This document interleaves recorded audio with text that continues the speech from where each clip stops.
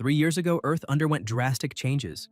Animals and plants began evolving in insane and inexplicable ways. To protect the world from destruction and preserve peace, humans awakened the power to control monsters and use them in battle. Those who gained this ability became known as monster trainers. A woman slammed the blackboard, demanding the class's attention and shouting that monster trainers should focus more. Her name was Murong Cheye, teacher of Class 3, second year, at Chang'an 3rd Secondary School. She explained that this event marked the beginning of a new era for Earth and reminded everyone that it would be on the exam. The bell rang and the teacher ended the class, warning that the monster breeder exam would take place the next day and recommending they watch it with their parents. Leaving school, a boy named Gao Peng, 18 years old and a student of Chang'an 3rd Secondary School, walked deep in thought. His greatest goal was to become a monster trainer. However, something strange had been happening. Ever since turning 18, he started seeing panels floating before his eyes. One of them read, "Dear host, congratulations on successfully activating the Monster Evolution System. This system can help you identify relevant information about any creature. Please make good use of it." The system displayed precise details: species, level, grade, attribute, condition, weakness, and even the requirements for future evolution. Gao Peng arrived home wondering if he was going crazy from stress. As he climbed the stairs, he heard a noise and looked to the side. There was a strange spider. The system immediately identified it. Species: striped gray plate spider. Level 3. Grade: normal. Attribute: wood. Condition: healthy, irritated. Weakness: fire. Upgrade requirement: excellent grade. He stared at the panel, astonished by how real it seemed, remembering it was Grandma Chen's pet spider. Teacher Murong had said that kind of spider was usually docile, but suddenly, it leapt from the wall toward him. He shouted that there was nothing gentle about it and dodged quickly, running upstairs while calling for his grandmother. Sure, the spider wanted to eat him. The creature shot webs but missed, and Gao Peng realized how fast it was, panic rising. He wondered what to do, then remembered the system message. Its weakness was fire. Quickly, he lit a lighter and threw it, causing a small explosion that set the spider ablaze. Yet, he realized the weak fire wasn't enough. Burning, the spider became even angrier, jumping up the stairs with killing intent. A red warning flashed before his eyes. It was just more enraged. Desperate, he ran faster, shouting that he only had one floor left. If he made it, Dazi would help. He sprinted with the spider close behind, its legs clattering against the steps, fear pushing him to keep moving. Finally, as he reached his door, the spider leapt to grab him. Gao Peng shouted for Dazi, who flung the door open so hard it hit the creature straight on. The impact sent it flying back, and another monster emerged, making the spider tremble with fear. The protagonist stood beside Dazi and asked with a half-smile if it still wanted to fight. The spider backed away and then fled, climbing up the walls until it disappeared. Peng watched and commented that it sure ran fast, but he'd let it go this time. Anyone who makes a contract with a monster can communicate through a mental link. Dazi, still grumbling, said he was starving and asked why his master came home so late, nearly fainting from hunger. The creature had two forms: combat and rest. Out of combat, its body shrank to conserve energy and heal minor wounds. Peng reassured him, patting his familiar and saying he'd make something to eat soon. He asked Dazi to hang the bag on the rack and headed to the kitchen. The boy grabbed a knife, spinning it between his fingers, muttering it was time to show his true skills. He then sliced meat and vegetables with incredible speed, and within minutes, a fragrant, nutritious dinner was ready.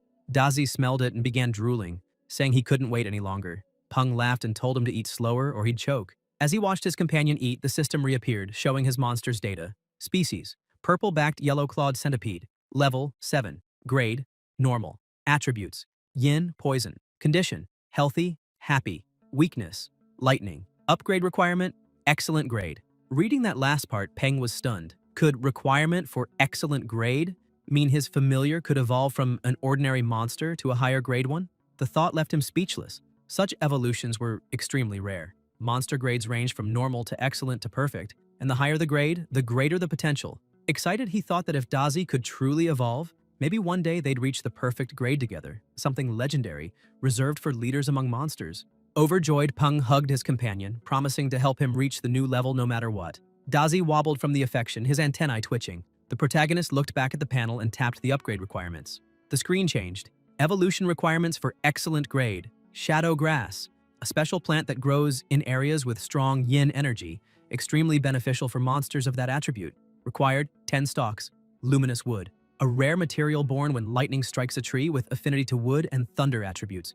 Required: 500 grams. The Thunder Core crystal was a rare item from a thunder attribute monster's body, filled with immense electrical energy. Only one was needed. The protagonist noted that shadowgrass would be easy to find, and luminous wood could be bought, but the Thunder Core crystal would be the hardest. He analyzed the situation. Crystals of common elemental types cost around 8 alliance credits, and one from a rare element like thunder would be at least 10. Closing the system window, he sighed that it was too expensive. Since the Allied government's founding in the New World, a unified currency had been created: Alliance dollars and Alliance credits. Credits were a high-tier currency where $10,000 equaled 1 credit.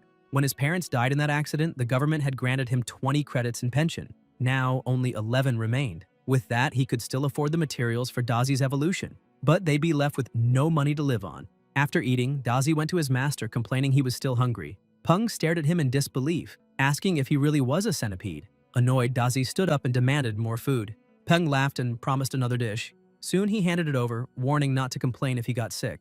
Watching Dazi devour the meal, he thought money truly was the biggest problem in the world. He had the recipe for evolution, but no resources to make it happen. Frustrating. Suddenly, an idea struck him. If the system was real, maybe he could become a true monster breeder. Discovering how to evolve a monster's grade had always been a mystery breeders tried to solve. And if he could access that information freely, he could become the greatest breeder of all.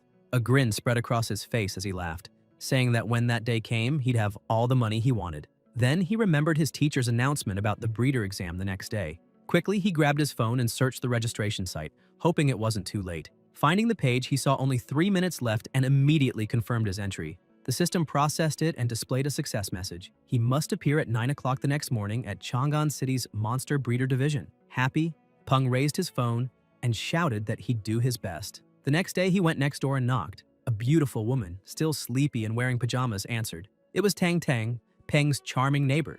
Embarrassed, he greeted her and explained that he was taking the exam, asking if she could look after Dazi for a few days. Tang Tang, delighted by the small familiar, gladly agreed and promised to take good care of him. Peng smiled and thanked her, saying that with her watching Dazi, he could focus on the exam in peace. Before rushing off, he promised her dinner when he returned. Tang Tang smiled and wished him luck, saying she'd look forward to that meal. However, once he left, her smile vanished. She looked at Dazi with disgust, muttering that he was weak and ugly and wondering how Peng ended up with such a pathetic familiar. Dazi becomes irritated by the scornful look and prepares to attack, but Tang Tang quickly crouches, runs her hand over his head and strokes him, teasingly saying that Grandpa will be furious when he finds out about this. Inside her apartment, her phone rings. It's a call from her grandfather, the president. As soon as she answers, Tang Tang explains that she had called earlier only to report something. Peng made a contract with a purple-backed, yellow-clawed centipede of normal grade. The old man explodes in anger, shouting if that's true, outraged that a normal-grade monster has such limited potential and will never have a future, demanding to know why she didn't stop the boy. Walking across the room, Tang Tang calmly replies that she couldn't stop him. His grandson is as determined as he is. Outwardly, they may seem indifferent, but inside, they're both equally stubborn and relentless. She reminds him that the centipede was left behind by his daughter and son-in-law, Peng's parents. With a sharp tone, she asks if the old man still hasn't finished what he set out to do, adding that perhaps it would be better to eliminate the disobedient and replace them with the obedient, since talent is something the world has in excess. She then looks out the window and sees Peng running down the street, sighs, and apologizes for saying too much, assuring him he doesn't need to worry because as long as she's around, the boy will never be in danger. She hangs up. In the president's office, a woman rushes in, asking if he called for her. With a cold expression, Ji Han Woo orders her to inform the experimental department that they have a 5-month deadline. If they fail to deliver results by then, they no longer need to exist. Regarding the Qinghai branch, he gives Li Ye 7 months to solve the problem, or he'll go there himself. The secretary trembles, bows, and says she'll carry out his orders immediately. Ji Han Woo, now calmer, picks up the phone, looks at a photo of himself with Peng, and murmurs that he'll set everything right within a year at most.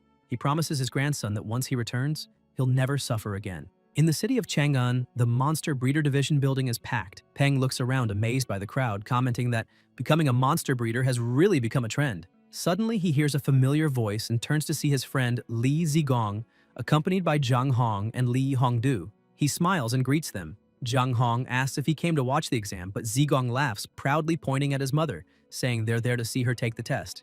Even though she's failed 3 times before, he insists she'll pass this time. Hongdu lightly taps her brother's head, calling him an idiot. Zigong complains that she hits him so often he's actually turning stupid because of her, and she retorts that he's always been stupid, it has nothing to do with her. Slightly embarrassed, Peng interrupts the banter and reveals that he's also taking the exam. The 3 of them are surprised, and Zhang Hong places a hand on his shoulder with an encouraging smile, saying it's great to see him so determined, that he believes in him, and that maybe today they'll witness the birth of the youngest monster breeder in Chang'an. Peng laughs awkwardly, saying he's not that talented but will give it a try. At that moment, an unfamiliar voice cuts in, sarcastically asking who the youngest breeder in the city is supposed to be, mocking that the exam must be too easy if anyone thinks they can pass. Zigong gets angry and asks what that idiot just said, but his sister tries to hold him back. The man keeps provoking, saying it's ridiculous for a foolish kid to think he can become a monster breeder. Peng stares at him coldly and replies that if someone could become a breeder just by talking, that man would already be the best in the world. The blonde man gets annoyed and tells him to wait. Soon he'll see what that means. Zigong asks who that idiot is and how anyone could be worse than him, and Zhang Hong answers that it's Wang Shu, heir of the Wang group, someone who has failed the monster breeder exam 4 times. So seeing a young newcomer like Peng must have gotten under his skin. Suddenly the doors open and people begin shouting, announcing that the exam is starting. The head examiner of the Chang'an City Monster Breeder Division, Feng Shu, steps forward to welcome everyone. He declares that the exam will begin immediately and instructs everyone to enter and collect the written test in an orderly line. Inside the division hall, Feng Shu welcomes them again and explains that the evaluation consists of 2 parts, a theoretical test and a practical test. Peng listens carefully as Feng Shu emphasizes that they'll begin with the written exam. 3 videos will be shown on the screen behind him, and participants must accurately describe the monsters displayed. He turns on the screen and steps off the stage, saying he doesn't want to waste time, so the video starts right away. The first shows a monster swimming underwater, darting back and forth. When the screen goes dark, the chief examiner checks his watch and announces that was the first video. Everyone has 20 minutes to write their answers.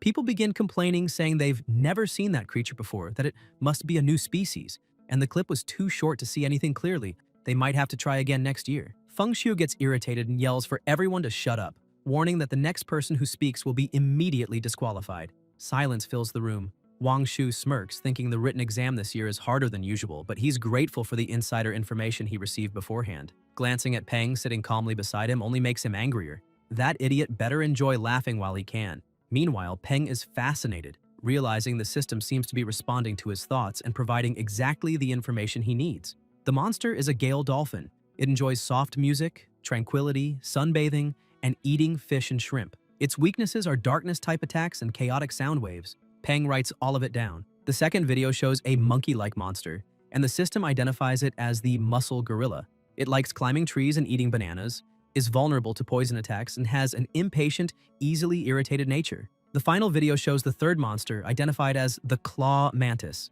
It's strong, brave, and carnivorous, feeding on all kinds of insects, and its weakness is fire-based attacks. At exactly 10 o'clock, the examiner announces time is up and the tests are collected. Another proctor walks around gathering papers and asks everyone to wait for the results. An hour later, Feng Shu returns holding the papers and announces that the results are in, saying he will now read the names of those who passed. Liu Xueqin and Lin Selin are among them, and Zhang Hong also passes, sighing in relief when she sees her score of 81. Wang Shu, with 86 points, struts proudly, saying that was expected. Feng Shu taps the paper on the table and notes that everyone mentioned so far made a few mistakes but still passed, wishing them luck in the practical test. Wang Shu turns to Peng and says that if his name is Peng, he didn't hear it called, so maybe he didn't pass. The blonde keeps mocking, saying it's a shame.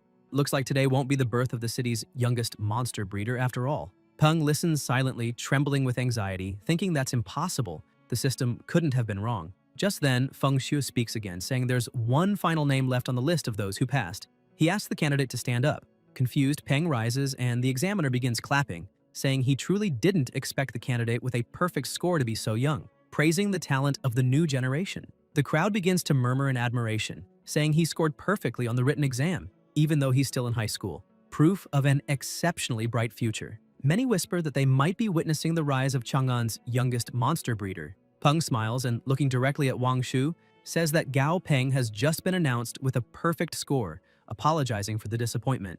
The blonde man seethes, shouting that the bastard just got lucky. As the announcement ends, the chief examiner leads all successful candidates into another room. Peng looks around, finding the place huge. Feng Shu welcomes them to the second phase, explaining that the practical test is simple. Each room behind him contains a monster provided by the association, and the goal is to increase that monster's grade within 1 week. He emphasizes that all necessary materials will be provided by the association, but anyone who fails to upgrade their monster must repay the market value of the resources used. There's also a strict limit on the amount of materials allowed. Exceeding it means automatic failure. At that moment, another figure walks in, clapping. It's Li Jin, manager of the Monster Breeder Division. He calls for everyone's attention, saying they'll now assign rooms and asking them to line up to draw a card from a red box. One by one, the candidates step forward to take their cards. As he waits, Peng thinks that since the selection is random, there's no way to know what kind of monster he'll have to handle, which explains why the Monster Breeder Certificate is one of the hardest to obtain. Wang Shu watches him closely, thinking he can't wait to see if Peng will stay confident once he finds out what card he drew.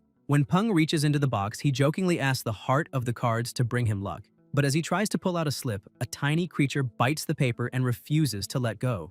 Both he and Li Jin notice the odd scene. Smiling, Zhang Hong says she got room 6 and asks Peng which one he picked. Peng smiles back and shows that he got room 10. Feng Shu then orders everyone to head to the rooms corresponding to their cards, declaring the practical exam officially begun. Peng walks to room 10 and is greeted by a man who introduces himself as Zhou Yuan. Peng shakes his hand with a polite smile, saying he'll be counting on his help. As Zhou Yuan swipes his card and opens the door to the 10th room, a terrifying roar echoes from within. So powerful it makes the floor tremble slightly. The moment Peng steps inside, the system immediately identifies the monster. Species: Red River Monkey. Level: 10. Grade: Normal. Attribute: Earth. Condition: Sick, dying. Weakness: Yin. Then another notification appears listing the requirements to evolve it to Excellent Grade. Peng grows uneasy and asks what happened to that monkey. Zhou Yuan explains grimly that it underwent countless experiments, which caused conflicting negative energies to build up inside its body. In truth, the creature should have been put down,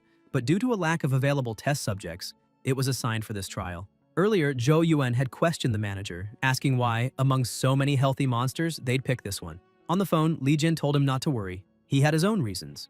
In that same call, he was speaking with Mr. Wang, assuring him that everything was going as planned and that the candidate wouldn't pass the practical test, not even if he were the greatest monster breeder in the world. Back in the present, Zhou Yuan sighs and says the monkey has only survived this long because of its incredible will to live, but the chances of recovery are extremely low, far beyond normal difficulty. He offers to help Peng register for the next exam, allowing him to start directly in the second phase. But Peng looks at the monkey locked in the cage, breathing weakly, body trembling, eyes filled with tears. He thanks Zhou Yuan for the offer, but firmly says he won't give up so easily.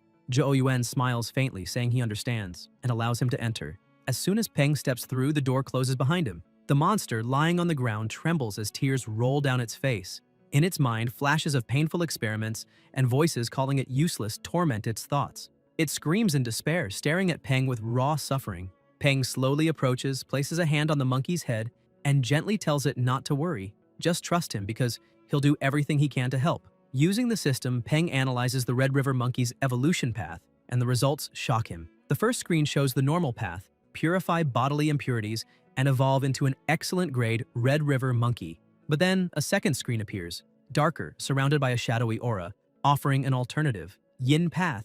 Absorb Yin energy to eliminate the body's weakness to the Yin attribute. High chance of evolving into a new species and achieving excellent or higher grade. Peng can't understand why this creature has two evolution routes, but new windows appear listing the requirements for each. For the normal evolution, 5,000 grams of spiritual aura herb, 4,500 grams of concentrated aucuba scent, 10 bottles of first-class antidote, 5 elite-level monster crystals of the wood attribute, 2,500 grams of spirit-calming wood powder, 10 bottles of heart-cleansing dust, and 10 kilograms of tranquil leaf tea. For the distorted yin evolution, 250 grams of black candlegrass, 1 elite-level carrion attribute monster crystal, 2 or 3 pouches of luminous powder, 1 or 2 skull mushrooms, and 3 stalks of withered grass. Peng compares both lists and realizes the normal path demands an absurd number of materials, far exceeding the limit allowed by the examiners. He reasons that his choice makes sense. It's easier to continue painting on a stained canvas than to scrub it clean and start from scratch. So, he decides to take the risk and choose the distorted path. The system updates and displays the yin evolution formula. Mix a portion of black candlegrass into the creature's 3 daily meals for 3 days. Then feed it the carrion-type crystal and place it in a bath containing sulfuric acid solution blended with luminous powder, skull mushrooms, and withered grass. After that, let the process occur naturally. Reading everything carefully, Peng calls Zhou Yuan and hands him a note. Zhou asks if that's the material list, and when he reads it, he's stunned by the names. Black candlegrass, skull mushrooms, withered grass, all toxic ingredients. He frowns and says every one of them is highly poisonous, asking if Peng intends to raise the monkey's grade or kill it. Peng calmly replies that desperate times call for desperate measures, assuring him he knows what he's doing before closing the door. Zhou Yuan storms off, pacing anxiously, muttering that this boy couldn't possibly have gotten a perfect score on the written test. He's just a fool with a bit of theoretical knowledge, acting like a genius. 3 days pass. In room 2, one participant has already failed. In room 7, another candidate also failed, lamenting that the monster's grade almost increased, but she couldn't figure out what went wrong. In room 8, someone else loses it completely, shouting that nothing makes sense. He followed every ratio perfectly, yet nothing worked. Meanwhile, in room 10, the Red River monkey starts to recover. Peng watches, noting that once again the system was right. The black candle grass stimulated the monkey's body and healed most surface wounds. After 3 days of feeding, its body and spirit are at peak activity, and the carrion crystal has begun to take effect. Peng holds the cage key and says that now all that's left is to put it into the sulfuric acid solution and wait. He remembers Zhou Yuan's warning when handing him the key, that it was meant to open the cage and that all monsters provided by the association were supposedly docile. But after all the suffering the Red River monkey endured, it could react unpredictably, so Peng must be careful. Looking down at the key in his hand, Peng reflects that it's hard for a monster to communicate with a human without a blood contract, and letting it out could be dangerous. But he's already decided. It's the only option he has left. He approaches the cage and speaks gently, saying he's going to release it, but it needs to promise to behave. The monkey nods as if understanding. Without hesitation, Peng unlocks the cage and calls it out. Though he tries to look confident, he still feels a twinge of fear, until the monkey suddenly runs toward him and jumps into his arms, showing gratitude and affection for the kindness it received over the past days. Peng smiles in relief and pets it lightly, saying it can be free now, because the most important thing is helping it evolve. The two walk to the bathroom where the bathtub is ready. Peng tells the monkey to get in, assuring it everything will be fine. But the creature hesitates, pulls out a handful of fur from its tail, and throws it into the tub. The fur sizzles instantly, and frightened, the monkey refuses to enter. Peng is impressed by the creature's intelligence but keeps smiling, urging it to trust him, promising it can become stronger if it has the courage. He then places his hand on the monkey's head, radiating calmness. Slowly, the creature gives in and steps into the tub. Peng watches with a tight chest, saying that sight would make anyone uneasy. The moment the monkey submerges, thick, dark smoke begins to fill the room, startling Peng and triggering the alarms. In the security booth, a voice comes over the radio announcing that the fire alarm has been activated in room 10 and they need to contain it immediately before it spreads. Teams rush in with extinguishers while other participants panic, whispering that whoever's in room 10 must have caused an explosion. From afar, Wang Shu watches with satisfaction, murmuring that the investment wasn't wasted and that manager Li Jin really kept his word. The alarm keeps blaring as people run to room 10 and force the door open, only to find there's no fire, just heavy black smoke drifting through the air. Peng turns startled and asks why they barged in like that. Zhou Yuan explains that the fire alarm had gone off, and as a precaution, everyone rushed to check the situation. The protagonist apologizes, admitting he was so focused on the process that he didn't even notice the system trigger. Zhou grabs the radio and reports that room 10 has been inspected and everything is under control, asking the others to disregard the alert. Moments later, Feng Shu arrives, demanding to know what happened and whether that was truly the result of an evolution process. The details are explained to him, and gradually the tension in the air begins to fade. Meanwhile, bystanders whisper among themselves, saying the whole thing is a mess.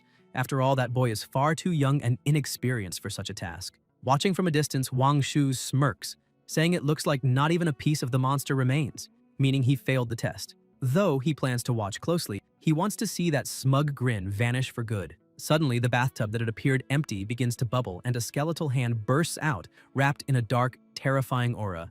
The monkey begins to rise, but now with a completely different and horrifying form. People recoil in shock as the creature stands up fully, shattering the tub in front of it. The enormous being glares at the protagonist with hollow, menacing eyes. Feng Shu demands to know what it is, and Li Jin, equally stunned, asks if that thing could really be the same Red River monkey. Zhou Yuan smiles faintly and says that the kid isn't just a theoretical fool, he's a true genius. The system flashes a notification. Yin distorted evolution completed successfully. The Red River monkey has transformed into a skeletal carrion monkey. Name: skeletal carrion monkey. Level 11. Tier: elite. Grade: perfect. Attribute: undead. Condition: weak but animated. Weakness: light. Peng's face lights up in disbelief. It actually worked. He's overjoyed but mutters that the system is ridiculous. This was only supposed to be a qualification test. In the future, with enough materials, he could evolve and mass-produce creatures like this. Scientists gather around, noting that after the evolution, the creature's body has grown massive, the gas surrounding its bones is incredibly resilient, and the bones themselves look as strong as steel. Li Jin comments, amazed, that this must be an entirely new, uncatalogued species, and more than that, an exceedingly rare undead type, making it a priceless discovery. Feng Shu smiles, observing that undead types are indeed uncommon, even among the allied government's ranks. But the real treasure isn't the creature, it's the boy who created it. Peng turns around and realizes the chief exterminator is watching. Smiling proudly, he calls out to the examiner, asking him to verify the results. He's successfully evolved the Red River Monkey. Feng Shu smiles and tells him he's done exceptionally well, worthy of the top score on the written test. The now transformed monkey tugs on Peng's clothes, trying to communicate. Peng touches him gently and says he understands. He's already helped him evolve. Shouldn't that be enough? But the creature's eyes show it isn't satisfied. Li Jin, consumed by greed, starts grinning. Evolved monsters are usually handed over as rewards to the association staff. Normally, he wouldn't care about such things, but this time is different. That new species has to be his. Feng Shu, seeing the situation, calmly states that it seems the monster has formed a bond with the candidate. And if that's the case, he should be allowed to keep it. Everyone is shocked, even Peng himself. Feng Shu repeats firmly that Peng may indeed keep the creature. Li Jin, outraged, demands to know if the chief is serious. Feng Shu replies yes, because this is a new species, and all data about it is unknown. He adds that the evolution was a complete success, making the monster incredibly valuable, then asks what Peng intends to do with it. Peng pauses, recalling the examiner's earlier words about advancement. But what truly amazes him is something else.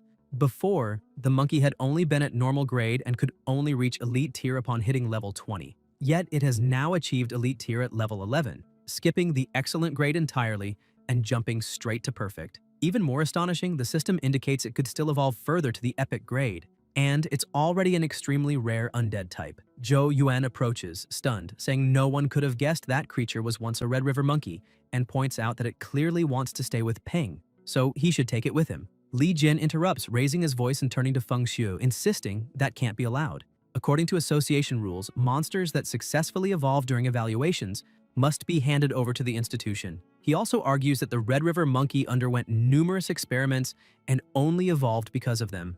Wang Shu seizes the moment, siding with Li Jin, saying the monster should have been destroyed long ago, mocking Peng for being so young and claiming it's impossible someone like him could improve a dying creature. Li Jin insists it's absurd to let him keep it. A novice like that doesn't deserve such a thing. Wang Shu reinforces the claim, saying Peng had no merit in any of it. The president then asks sharply how exactly the boy could have cheated. Realizing Feng Shu's irritation, Li Jin tries to soften his tone, saying maybe Peng didn't cheat, but the test's difficulty far exceeds what a junior breeder could handle. He claims Peng probably just got lucky healing and evolving the monster, which means the test can't accurately measure his real ability. Feng Shu replies with biting irony, is Li Jin suggesting that Peng took a dying monster, evolved it by accident, discovered a new species, and that still doesn't count as a valid result? Li Jin quickly backtracks, saying not exactly. He admits the test result stands since the boy did evolve the creature, even if by luck, and the certificate should be issued to preserve fairness. However, the evolved monster must remain under the association's ownership. Feng Shu laughs out loud, saying this is what comes from narrow-mindedness. It's shameful to see such petty thinking. He remarks that there are few talented breeders in the city precisely because their minds are trapped like frogs at the bottom of a well. Turning to Peng, he asks if the boy would mind showing those two how vast the world truly is. Peng takes a deep breath and replies that all he wants is his breeder certificate. He has no idea how he got dragged into such a mess. Then, looking directly at Wang Shu, he calls him old man, asking if he really thinks this was cheating just because he's young, concluding that such thinking belongs to a real idiot.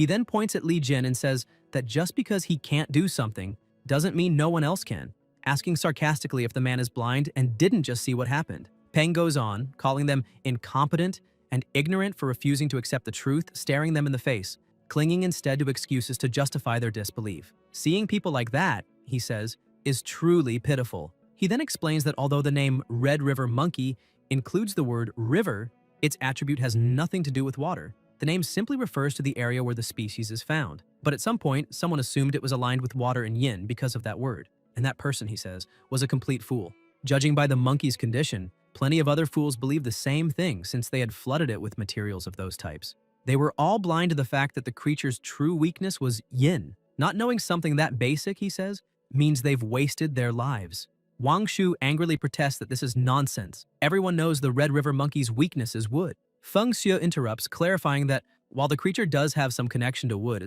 its true weakness is yin, and adds that Wang Shu will lose points for not knowing it. Peng continues, explaining that because of the monkey's strong vitality, it survived even after yin energy had invaded deep into its bone marrow, but purifying it would be nearly impossible. That's why he chose the opposite approach. Over the last 3 days, he fed it black candlegrass to strengthen its spirit and, using yin as a foundation, added undead-type materials, along with an elite tier crystal of the same attribute. While it might sound simple, he stresses that he didn't just mix them randomly. The real key lies in the order and ratio of the materials. Without that understanding, any attempt would have failed completely. Furthermore, anyone who tries without understanding the process could cause unpredictable results. And if the Red River monkeys were to go extinct because of that, he wouldn't be able to bear such responsibility. Feng Shui begins clapping, praising the brilliance of the new generation, and declares that since Peng has demonstrated such remarkable talent, it would be a waste to grant him only a junior breeder certificate. Therefore, the president personally guarantees that the protagonist will receive the official monster breeder certificate. Feng Shui adds that, unfortunately, issuing an advanced level certificate is beyond his authority. But if Peng travels to the main headquarters in Yanjing and undergoes a new evaluation, he's certain that with the talent Peng has shown, he will undoubtedly achieve that level, as long as he keeps working hard. Peng bows deeply, expressing heartfelt gratitude for everything. The president then rises, faces the two men still standing frozen, and returns to the subject of cheating. He demands to know who the real cheaters are and asks if they think he's too foolish to uncover their schemes. He reminds them that someone just admitted the Red River monkey was an experimental subject meant for disposal. Feng Shui says he too would like to know why a failed experiment, scheduled for elimination, was assigned to a test chamber in the first place. Zhang Hong confirms she already suspected Wang Shu's comments, and the other candidates start speaking up, saying Manager Li was clearly involved and that Peng was their real target.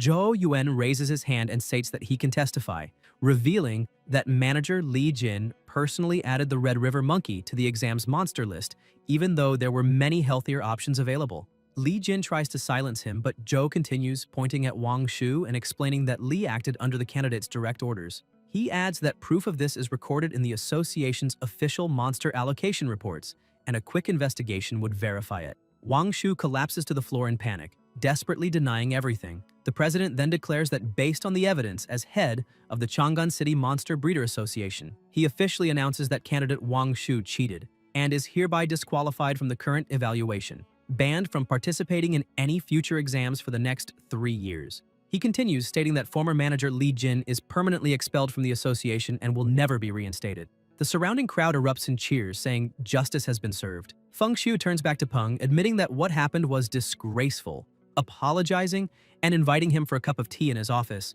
not only to apologize but also to make a special request. Sometime later, Peng now holds his intermediate breeder certificate in hand and has named his skeletal carrion monkey Dumby, meaning idiot, because the creature often stares blankly into space when left alone. Looking at his new certificate, Peng jokes that he heard it's worth 30 bonus points on the college entrance exam. He boards a bus with a smile, thinking how incredible the whole evaluation had been. Not only did he obtain a perfect grade monster, but also an intermediate certificate and an identity card for Dumby. He remembers that the association usually takes ages with such paperwork, but everything changed after befriending the president. Yet, just minutes earlier, inside the association office, Feng Shui had told Peng he wanted to invite him to represent the city in the World Monster Breeder Competition. The protagonist asks if he's serious, and Feng Shui confirms firmly. He explains that, as he said before, the top breeders in the city are mediocre, which is why they've never achieved strong results in major tournaments. But if Peng represents Chang'an, everything could change. Feng Shui emphasizes that the world has only been different for 3 years, meaning both old and young stand on equal ground. Thus, the World Monster Breeder Competition has no age limit. The president, now excited, slaps the desk and exclaims that in terms of potential, young talents like Peng have an overwhelming advantage. Peng tries to hide his growing interest, but his expression betrays him, and Feng Shui teases that it would be a shame for him to refuse, especially since the top competitors receive large cash prizes, with the top 10 earning at least 10,000 alliance credits each. Feng Shui then looks aside, slightly embarrassed, admitting that he was selfish for wanting Peng to join so suddenly and that he'll take full responsibility for it. But Peng interrupts him, telling him not to say another word. With a determined expression, he declares that with great power comes great responsibility, and for that reason, he'll accept the invitation to protect the city's honor. Back in the present, on the bus, Peng sits deep in thought, wondering whether he should really enter such a competition, as everything seems complicated.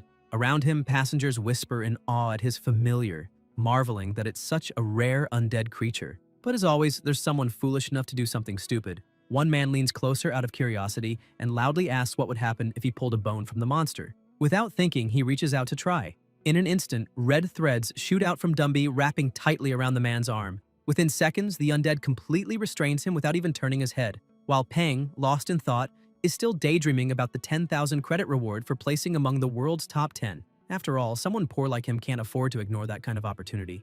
Dumby rises and stares at the man who dared to touch him, raising a hand toward his eye, ready to strike. Peng quickly calls his name, and the undead instantly releases the man, returning obediently to his master's side. Peng sighs, muttering that with both him and Dazi around, he has no choice but to join the competition. After all, Dazi eats too much, and now, with Dumby's size, feeding them both will be tough. Smiling, Peng jokes to his new familiar not to worry. It's his own fault for being such a genius. So young and talented that even the heavens must be jealous. The passengers keep whispering, amazed that the boy hasn't even signed a formal contract yet and still commands absolute obedience from the creature. Many wonder who this mysterious prodigy is that no one in the city had ever heard of before. After getting off the bus, Peng says it'll be good to talk to Tang Tang and tell her everything that happened. Suddenly, something rushes toward him. Dumby senses the danger and pushes him aside, blocking the attack. The undead looks back concerned, checking if his master is unharmed.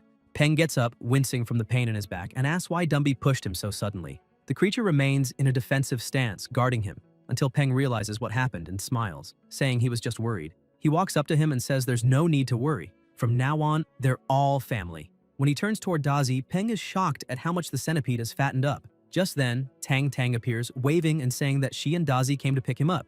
Peng asks what happened, and she smiles, explaining that Dazi is much healthier and stronger now because she fed him very well. The system automatically analyzes and reports that Dazi is severely overfed, making Peng suspicious as he questions whether he's really stronger and healthier. Tang Tang replies cheerfully that he is, saying he was too skinny before and that she gave him something highly nutritious to eat. Dumby glances at Dazi's huge belly and starts flexing, showing off his own muscular frame. Tang Tang laughs and tells him not to get caught up in such details, changing the subject by saying what really matters is how Peng did on his exam. The protagonist explains that it went very well. The monster he received had undergone many experiments, and he managed to improve its grade, earning an intermediate monster breeder certificate. Afterward, the association president gave him a new monster as a gift, in gratitude for saving and perfecting the other one during the test. Peng points to Dumby and says he accepted him out of respect for the president. Tang Tang looks surprised and asks if he really obtained an intermediate certificate. He confirms, showing the document, and she smiles, impressed, saying he's grown up so fast and truly amazed her. Peng notices her expression soften slightly, her gaze now warmer and more curious. Tang Tang says she wanted to discuss this later, but decides to ask now. Does he know why monster trainers hold such a high status?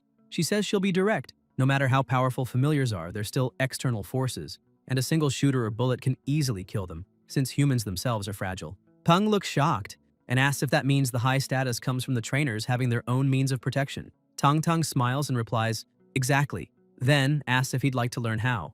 The secret technique Constellation Shift was, in fact, a powerful damage transfer ability that allowed its user to completely redirect any wound they received to their own familiar. However, its range was limited, and it could only be activated with the familiar's conscious consent. Despite that limitation, the potential of the technique was immense, since a monster's vitality and endurance far surpassed those of a human and continued to grow as the monster evolved. That meant that, over time, the technique would become increasingly useful and efficient. After fully understanding how it worked, the creator and his familiar began to feel a subtle bond, as if connected by an invisible thread. After some time meditating, the protagonist stretched and commented with satisfaction that he seemed to have successfully learned the technique. He thought to himself that for Tang Tang to grant him something so valuable, her support surely wasn't simple. Looking at Dazi, he joked that the creature had gotten too fat, looking like an obese purple pig. Dazi was indignant, but Peng asked Dumby to bring a mirror and showed him the truth. Seeing his reflection, Dazi was shocked, almost falling into depression.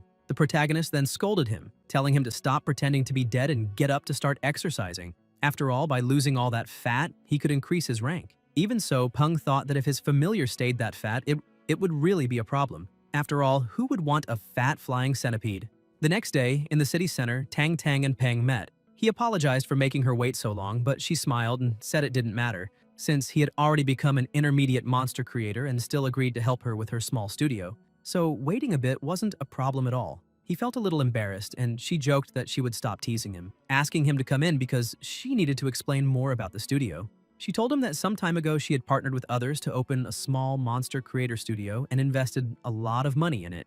but her partners had fled with both the money and all the creators who worked there. Peng commented that the studio was located in an excellent area, right in the heart of the city, and the rent must be sky high. Tang Tang laughed awkwardly, trying to hide her discomfort, saying that the business had been going very well before the betrayal, which was why they had rented that place. But after the creators were taken away, things collapsed. The protagonist began to feel that something was off and wondered if it was just his imagination or if she was acting differently that day. Tang Tang called him and asked him to follow her upstairs, explaining that the studio was on the third floor. She emphasized that, regarding payment, as she had said before, he would receive the best salary possible for the position, and even 20% of the shares. She added that he didn't need to worry as the job wouldn't interfere with his studies.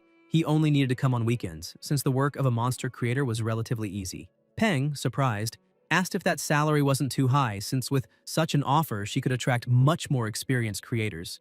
Tang Tang replied casually that it wasn't as good as it sounded, explaining that she didn't want to draw too much attention. Even so, the protagonist remained suspicious. After all, first she had given him a secret technique, then invited him to a store in the very center of the city, and now offered such a generous deal. If it weren't for the trust between them, anyone would say it was too suspicious to be coincidence. But since it was Tang Tang, Peng saw no problem. After all, she had secretly taken care of him for the past 3 years, ever since the day he became an orphan.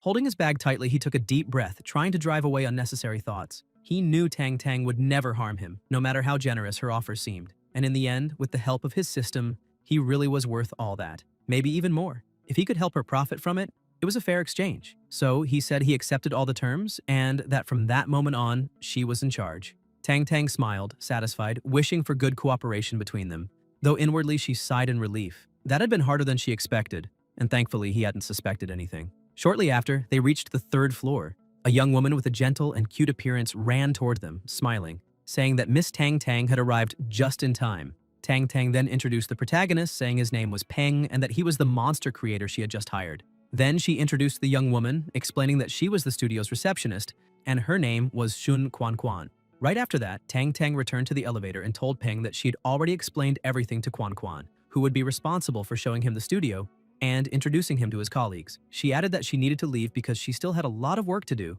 Without giving him a chance to say anything else, she simply said goodbye and left, leaving the two of them there. Peng ran a hand through his hair, chuckling softly since he had already guessed she would do that. Even so, he murmured, wondering if she was really okay. Quan Quan kept her charming smile and asked him to follow her, saying they would handle his registration. While filling out the information, she glanced at Peng discreetly, surprised that someone so young was already an intermediate monster creator. Deep down, she thought Tang Tang had probably been deceived. Meanwhile, Peng sat reflecting on how the studio operated. If he wanted to generate profit for Tang Tang, he would need to set a fair service rate. Unlike other creators, he had the system, and following its instructions, his creation success rate would be practically 100%. Therefore, it wouldn't be fair to charge the same as everyone else. Although he wasn't obsessed with money, charging less would be a waste, and in a way, even disrespectful to the system itself. So he decided to charge 3 times the maximum price normally asked by an intermediate creator. When the registration was complete, Quan Quan approached him and handed over the certificate, saying the process was finished.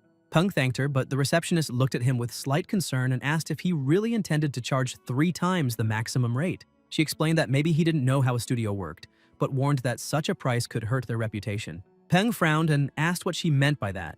At that moment, the door suddenly burst open. A man rushed in, looking irritated and desperate, saying he would get straight to the point. He stared at Peng and declared that if Peng wanted to charge 3 times the maximum rate, he would have to prove he was worth the price. Stepping forward firmly, he stated that if Peng could heal his familiar, no matter how long it took, he would pay 10 times the requested amount. He repeated with conviction that if his familiar truly recovered and advanced in rank, he would pay 10 times the fee without hesitation. Quan Quan panicked the moment she heard the offer since that amount was absurdly high, and she desperately begged the man to calm down. Peng, however, remained calm and confident, saying it was fine. He remarked that this would be his first client and that, for that reason, he would give a generous discount, charging only 3 times the normal rate, not 10. The man looked at him in surprise and asked if he was really that confident in being able to heal his familiar. Peng asked him to calm down, explaining that he could only give an accurate answer after examining the creature's condition. The man then opened a box and with a worried expression revealed his small familiar.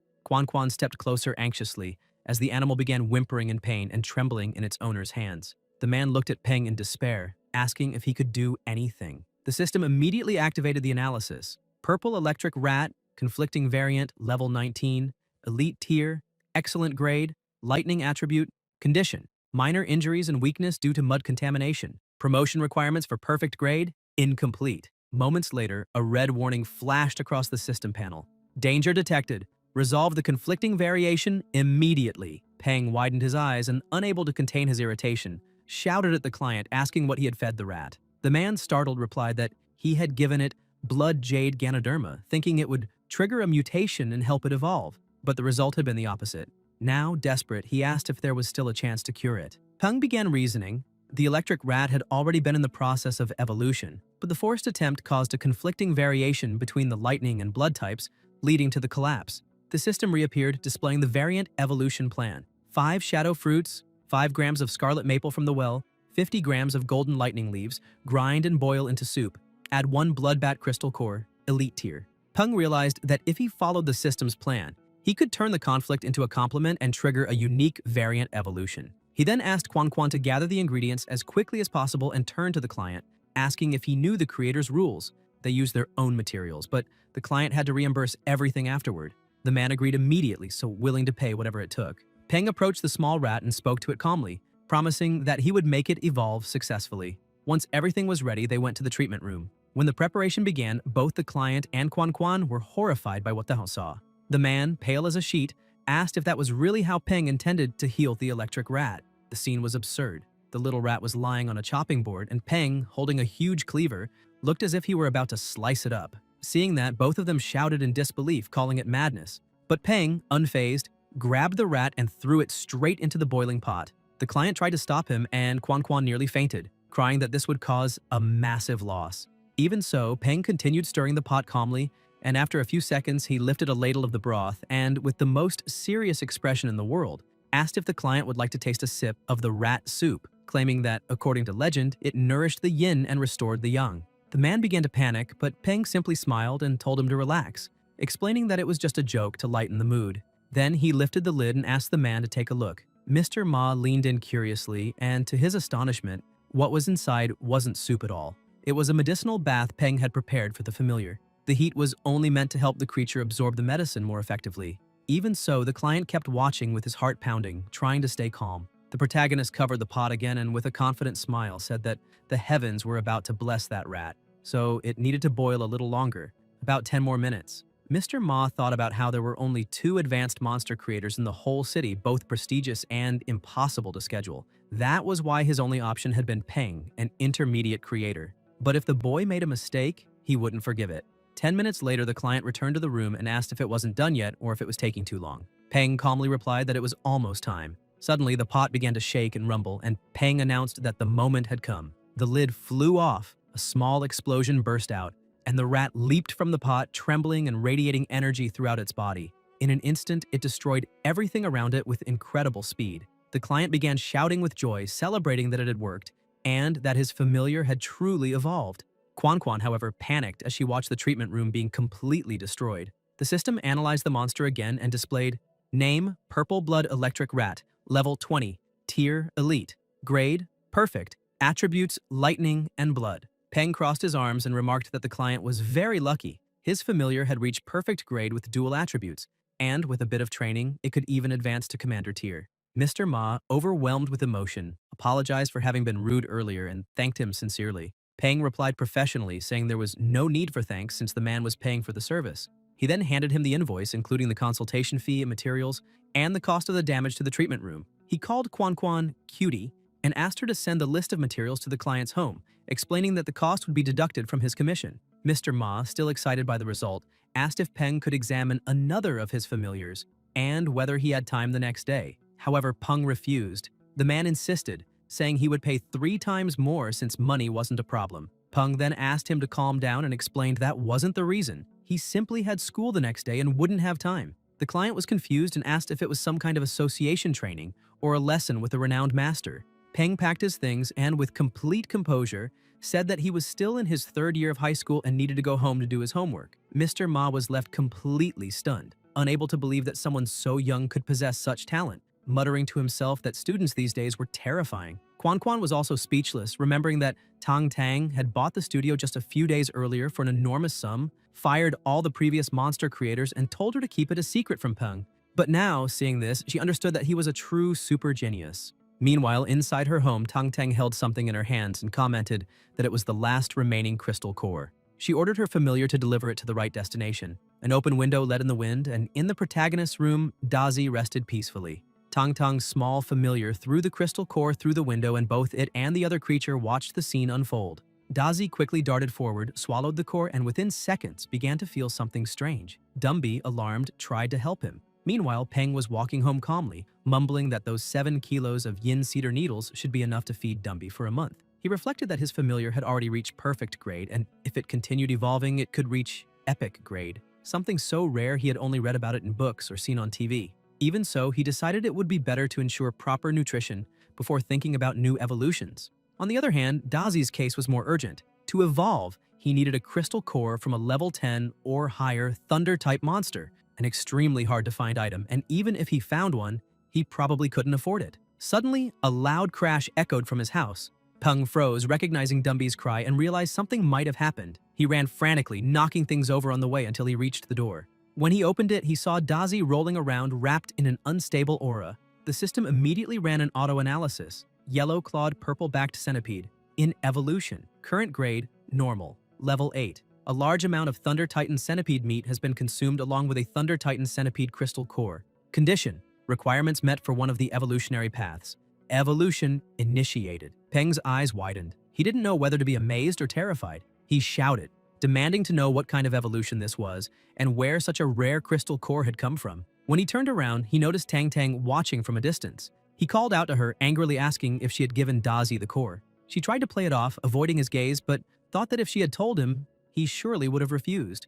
Changing the subject, she pretended to act natural and said she had only come to drop off his groceries since he'd left them halfway home. Before Peng could respond, she hurried off, grumbling that he'd been spending too freely since he started making money. Peng tried calling her again, but she told him to rest and promised not to bother him anymore before slipping into her own apartment. He sighed, realizing she obviously knew he needed that core and had done it on purpose. Turning back to Dazi, he gave his familiar a light tap on the head, scolding him for being such a glutton and eating whatever he found. Sitting down beside him, he opened the system and remarked that it didn't matter anymore. What really mattered now was finding a way to accelerate the evolution. He rummaged through the clutter in the room, muttering that nothing there would work until he found something interesting, a purple poisonous flower. Holding it up, he said that if he ground it and mixed it into a medicinal broth, it might help with the evolution. He quickly prepared the elixir, handed it to Dazi, and told him to drink it at once. The little monster swallowed the liquid, and suddenly, its eyes gleamed brightly. A powerful surge of energy burst from its body, lighting up the entire apartment and shattering the windows. The transformation began instantly. Dazi's body grew larger, his claws and shell became tougher, and amid the blinding light, he successfully completed his evolution. The system analyzed again and reported that Dazi had now become a purple-backed thunder centipede, level 9, excellent grade, with thunder and poison attributes. To reach perfect grade, he would need to grind a silver leaf into powder, mix it with water, and make Dazi drink it daily for a week, as well as provide a crystal core from a commander-level thunder-type monster. Peng sighed in relief, saying it was finally over. He hadn't expected Dazi to advance to excellent grade so easily, and remarked that this was the benefit of having someone amazing backing him up. Suddenly, Dazi collapsed from exhaustion, and Dumby rushed over in concern, checking if his friend was okay. The protagonist was surprised, since Dazi usually picked on Dumby, yet he was showing genuine worry. Peng reassured him, saying Dazi was just tired. Then he offered Dumby some food, telling him that despite his looks, he was very kind, and that's why Peng had bought that meal especially for him. Dumby took a piece carefully, tasted the delicious flavor, and soon began eating eagerly. Peng smiled in satisfaction and told him he was a good boy, asking him to just keep eating. He added that Dumby had gone through a recent evolution, so it was best to let him stabilize for now. And later, once they gathered the right materials, they would work on helping him evolve again, since he would certainly become a very powerful familiar. Sometime later, Dazi woke up and saw that both Peng and Dumby were asleep. An idea crossed his mind. He grabbed a blanket and quietly walked toward his master. Tang Tang, watching everything through the window, commented that it looked like the calm before the storm. Seeing how surrounded by affection the protagonist was, she said that he needed to grow stronger as quickly as possible. The next day, inside the principal's office, the man slammed his hand on the desk and shouted that he completely rejected the proposal. He demanded to know how they could even consider allowing monsters into the school, given that the students were still young and defenseless, asking if the higher-ups weren't concerned about their safety. Another man tried to calm him down, explaining that in times of peace, such an age might still be considered childish. But in ancient times, people that young were already taking up arms to protect their families. The principal was shocked, asking if things had truly come to that point, and the superior replied that although new technologies were being developed all around the world, progress was still slow. And if things continued like this, when the day came that their current technology could no longer face the threats ahead, it would already be too late for regret. Meanwhile, in the classroom, Peng felt uneasy as everyone stared at him. One of the students turned around and asked if it was true that he had earned an intermediate creator's certificate. Peng asked how he knew about that, and the boy showed him a newspaper, revealing that he had become famous, a real celebrity, which made their class seem even more impressive. He added that the news had also deflated Zigong's pride, who had been unbearable ever since learning that his mother had passed her exam too. The group then said they had a somewhat bad favor to ask, but Peng cut them off, saying that if they themselves already considered it a bad request, then there was no reason to make it at all. It would be unpleasant both for the one asking and the one doing it. In other words, it wasn't a good idea to insist on bad favors. The boy frowned in irritation, but before he could reply, their teacher suddenly appeared behind him and smacked him on the head with a stack of papers, shouting to know why everyone was just standing around. She then ordered everyone to sit down immediately because she had an important announcement to make. Mudong walked to the front of the classroom and explained that, starting that day, all schools around the world were undergoing an emergency reform. The second year of high school would now include a new course about monsters, along with a special recruitment channel. It was a joint project between the Ministry of Education and the military, and the top students could be directly recruited into prestigious academies or military institutions. She informed them that military instructors would arrive soon and that any students interested in joining those academies could begin training that very afternoon. Murong added that anyone who wished to become a special student should meet her after class to register. The entire class was stunned by the sudden announcement, whispering among themselves that such a direct collaboration with the military wasn't normal, raising suspicions that something serious might be happening, perhaps even outside the city, since they had heard rumors that the situation out there was tense. While the students murmured, the teacher called Peng and asked him to follow her because she wanted to speak privately. Outside the classroom, Murong smiled and praised him, saying he had done something truly amazing by obtaining the Intermediate Monster Creator Certificate, and that even the principal had personally congratulated him in the earlier meeting. Then she revealed that the following day, the high school students from the 7th school would be visiting, and the school wanted him to serve as the representative for the new students. Peng tried to refuse, saying that sort of thing was too showy and not really his style, since what he truly wanted was to become a special student and a monster trainer. Murong grew curious and asked why he had made that decision, acknowledging that being a trainer was admirable, but that she didn't quite understand his urgency. Suddenly, noises came from outside and she noticed that the army had already arrived at the school. She then remarked that his grades were excellent and, combined with the bonus from his creator certificate, he had enough points to get into the best universities in the world. For that reason, she told him that he could choose any academy inside or outside of China, and that he had full control over his future. She further explained that if he truly wished to become a monster trainer, he could use his current achievements to enter a military academy and specialize there. There was no need to rush. Outside, soldiers were already unloading various monsters for the afternoon training sessions. Peng watched the movement outside through the window and sincerely thanked his teacher for her words, saying that he understood her concern but believed the military path was the safest place to start. However, he emphasized that the process was too slow and that he wanted to learn real combat techniques and grow stronger as soon as possible, something that would only be possible if he passed both exams at the same time. For that reason, he couldn't afford to miss the opportunity. He asked Murong not to worry about him.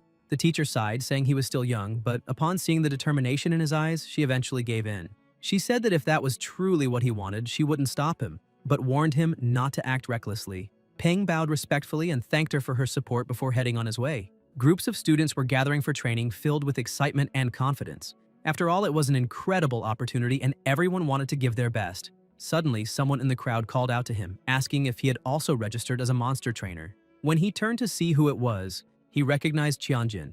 The boy ran up to him enthusiastically, saying that he was already a monster creator and that his grades were excellent too. Curious, Peng asked why he wanted to register. With bright eyes, Qianjin replied that it was his childhood dream. His favorite animated movie had been God's favorite treasure, and the monsters in it were amazing. That's why he wanted to become one with the strongest trainer and couldn't miss the chance. Peng teased him, asking if that strongest trainer happened to be a man, would he still want to become one with him? Annoyed, Qianjin said it was just a figure of speech. Peng ended the teasing and told him it was fine, but they needed to keep moving, since the training field was just ahead. When the group of students arrived, they were stunned by the sight of the muscular soldiers.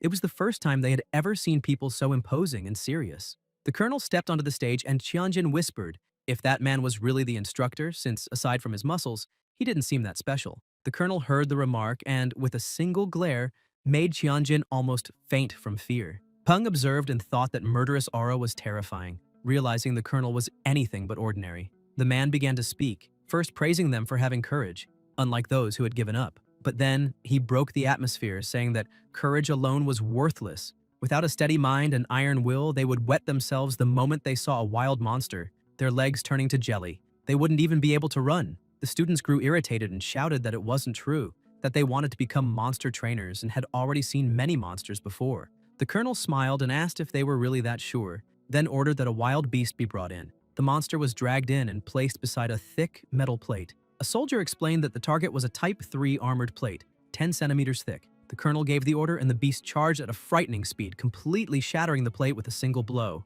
The students stood speechless and terrified at the display of power. Even Peng was shocked, wondering how something so thick could be destroyed so easily. The colonel asked if they had all seen that, explaining that this was the power of a trained familiar, and that the monsters they would face in the future could be even stronger. He then said this was their last chance. Anyone who wanted to quit could leave right now. People started walking away, and Peng was surprised to see that almost everyone left. Apparently, they had only come for the excitement of the moment. The colonel shouted, asking why they looked so down, saying that what they had done wasn't wrong. He smiled and told them that those who went back should study hard because studying was also a fine path and they weren't deserters. They had simply made the rational choice to return to class. The colonel then turned his gaze to those who remained, his eyes wild and his aura so heavy that everyone felt the air grow thick. He said that those who chose to stay were different, but warned that if anyone quit now, they would be true deserters. And he hated deserters more than anything. He asked if they understood, and with trembling voices, the students answered yes. The colonel yelled for them to repeat, saying he couldn't hear them. The group, terrified, screamed in unison that they understood. By the end of the day, Peng arrived home and collapsed on the couch, completely exhausted. Even though he had prepared himself mentally, he hadn't expected it to be that tough. Despite his fatigue, he noticed his familiars were upset and hungry, so he went to the kitchen. As he walked, he recalled Colonel Chen's words. Within a month, every institute in the city would conduct elimination tests until only about 1,200 students remained. The cut rate was brutally high. When Peng opened the refrigerator and found it empty, he began rummaging through the cupboards, wondering aloud where all the yin cedar needles had gone. Only one remained. He walked into the living room confused and asked what had happened. Dazi pointed at Dumby, saying he had eaten everything. Peng approached and calmly explained that next time, if Dumby wanted more, he just needed to ask. Dumby lowered his head embarrassed, and Peng patted him gently, saying he wasn't angry. He just wanted him to let him know. Then he sat on the couch and opened the system, checking the data. Dumby needed to absorb 250 kilos of yin cedar needles to complete the first stage, meaning he was almost there. Peng placed an order for 15 kilos of needles and 5 kilos of thunderflower fruit. Calculating the costs, he thought to himself that half a kilo of needles cost 1,000 alliance dollars, but only 1.5 credits for 10 kilos, affordable for daily use. Even so, the faster Dumby ate, the faster he would evolve, which meant the materials would become increasingly expensive and rare, perhaps even requiring a legendary crystal, which would be like burning money. And then there was Dazi, the glutton, who needed 100 kilos of thunderflower fruit to reach perfect grade. Fortunately, those fruits were cheaper. Half a kilo cost only 100 alliance dollars. After finishing the calculations, Peng held his head and murmured that supporting a family really wasn't easy. The next day, upon arriving at school, he was stunned by the sight before him. The place looked like a true monster park. Students and creatures everywhere, even a colossal body occupying half the courtyard. Peng approached a girl and asked if that was her familiar, complimenting how healthy it looked, but telling her she'd need to make some space. Confused, the girl asked what he meant, and he explained that her monster was completely blocking the gate. The girl made a desperate face, remembering that she had bought it when it was small and cute, but it had grown out of control. She pouted, almost crying, saying it wasn't like that when she bought it. Peng sighed and asked if she really didn't understand what he had just said. At that moment, a soldier appeared asking what was going on, and if her familiar was indeed blocking the path. With a grin, the man turned towards Silver and said, the monster was his now. The wolf growled, releasing a fierce aura, and the giant pig began to tremble in fear until it finally stood up, clearing the way. The soldier commented that it looked like the show was over and that they could now begin real training. Everyone gathered in the training field, and he explained that he knew some wished they had formed more familiars to build a complete squad, but that today's focus would be on their own combat abilities. Even though this was a basic step, it was essential, because no matter how powerful familiars were, if they didn't listen and obey commands, they were useless. and everyone had just seen a clear example of that. The girl with the pig looked visibly embarrassed. The officer crouched down and told them that if they wanted to train their familiars, they first needed to understand their habits and preferences to build a proper bond. As an example, he mentioned his own silver moon wolf, explaining that he always bought the armored black pork it loved and fed it personally. He even joked and slept beside it every day. Thanks to that, the wolf now trusted him completely and obeyed every order. Everyone recalled how the colonel's familiar had shattered a steel plate with just its tail. But the soldier explained that originally the tail hadn't even been the wolf's strongest weapon. It was only after months and months of training that it became tougher, faster, and more precise, turning into an additional attack method alongside its fangs and claws. That was the colonel's training style, developing multiple forms of attack. Next, Lee was called to demonstrate his own familiar's abilities. He explained that his was also a silver moon wolf, like many others, but due to a different training method, it had evolved differently. Throwing a rock forward, the wolf dashed at lightning speed and shattered it completely with a single bite. Peng was impressed by the power of that strike. The officer then continued, saying that familiars were divided into 5 classes: attack, defense, support, healing, and control. However, it wasn't uncommon to train a familiar for more than one role. For example, the green demon vine could be used for both defense and control. Finally, he clapped his hands and said that the basics had been covered, so the official training would begin. The first exercises were simple. Start by testing bite strength on wooden blocks and gradually increase the difficulty. While a group of monkeys unloaded a truck, the soldier explained that all those materials were for the students to use during training, so they didn't need to worry about resources. He emphasized that anyone who had already chosen their training style should register and collect the appropriate supplies. The protagonist began thinking about the best way to train Dazi. Since he was strong in offense, perhaps the ideal would be to strengthen his defense. However, he had no idea how to begin training that aspect. Peng, on the other hand, watched the small monkeys curiously as they carried enormous crates and concluded that they had likely specialized in physical strength. Suddenly, he remembered seeing a file at the studio about a species of mutant monkeys with sparse hair known as boxing monkeys. They were incredible attackers but extremely weak defensively. According to the document, these monkeys were trained by their own parents from birth, going through a harsh process where they repeatedly struck their bodies against tree trunks, then against piles of stone, facing tougher challenges as they grew. Over time, their constantly wounded skin dried and hardened, forming a natural armor of calluses and scars. As adults, they developed powerful muscles and a tough hide, capable of protecting them even from heavy impacts against rock. Inspired, the protagonist studied the training materials and thought he might adopt a similar method to improve Dazi's defense. After selecting the equipment, he walked over to his familiar, who was lazily lying in the shade of a tree. Calling him over, Peng said he had chosen their new training method, explaining that it was for Dazi's own good. Better to feel a bit of pain now than suffer for life. Holding something in his hand, he assured him it would only hurt a little, and smiled as he raised a hammer, saying that Dazi just needed to trust him because it wouldn't be that bad. Terrified, Dazi started trembling and bolted in panic. The protagonist ran after him, shouting that he didn't need to run, that it wouldn't hurt, and that it was all for his own good, insisting that it hurt him emotionally too. When he finally caught up, he sighed, complaining that the hammer was so heavy it had nearly broken his own arm. A week later, at 7 in the morning, the alarm went off. Peng turned it off and rolled over in bed, mumbling that he wasn't training today. He'd sleep a little longer. But a thunderous roar made him jump up immediately. Annoyed, he left the room grumbling that Dazi could stop making such a racket already, heading to prepare breakfast.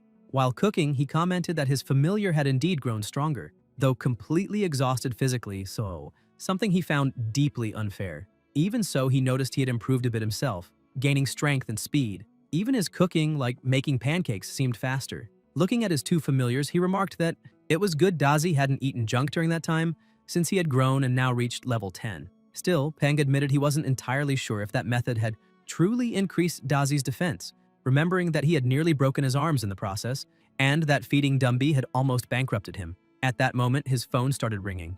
Dumby noticed and brought it to his master, who answered on speaker. On the other end, a voice asked if he was speaking to Peng and introduced himself as Liu Senlin, general manager of the Blue Shield Security Company. Peng greeted him and, confused, asked why he was calling, since he didn't even know that company existed. Senlin replied that on behalf of the company, he wanted to arrange an in-person meeting as the matter could be very beneficial for him, and asked if he had any time available to talk. Back at the studio, Quan welcomed Peng and informed him that the guest was already waiting. When he entered the room, a man stood up and asked if he was Peng. The protagonist confirmed and returned the question, wanting to know if he was really Senlin. The man smiled, saying it was a pleasure to finally meet him in person, and reaffirmed that he was indeed the general manager of the Blue Shield Insurance Company, as mentioned on the phone. Senlin explained that he was there to ask if Peng would be interested in working for the company as a consultant monster creator. The protagonist was surprised by the offer but gestured for him to sit first. Once they were both seated, Peng asked why the manager had sought him out, pointing out that there were advanced monster creators in the city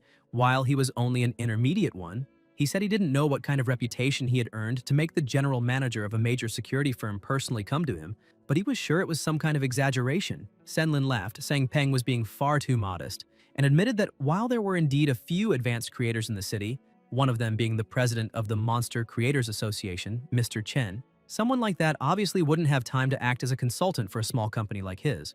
The other was Mr. Guxian Lin, who already worked full-time as a government consultant.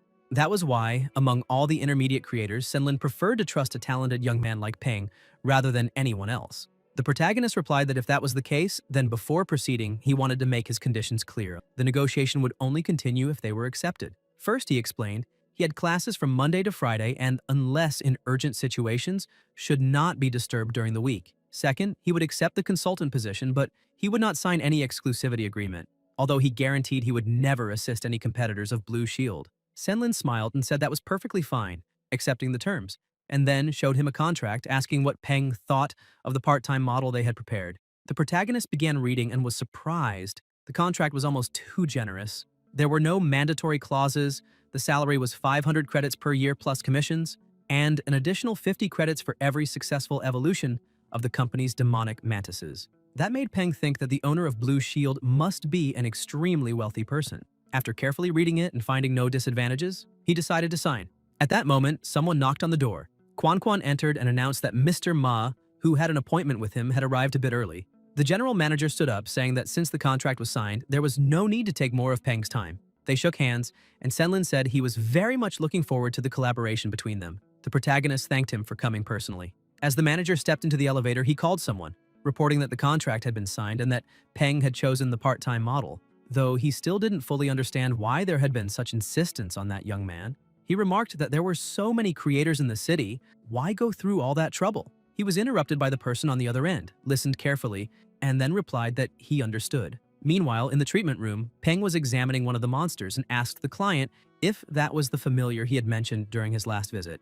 Mr. Ma confirmed that it was. With the help of the system, the protagonist analyzed and identified the creature as a wax begonia fairy, level 3, normal grade, wood attribute, in healthy and cheerful condition, weak to fire and electricity. The requirements for evolving to excellent grade were 100-year wood essence and 100 drops of dew flower. Peng asked if the familiar was indeed of the flower type since its petals were beautiful, its leaves had a fuchsia pattern, and it emitted a soft fragrance. He then asked if the client truly wanted to evolve it, and Mr. Ma nodded, explaining that in half a month the Flower King competition would take place in the city, and he intended to compete for the crown with his familiar. The protagonist thought to himself that this competition was a parade of flora-type monsters.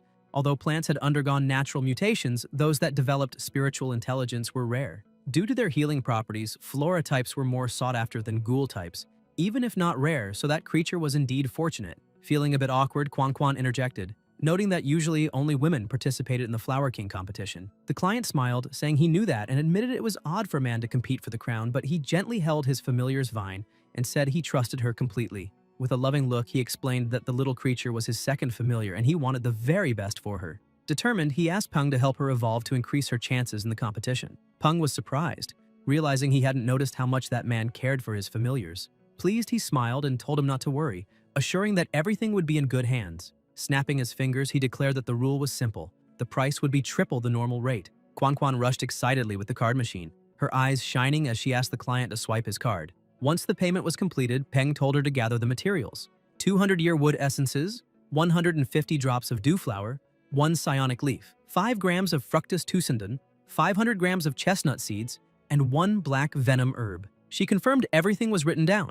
Those were common ingredients and surely available in the storage room, and promised to bring them quickly. Shortly after, she shouted that everything was ready and set on the table. The protagonist thanked her and pushed both of them out, saying that no one should disturb an artist at work. The client tried to peek through the door, but the receptionist stopped him, saying it wasn't wise to interrupt Peng while he was working. As always, the protagonist looked like a mad scientist. He started laughing while holding a syringe, approaching the little creature and telling her she was a good girl, that it would just be a tiny prick and there was no need to be afraid. When he injected it, the small fairy let out a soft cry of pain and the worried client tried to shout for him to stop, but the receptionist held him back, assuring him it was for his familiar's own good. A short while later, Peng called them back in, saying they could come see the results. The fairy had now evolved into a level 4 wax begonia, excellent grade, wood attribute, healthy and happy, still keeping the same weaknesses to fire and electricity. The client smiled in relief, saying it had worked, and Quan Quan, enchanted by the transformation, commented that she looked even more beautiful.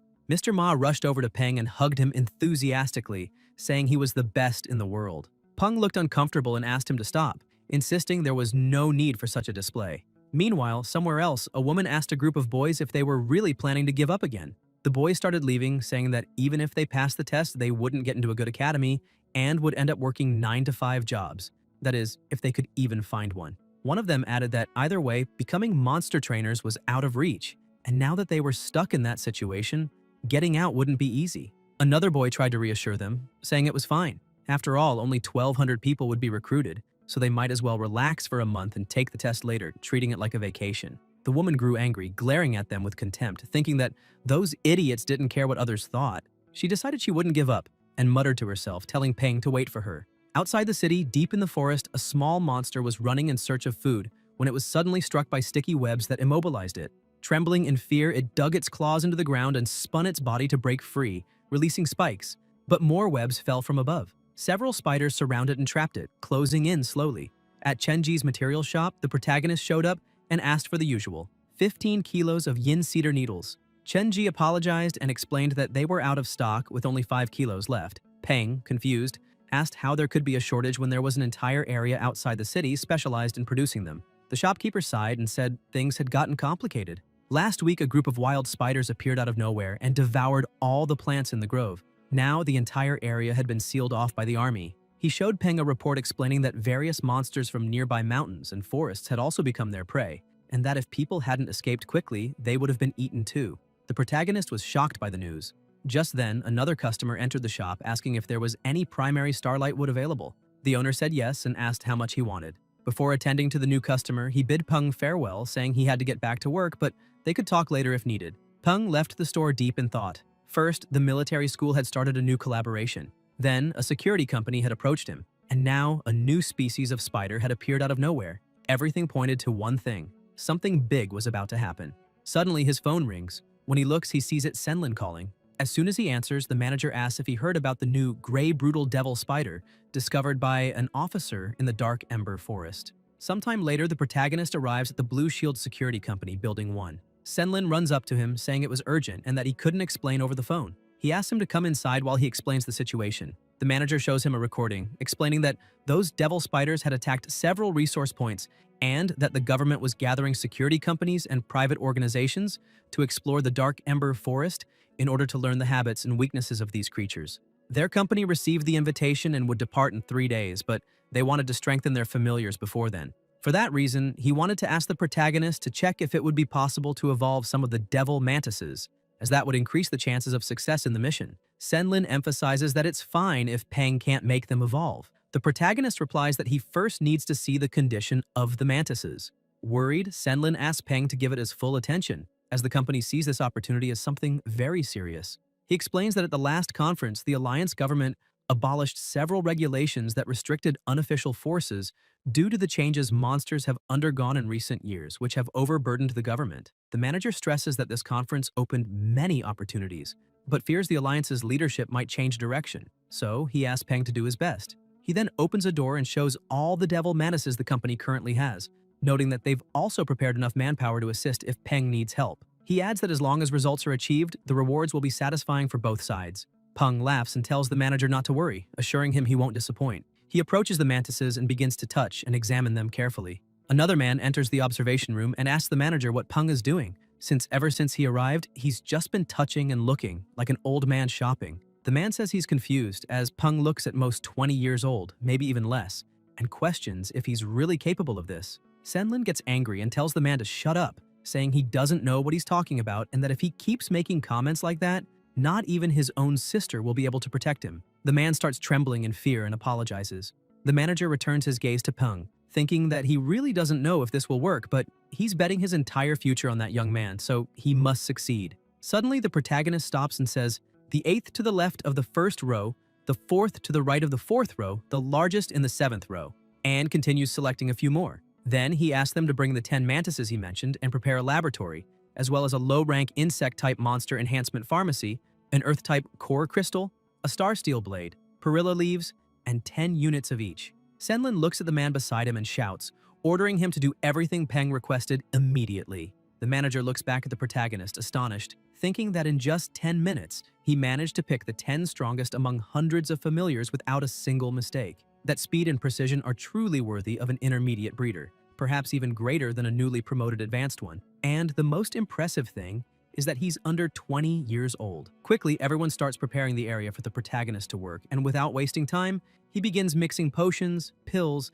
and other preparations. As Senlin walks through the corridors, he hears someone shouting that it worked. Shocked, he wonders if Peng really succeeded and rushes to the room to confirm. One of the mantises starts undergoing a transformation, its body expanding until, within seconds, the monster becomes much larger and incomparably stronger. The people cheer, exclaiming that it evolved. The man who had doubted earlier approaches the manager, saying it's unbelievable and that he truly has a good eye for spotting geniuses, because that monster had turned into a 4-winged Jade Devil Mantis, commander level, reaching the perfect grade, which only proves how extraordinary Peng is, a true national treasure. The next day, Peng is training Dazi and asks him to repeat the exercise. When timing it, he notices the time was 7.47 seconds, meaning 0.4 seconds faster than last time. As a reward, the protagonist calls his familiar, saying he'll give her some of her favorite dried worm. While training, he notices some people around laughing and chatting during practice. Looking around, he realizes that several students have already started slacking off and making a mess,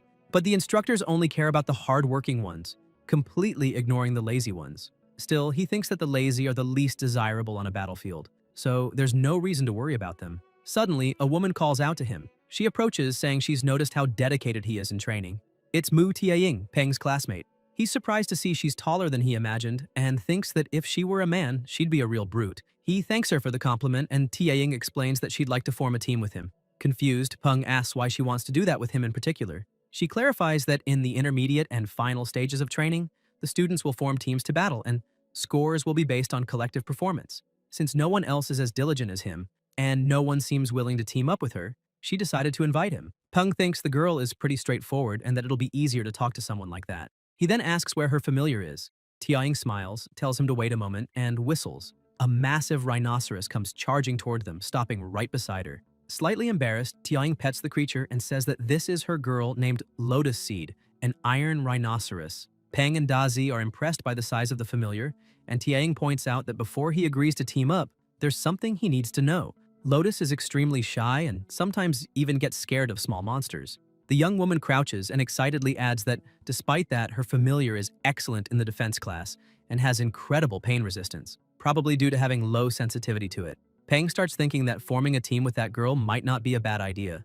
Even though there are many familiars around, 99% of them belong to the common grade and only a few have reached the excellent grade. According to the system's analysis, her rhinoceros is level 12, elite tier, perfect grade, metal attribute in healthy and happy condition. That means there are only 2 familiars at the perfect grade, the iron rhinoceros being one of them, while Dazi follows an attack-focused path with the poison attribute. In that way, a defensive familiar would be the perfect combination, balancing their strengths perfectly. With her on the team, Dazi would have more room and time to attack as well as new strategic options. Tianying starts getting anxious, thinking Peng is taking too long to answer and might not want to team up with her. Feeling embarrassed, she turns and begins to walk away, thinking that because of her familiar's shyness, she might end up being a burden instead of a help. It wouldn't be fair to hold back the most dedicated student, even though she deeply wishes to be by his side. Before she gets too far, Peng calls out to her, asking her to wait and says that he accepts to form a team with her. Surprised and emotional,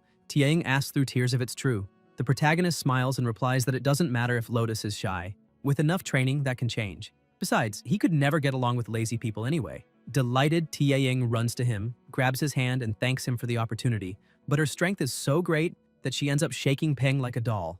Meanwhile, on the outskirts of the dark ember forest, someone orders all group leaders to gather for a meeting in the clearing. Shortly after, a woman meets with the general manager. He laughs and comments that it looks like the captain isn't joking, adding that according to the latest official reports, this new species of spider shows a clear fear of fire, and the captain's team is the best at handling that element.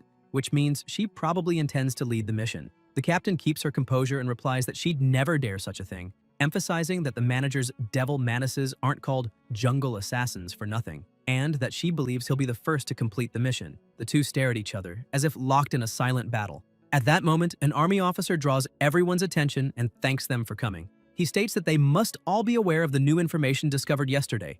The gray, brutal devil spiders are hunting on a large scale and taking their prey back to their nests, which indicates that they're storing food for the Queen Mother. Once she has enough food, she'll create a new order of spiders and might even attack the city. That's why the mission is of utmost importance, and cooperation among all teams is essential, since the top priority is completing it and ensuring that the rewards benefit every group involved. Some of the captains comment that they understand the military's concern, since the fear is that internal conflicts could jeopardize the progress of the mission. Something perfectly reasonable, as disputes between teams only cause problems and could ruin everything. The captain then approaches the manager and asks what he thinks. He calmly replies that he's in no rush and, for now, prefers just to observe. The officer begins shouting, saying that since there are no objections, they'll proceed with the mission as planned. They'll handle the first spider suppression. He gives the order, and within 3 hours the cannons fire, wiping out several of them. Senlin remarks that the military first tried to convince them with words and now with firepower. Even if they act out of duty and responsibility, he doesn't fully agree with their methods, though he chooses to stay silent. He continues saying the government already knows how critical that mission is. Besides controlling the light, their firepower also weakens the monsters, forcing the other teams to produce results. Annoyed, the captain points at the mantises and asks why the manager is still standing still when he has 8 commander-level familiars, while some groups don't even have half that. Senlin chuckles and says the other groups are just hiding their trump cards, unlike him, who's honest and shows everything he has. Suddenly, a deafening noise echoes in every direction. The mantises start trembling, and a man comments that they seem to be afraid of something. Senlin asks what's going on, but another, even stronger tremor shakes the ground, and a massive monster emerges from the forest. The manager starts trembling, instantly recognizing that unmistakable aura. It's a Tier Lord monster. He shouts that it's the Lord of the Dark Ember Forest. The monster charges forward, unleashing a terrifying roar that makes everyone run in panic. The military commander watches them flee, thinking they're nothing but trash. Suddenly, a phoenix appears in the sky, and the people, relieved, point and cheer, saying it's the Golden Deity, the military's guardian beast. The Lord faces the phoenix, and with just one fiery attack realizes its power, retreating right after. The crowd celebrates, saying that thanks to the military, the Lord has retreated, and they breathe in relief, believing they've escaped annihilation. The commander walks up to the manager and says they'd better start moving soon since they won't be able to hold that gorilla off for long. The order is given, and everyone starts regrouping, but the commander still can't understand why they have to let those useless groups do something they themselves could easily handle. A man with the blue hair steps in, saying they already understand the world is changing, and that this is a huge advantage for them, but those changes are beyond what they can control alone. The situation is starting to spiral, and for their own future, private organizations need to grow and start helping as soon as possible. Deep in the forest, inside a cave, the captain and her team are scouting the area, taking down small spiders along the way. One of her subordinates approaches, saying this isn't working. They're spending too much energy, and even though they kill the monsters in seconds, more keep showing up immediately after, quickly exhausting their familiars. The captain shouts an order to adjust formation. Defensive familiars at the front, support in the center, and offensive on the sides. The melee fighters should take the lead, and she stresses that no one is to use long-range abilities so they can keep advancing in formation. But several spiders appear, attacking one of the familiars quickly, and the same young woman from before calls on her Thornflower Fairy to use its thorn armor to protect the other familiar. The captain summons her own monster, saying it's time for it to act immediately, and her familiar engulfs all nearby spiders in flames. The young woman cheers, saying they took down 3 spiders at once without spending much energy, and that it looks like the tactics they practiced earlier paid off. The captain thanks her familiar for its good work, but soon they hear a noise farther ahead. The young woman shouts that it sounds like a fight, and judging by the noise, they must be close. The captain starts running ahead, saying they need to move faster. When they reach the edge of a cliff, they look down and see a group of trainers attacking a gigantic spider. However, their attacks seem ineffective. One of the fighters yells that the broodmother has little offensive power and is only large for better reproduction, weak for her level. Senlin takes command, saying they need to work together to kill the Spider Queen and then divide the reward based on the damage each group caused. He asks everyone to trust him, assuring them that he'll make a fair distribution of rewards. At his command, the long-range group should aim for the eyes while the rest attack the legs, and everyone agrees. However, the broodmother also had shields covering her eyes, so Senlin orders them to increase the power of their attacks. The young woman beside the captain says the situation is critical, and they need to go down to help, otherwise the military might lower their contribution score, and the other groups would avoid future cooperation. The captain agrees, saying that just standing by and watching could go wrong, and orders an immediate descent, though she feels something strange about that spider and has a bad premonition. Suddenly, the shield protecting the queen's eyes shatters, and the manager yells for everyone to attack with full force. The mantises charge forward and strike accurately. The broodmother begins to rage, and the captain immediately senses danger. A monstrous pressure bursts forth, making everyone's ears ache. Some even start bleeding from their eyes. Senlin, also affected, shouts, asking who the idiot was that said the spider wasn't good at attacking. But then he recognizes the aura. It's the same as the Lord's. He leaps onto one of the mantises and yells that the spider is evolving into a tier lord. They interrupted its evolution. He orders everyone to retreat immediately, as there's no chance of defeating that monster. Outside, the military and agents wait. Some comment that more than 3 hours have passed and no one has returned, assuming it'll take at least 5 more. Suddenly, the commander senses something off, and the agents report that something is coming toward them. At first, they think the group finished the mission early, but the commander instantly understands what's really happening and orders all troops to prepare for battle. Senlin appears, shouting for the soldiers not to shoot. He's not an enemy. Upon landing, he collapses from exhaustion, and someone runs up to him asking why he's alone, where the others are, and what's going on. The manager stands up angrily, grabs the man by the tie, and demands to know if the government is trying to get them killed. They'd been told the broodmother wasn't dangerous to attack, but she was actually evolving into a tier lord. The commander intervenes, asking him to calm down and explain. Senlin lets go of the tie, still furious, and explains that while exploring the cave, they found the broodmother mid-evolution, and because of the overwhelming difference in power, they were slaughtered. To complete the mission, they sent their strongest familiars, but now all of them are dead inside. He adds that he doesn't know how many of his men managed to escape, and that just the pensions and compensation will cost a mountain of gold. The commander understands and also grows enraged, turning to the government agents and demanding how they could have given such ridiculous information and let this happen. Suddenly, another person emerges from the forest, and the commander asks where the Spider Queen is. Did she follow him? The man answers that he's not exactly sure what happened, but he thinks the broodmother went after the others and they split up to escape after leaving the cave. The soldiers exchange glances as more survivors begin to appear, apologizing for failing to protect the rest. They barely escaped becoming spider food themselves.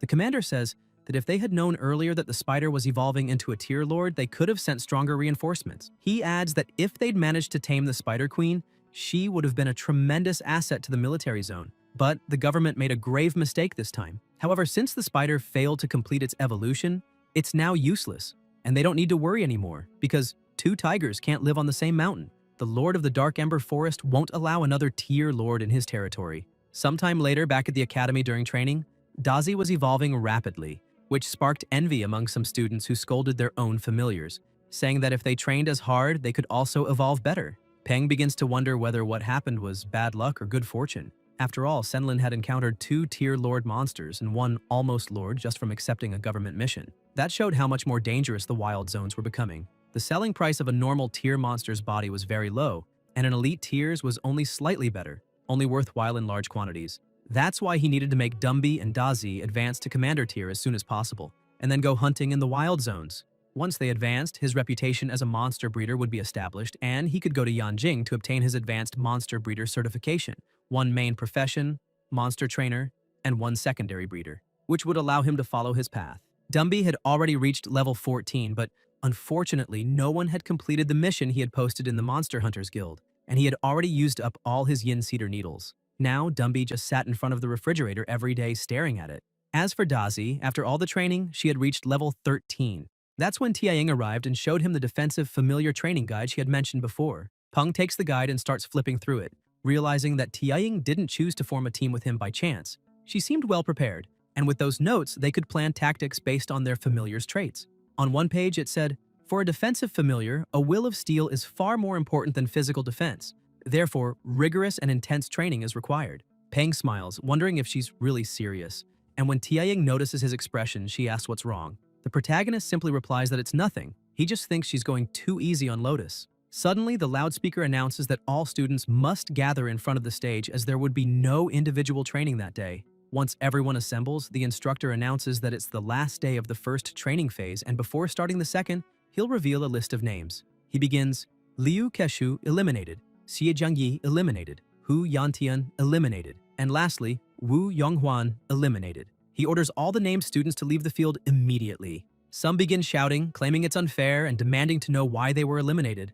The instructors grow angry and ask if they have a problem with that, saying they've been watching everything they've done for weeks and should already know they've been fooling themselves. One instructor turns to Zi Jiangyi and asks if the phone is more important than training, while to Hu Yantian he asks if it was comfortable sleeping during practice, adding that from tomorrow on she'll get to rest in a softer bed. He goes on saying that if they can't even put effort into the first phase, there's no reason for them to stay, because the second phase involves real combat. Anyone keeping that lazy attitude will not only be useless, but also endanger their own familiars' lives through sheer incompetence. The students are startled upon hearing that real battles are next. One of them, excited, asks if they'll fight real monsters and brags that his teddy is strong and will easily win against anyone. Another snaps back saying that Mutt looks like a joke and would probably panic at a scratch, adding that if he wants to fight, he should face something like his own yellow-tailed Scorpion King. The two start arguing and taunting each other. One of the instructors orders everyone to form groups of 5 as they're about to begin real combat training, each group under a designated constructor,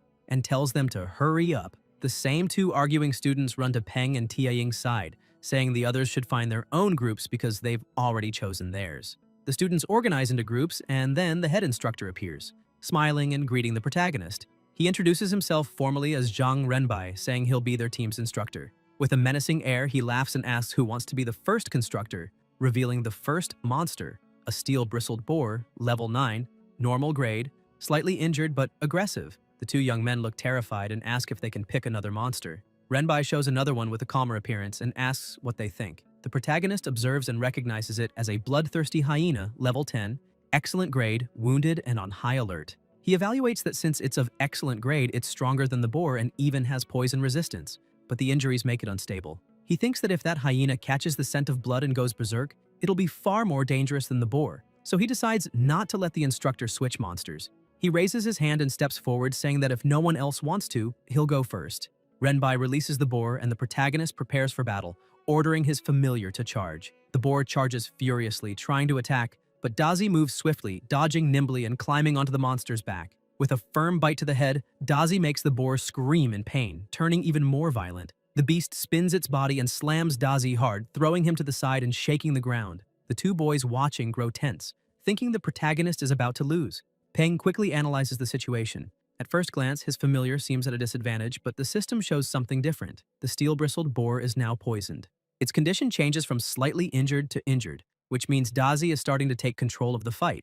The poison was injected along with the attack, and the more the boar moves, the faster it spreads. Moments later, the boar starts trembling and collapses, its condition now severely injured. The two boys and their familiars are stunned, not understanding what just happened, since the boar seemed to have the upper hand. Renbai explains that the boar's face has turned bluish, and judging by that, it's been poisoned. The chubby boy, confused, asks how that's possible. One of the instructors approaches Peng and congratulates him, saying he's passed the day's training since his centipede displayed good combat instincts and an effective toxin. However, the instructor warns him not to overuse poison, or his creature might become dependent on it and end up powerless against enemies immune or resistant to venom. Peng thanks him for the advice and begins feeding his familiar, while the instructor, impressed, comments that the centipede acts more like a trained dog than an insect. Renbai declares that the steel-bristled boar can still fight and asks who will go next. The black-haired boy steps forward, saying he'll be the second and that his scorpion will surely finish the boar off. The chubby one mocks him, saying that's obvious since his lazy scorpion could only win against a drowning dog. The dark-haired boy snaps back, saying that's exactly why his scorpion is perfect. It's meant to take down filthy dogs like his. The instructor, annoyed, orders them to stop arguing and continue the training. The second combatant commands his scorpion to advance, telling it to use its stinger and poison the boar to death. The boar, already on the verge of collapse, is quickly finished by the scorpion, and the boy bursts out laughing, saying the result was expected. His yellow-tailed Scorpion King won easily. But then, something unexpected happens. His familiar starts trembling, foaming at the mouth, and collapses unconscious. The boy screams in panic, asking what happened and why his powerful Scorpion King suddenly fainted. Peng explains that it happened because the scorpion was poisoned, and the boy, shocked, asks how that's possible. Taiying clarifies that the protagonist's centipede venom was still inside the boar's body, and not all poisonous familiars have resistance to toxins. The boy realizes that his own familiar ended up poisoning itself. The chubby student bursts out laughing, mocking that the scorpion is as dumb as its master. The dark-haired one points to the side and snaps that the fat one laughs too much, but doesn't even watch his own familiar. Turning around, the boy sees his dog about to bite the boar and rushes to grab Teddy, shouting that he can't eat that. Meanwhile, Tiaying walks up to Peng, saying she has a question, while the scorpion's trainer hurriedly gives his familiar an antidote. Renbai, clearly irritated, mutters that dealing with this team won't be easy. Later, when Peng returns home, he finds Dumby opening and closing the refrigerator repeatedly, as if believing food might appear out of nowhere. The protagonist feels sorry for him until his phone rings. Answering it, he realizes it's the association, probably about the needles he ordered. The voice on the other end informs him that the mission has been completed and the items are ready for pickup at the scheduled time. Peng quickly puts on his shoes and runs out excitedly, saying they finally arrived. If he went much longer without the needles, he might have had to change Dumby's entire evolution route.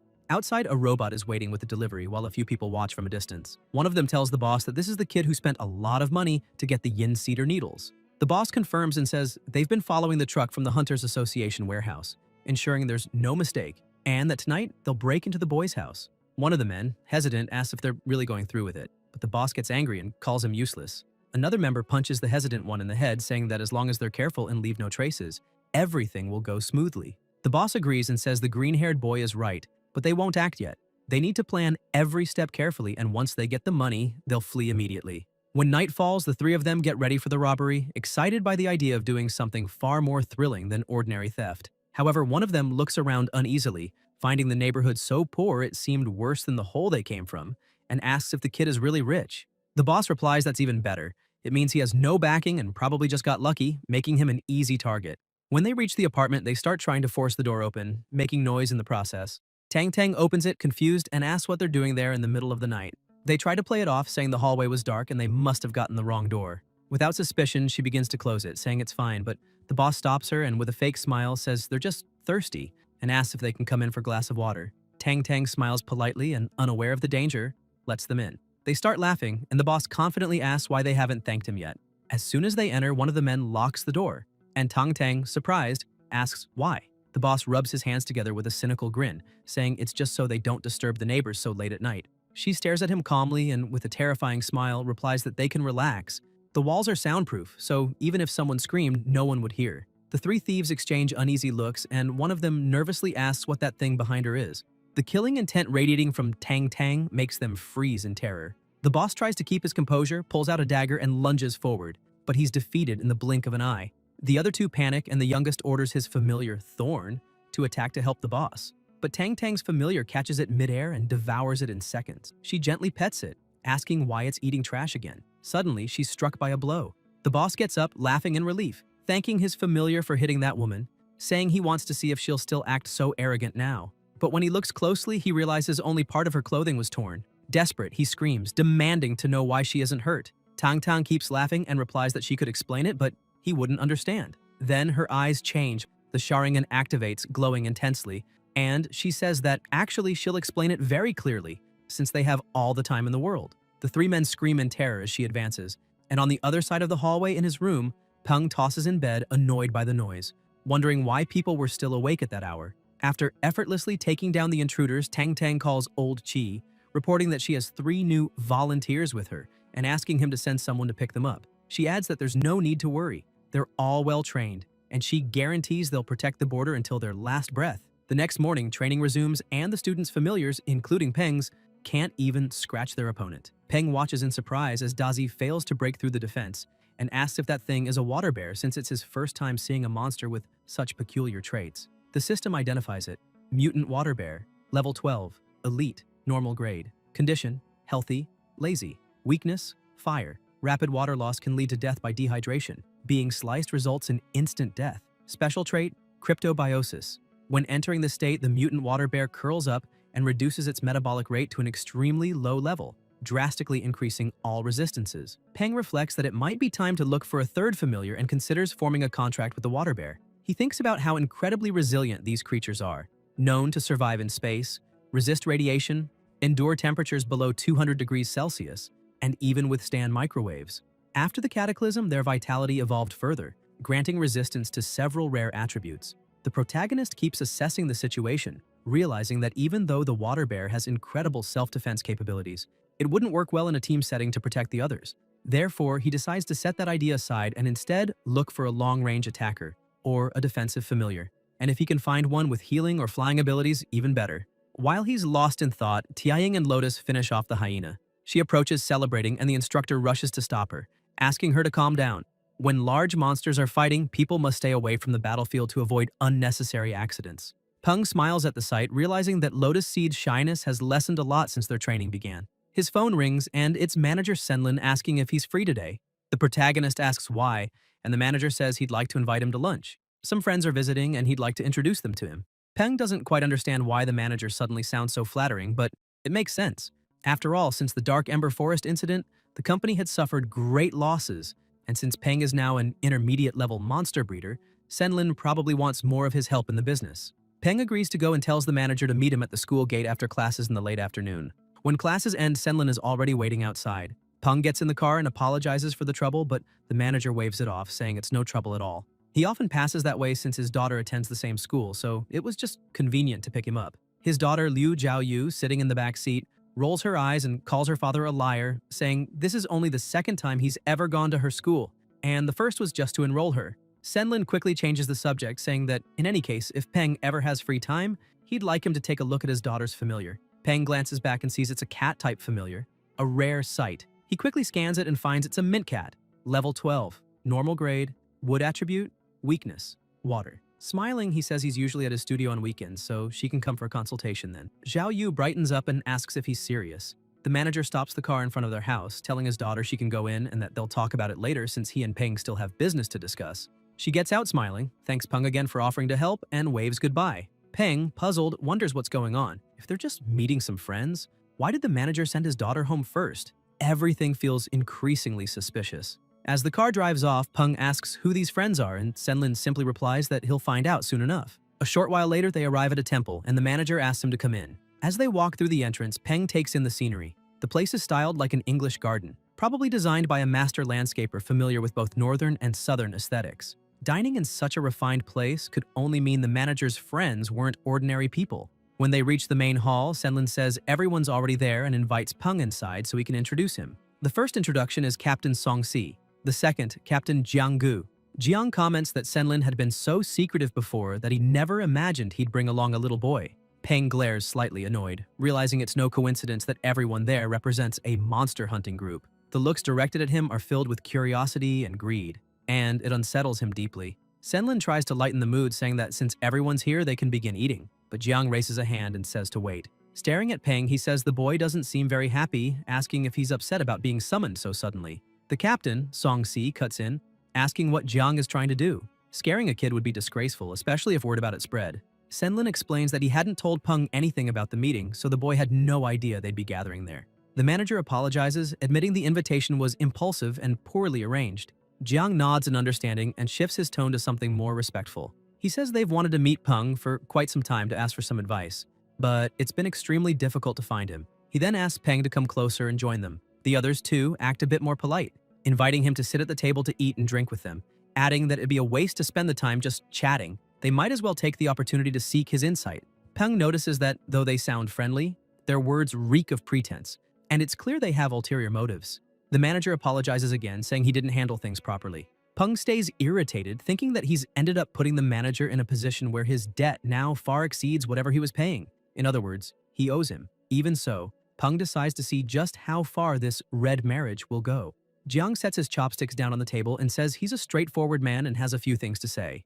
Jiang points out that the rumors about the protagonist describe him as an extremely talented young man with a 100% success rate in monster evolutions, and he asks if Peng is really as miraculous as people say. Peng laughs and replies that it's not quite like that. All that fame comes from examiner Feng Xu's care and guidance, but adds that if they ever need help, they can visit him at his studio, or through Senlin's company for a proper consultation. The captain smiles, saying Peng's words are quite straightforward and that since he's a friend of manager Senlin, then he'll consider him a friend as well. He emphasizes that it's only natural for friends to help each other, so why would they need to involve a company in between? The others echo the same sentiment, treating him as though he were just another friend and claiming that mixing business with friendship isn't right. Peng starts to grow irritated again, realizing these people are treating him like an idiot. Feeling disrespected, he simply stands up and starts to leave. Senlin quickly asks him to wait, but Peng apologizes to the captains, saying he's just a high school student who's only been in the field for a short time, so he can't accept such important tasks. The manager apologizes on his behalf, saying he didn't organize the meeting properly and asks Peng to wait a moment so he can drive him home. Peng declines, saying there's no need, as he's already called a rideshare that's on its way. A few minutes later, the car arrives and he leaves. Some of the guests comment that he's just an ungrateful brat while others defend him. saying he's still a kid and not worth getting angry over. Senlin apologizes to everyone again, saying his intentions were good, but things didn't turn out as he expected. The others eventually accept his apology, saying they should get back to dinner. After all, the manager had gone through the trouble of arranging the meeting, and the real fault lay with that immature young man. Jiang pats Senlin on the shoulder and says that this time he helped lure Peng in and build ties with the other groups, so the favor the manager owed him since the Dark Ember Forest incident is now repaid. Senlin laughs, saying there's no need to talk like that since they're longtime friends and should always help each other. Jiang denies it, saying favors are favors, and they are not friends. As he walks away, he thinks that Peng had helped the manager tremendously. Yet even so, Senlin acted that way toward him, so what the hell would he do if they were truly friends? He concludes that the man is nothing more than an old fox. For those still unfamiliar, here's a quick recap of ranks and tiers. Normal tiers range from level 1 to 10, Elite from 11 to 20, Commander from 21 to 40, and Lord is the highest class. As for grades, they follow this order: Normal, Excellent, Superior, Perfect, Epic, and Hidden. Now that we're clear on that, don't forget to like and subscribe. Love you all. Once again, night falls, the protagonist returns home and decides to watch a bit of TV.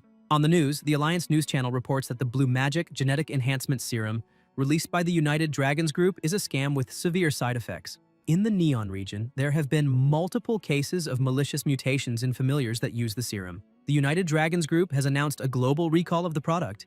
Even just watching through the broadcast, Peng's system analyzes the familiar shown in the footage and identifies from the image that its status is injured, as its blood vessels have been damaged. The report continues, informing customers that anyone who purchased the product can request a full refund at United Dragons Group stores. Scientists from various countries state that genetic enhancement serum is an inevitable step forward, and that the public should face it actively instead of rejecting it. Peng's phone rings again. It's the manager. Surprised, he wonders why Senlin would be calling at that hour. He answers, asking what he can do for him. Senlin starts by saying he truly feels sorry for what happened, admitting that the incident earlier that evening was his fault. He explains that he should have told Peng in advance who those people were but didn't, as he never imagined they'd act so disrespectfully. Peng tells him not to worry and that he doesn't care about such things. Senlin insists, asking him to trust him and saying that if those people dared to behave that way, it means they also offended the Blue Shield Group, and that from now on, before he can finish, Peng hangs up on him. Irritated, he thinks he doesn't really blame those people for trying to take advantage of him.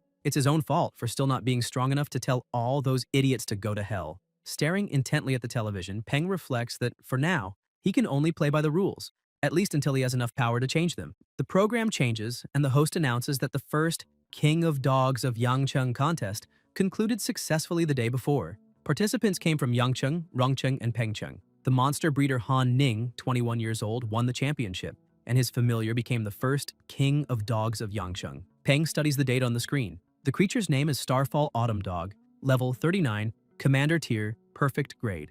The host continues, explaining that, according to reports, Ning is still a university student, currently in his third year at the Yangcheng Institute of Science and Technology. Peng lowers his gaze, thoughtful. In just 3 years, that young man managed to evolve his familiar to Commander Tier and Perfect Grade, placing him among the strongest people in the world. Determined, Peng murmurs to himself that Ning should wait for him, because soon he'll be just as powerful. The next day, in the cultivation room of his studio, Peng is with Dumby, preparing a potion. He hands the vial to his familiar and tells him to drink it. Meanwhile, Zhao Yu arrives, accompanied by her friends. One of them looks around and asks if this is really the studio of the famous Mr. Peng she keeps talking about. Zhao Yu confirms with a smile. Another friend, curious, asks why she calls him Mr. if they're the same age, and if it's because he's like her. Zhao Yu turns and starts tickling her, calling her a brat and asking how she dares imply she's old. The two burst out laughing while the third watches amused. At that moment, Quan Quan appears and greets them warmly, welcoming them to Flying Rock Studio. She asks if they have an appointment, making the girls exchange puzzled looks and wonder if booking ahead is really necessary. One of them glances around, noting how empty the place seems, and asks if business is really that good to require scheduling. Quan Quan says that if they don't have an appointment, she can call the boss to confirm a slot. Zhao Yu pauses, remembering her father's words, that this Mr. Peng is one of the best monster breeders in the city, the greatest genius of Chang'an, and thinks that the only downside is the high fee, which must be why there are so few clients. While they're chatting, a deafening roar echoes from the cultivation room, followed by an overwhelming pressure that fills the air, making the girls feel faint and gasp for breath, asking what that sound was. Inside the cultivation room, Dumby begins evolving, and an intense aura bursts from his body. When the process ends, Peng checks the system. The skeletal ghoul monkey has reached level 16, epic grade, ghoul attribute, light weakness, and acquired the special trait, Heart of Blood Threads. Excited, he opens the details. Special trait, Heart of Blood Threads. Effect 1. Active. Consumes a certain amount of blood threads and energy to form a heart of blood threads. While active, all physical aspects of the skeletal ghoul monkey are enhanced. The effect ends when the heart is destroyed. Effect 2. When the heart of blood threads is consciously activated, it triggers heart resonance, allowing control over the heartbeat of other beings. Peng celebrates, realizing Dumby's combat power will increase dramatically with this addition, but then frowns, noticing a new problem. His familiar now looks like a Susanu, and that kind of flashy form is anything but discreet. Peng asks Quan Quan to help him find something to cover Dumby with, since there's no way he could walk around the streets in that form. The receptionist looks both shocked and impressed, thinking that the protagonist managed to promote his familiar extremely fast, proof that he's getting stronger by the day. Zhao Yu and her friends approach him as well, surprised to see her there, assuming she must be the manager's daughter. Peng, still suspicious, remembers hanging up on the manager earlier and is confused about his motives, wondering if he might have sent his daughter to test him. However, he becomes curious about her friend's familiar since it's quite intriguing and of a completely new kind. A monstrous being that floats in the air as if swimming through the sea, making him realize there might be creatures as strange as that one roaming around. Embarrassed, Zhao Yu calls the protagonist Sir and asks if he could take a look at her familiar. Peng tells her not to call him that, since they're the same age, and it feels weird. He reminds her that clients pay up front and says her familiar, a mind cat of the elite tier, normal grade, will cost 60 credits. The protagonist thinks he should probably let it go, since she clearly doesn't know what her father did, and it wouldn't be right to treat a little girl harshly. Peng then adds that because of her father, he won't charge for the materials used to promote her familiar. Zhao Yu is delighted and thanks him, while the protagonist asks where her familiar is. Zhao Yu panics, looking around and asking where it went since it was just there moments ago. Her friend points to a corner saying the cat is hiding, probably scared. The cat is completely terrified by Dumby's presence, and as soon as its owner approaches, it leaps toward her with gleaming eyes, almost crying, falling into her arms and feeling slightly safer. She tries to comfort it, telling it there's nothing to fear. Peng then walks up to her friend and asks where she got that jellyfish. The girl is surprised and asks if he's really interested in her familiar, to which he replies that he's just curious. He's never seen one with those traits before. She explains that the creature isn't really a familiar, just a little pet that acts as a walking wallet. She then takes her phone and places it inside the jellyfish, showing that it can store items within its internal space. She explains that this species originally came from Pengcheng, but recently many sellers have been importing large quantities and selling them at Wuku Square's commercial street. Peng becomes serious, analyzing the situation, and thinks that he's just found what his third familiar will be. Shortly after, at the square, a crowd has gathered and a man with a megaphone shouts for everyone not to miss the chance to get the latest and only flying coin purse, the flying pouch, encouraging people to check out Pengcheng's newest and most popular pet. A few jellyfish float gracefully in the air and the women watching are instantly charmed, asking their boyfriends to buy one for them. The protagonist approaches and asks if he can take a closer look. He scans them with the system and sees they are level 1, normal grade. He says he'd like to see all the floating jellyfish available to choose personally. The vendor agrees and invites him into the shop, explaining that the rest are inside. He tells him that according to the records, these creatures used to live in the city's marine zone, and during the cataclysm, a group of them was infected and mutated by a special power, eventually settling and thriving in that area over the years. However, after some time, they were nearly wiped out by other monsters that preyed on them. Peng remarks that it might be the most pitiful monster in the world. The vendor smiles and says that even though it's a special creature, aside from being able to float in the air and open a small dimensional space inside its body, it has no other abilities. And if not for its cute appearance and terrible taste, it would have gone extinct long ago. The protagonist thinks that's actually a good thing. As he examines the jellyfish, he notices their levels are similar to the ones outside, except for one. This one is noticeably livelier than the rest. He asks how much it costs, and the vendor praises his sharp eye, saying the boss identified it as a rare mutant species, a perfect grade floating jellyfish king with a speed mutation, available for 100 credits. Peng laughs and tells him to be more reasonable with his business, saying he knows it's different, but calling it a floating jellyfish king is too much. He'll pay 50 credits. The vendor agrees, saying that's perfect and that it's great to find someone who understands how things work. The protagonist feels the same way and completes the payment. The vendor adds that if he has any friends interested in buying a floating jellyfish, he can send them to his shop and he'll offer a friendly discount. Peng thinks about how the man immediately asked for 100 credits and made up that floating jellyfish king story, wondering if he'd really give anyone a discount or just charge them even more. Still, he laughs to himself, thinking he didn't come out losing. The analysis shows the following traits. Name, floating jellyfish. Level, 4, grade, excellent. Attributes, space and poison. Preference, Fruit juice.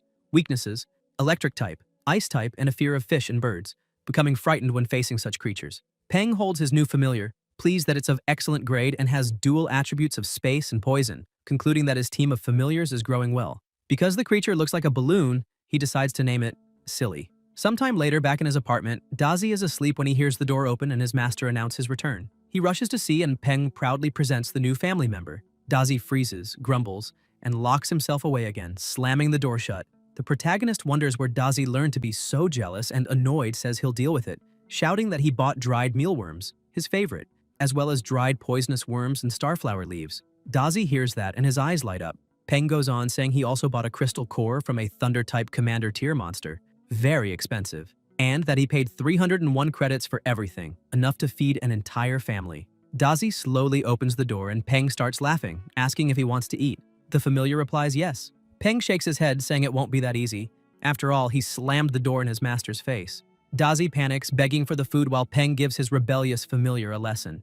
Dumby just watches the new member curiously. After finishing Dazi's education, the protagonist leaves, grumbling that he was gone for only one day and the house is already a mess. He approaches Silly and notices it's still too weak. He needs to gather enough mental power to form the contract. He focuses and gets closer to the jellyfish, who flinches, while thinking that Silly's consciousness space is much smaller and weaker than Dazi's was at the beginning, which is a problem, and that the new familiar's mind feels restless. Forming the contract now would be like a kidnapper trying to take a child. He concludes that he needs to get closer to Silly so it can lower its guard. Then he gets an idea. He'll take it to school the next day to build a better bond. And Dazi nearly dies of jealousy upon hearing that. The next day at school, Tianying greets the protagonist, surprised by his new look, and Peng greets her back with Silly tied to his head like a hat. The other girls laugh and ask what kind of ugly hat that is. The protagonist draws a bit of water from the jellyfish and offers it to his friend, asking her to drink some chilled mineral water. Tianying, startled, asks what that hat is, and Peng laughs, explaining that it's not a hat but a floating jellyfish, a monster with spatial ability.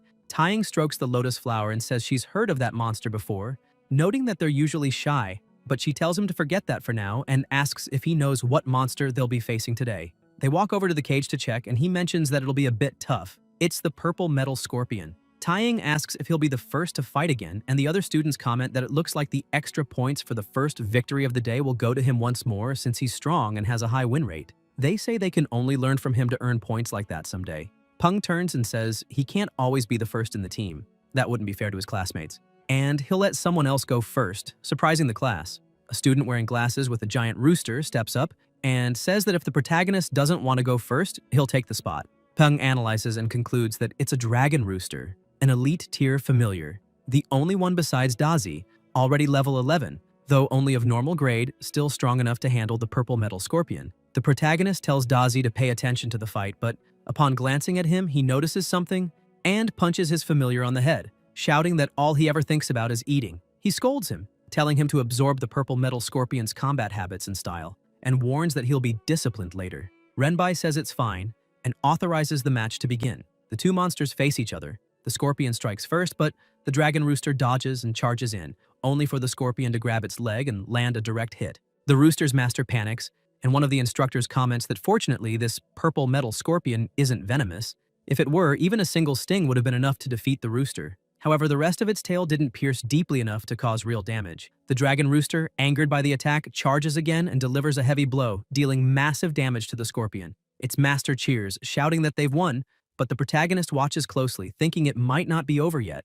The scorpion, after taking several hits, suddenly grows enraged and counters swiftly, landing a strike right on the rooster's most sensitive spot. The dragon rooster lets out a pained cry, and every man nearby winces in sympathy. Seeing the fight was clearly over, the instructor orders his familiar to step in and break it up. The scorpion, frightened, backs away, and the rooster takes the chance to run off. Renbai turns to the students and asks if anyone else wants to face the purple metal scorpion. Terrified, they all refuse. Then one instructor comments that when the protagonist's purple-backed thunder centipede was chosen to fight first, some students thought he was being unfair or underestimating them. But now, he'd like to hear what they think. The students admit that the strongest and best-performing ones should fight first. Another instructor turns to the protagonist and calls him up. Peng replies that it's fine. He'll take the fight. The cage opens again and Dazi steps inside, staring at the scorpion for a moment. Tianying looks worried, saying that although Dazi is strong, the scorpion's power is no joke either. The protagonist grows tense, realizing she's right. The scorpion likely still has a trump card hidden. With trembling hands, he thinks he can only trust his familiar now. The fight begins. Dazi dodges the first strike, but the second one hits. Enraged, he counterattacks with a powerful blow that leaves the scorpion dazed. Seizing the opportunity, Dazi unleashes a fierce assault, leaving all the students stunned. Within seconds, the scorpion's status display shows it severely injured. Peng cheers as his familiar secures another victory. Tianying beams, her eyes shining, saying it was expected. Even when it looked dangerous, Dazi never lost control. The protagonist walks up to her with a confident smile, saying everything went according to plan. Though deep down, he's about to have a heart attack from the stress. Concerned for the defeated monster, Renbai asks him to recall Dazi, reminding him that they don't have many training monsters available. And if Dazi eats one, Peng will have to pay for it. While they talk, Dazi continues to tear the scorpion apart, face messy and eyes wild, frightening the students, who whisper if he's really been tamed at all since he looks so savage. Peng whistles and Dazi instantly stops, walking over to him. The protagonist pulls a handkerchief from his pocket and scolds his familiar for eating random things, asking what they'd do if he got sick. He adds that he scared everyone again. Then he smiles and jokes that it's not entirely Dazi's fault. If those monsters are really that tasty and nutritious, it's hard to resist. The students are horrified, wondering what Peng means by that, thinking it's far too cruel and that he's going too far. Tianying smiles and tells him not to mind them, saying the others are just afraid of Dazi. Peng grows serious and says that right now they're facing caged monsters under instructor supervision. So, of course, they feel pity. But if they were out in the wild, the monsters would be the ones feeling pity for them. He shouts that they're here to learn how to truly fight, and if they plan to feel sorry for their enemies, they'd better leave now before they end up eaten alive. His words stir the class. Some agree with him, while others think he's being too arrogant. The instructor claps his hands and says Peng isn't wrong, then takes advantage of the group's attention to make an announcement. Renbai explains that basic training is no longer enough, and starting tomorrow, everyone will begin real field training. He tells them to think carefully before deciding, as the training will last a full week and has already been approved by the school. The instructor advises everyone to discuss it with their parents or guardians, as a registration will cost 5 credits. The students grow excited, asking if it's true since they'd waited so long and would finally be able to train in real combat. Peng falls silent, reflecting that joining a real field training camp is a huge leap. Some pupils approach Renbai and ask why they must pay to register, arguing it should be free. An instructor with a strange aura smiles and says they can opt out or, if they prefer, choose a private training zone. The students complain that private zones are very expensive and usually lack strong monsters, costing around 20 credits per week. Another student adds that 20 credits is just the base price and that extra fees apply for other facilities. Some students get discouraged, saying they can't join because they're poor, while others try to comfort them and offer help. Renbai urges calm and explains there's another route. If they sign a military contract, the alliance will cover all costs.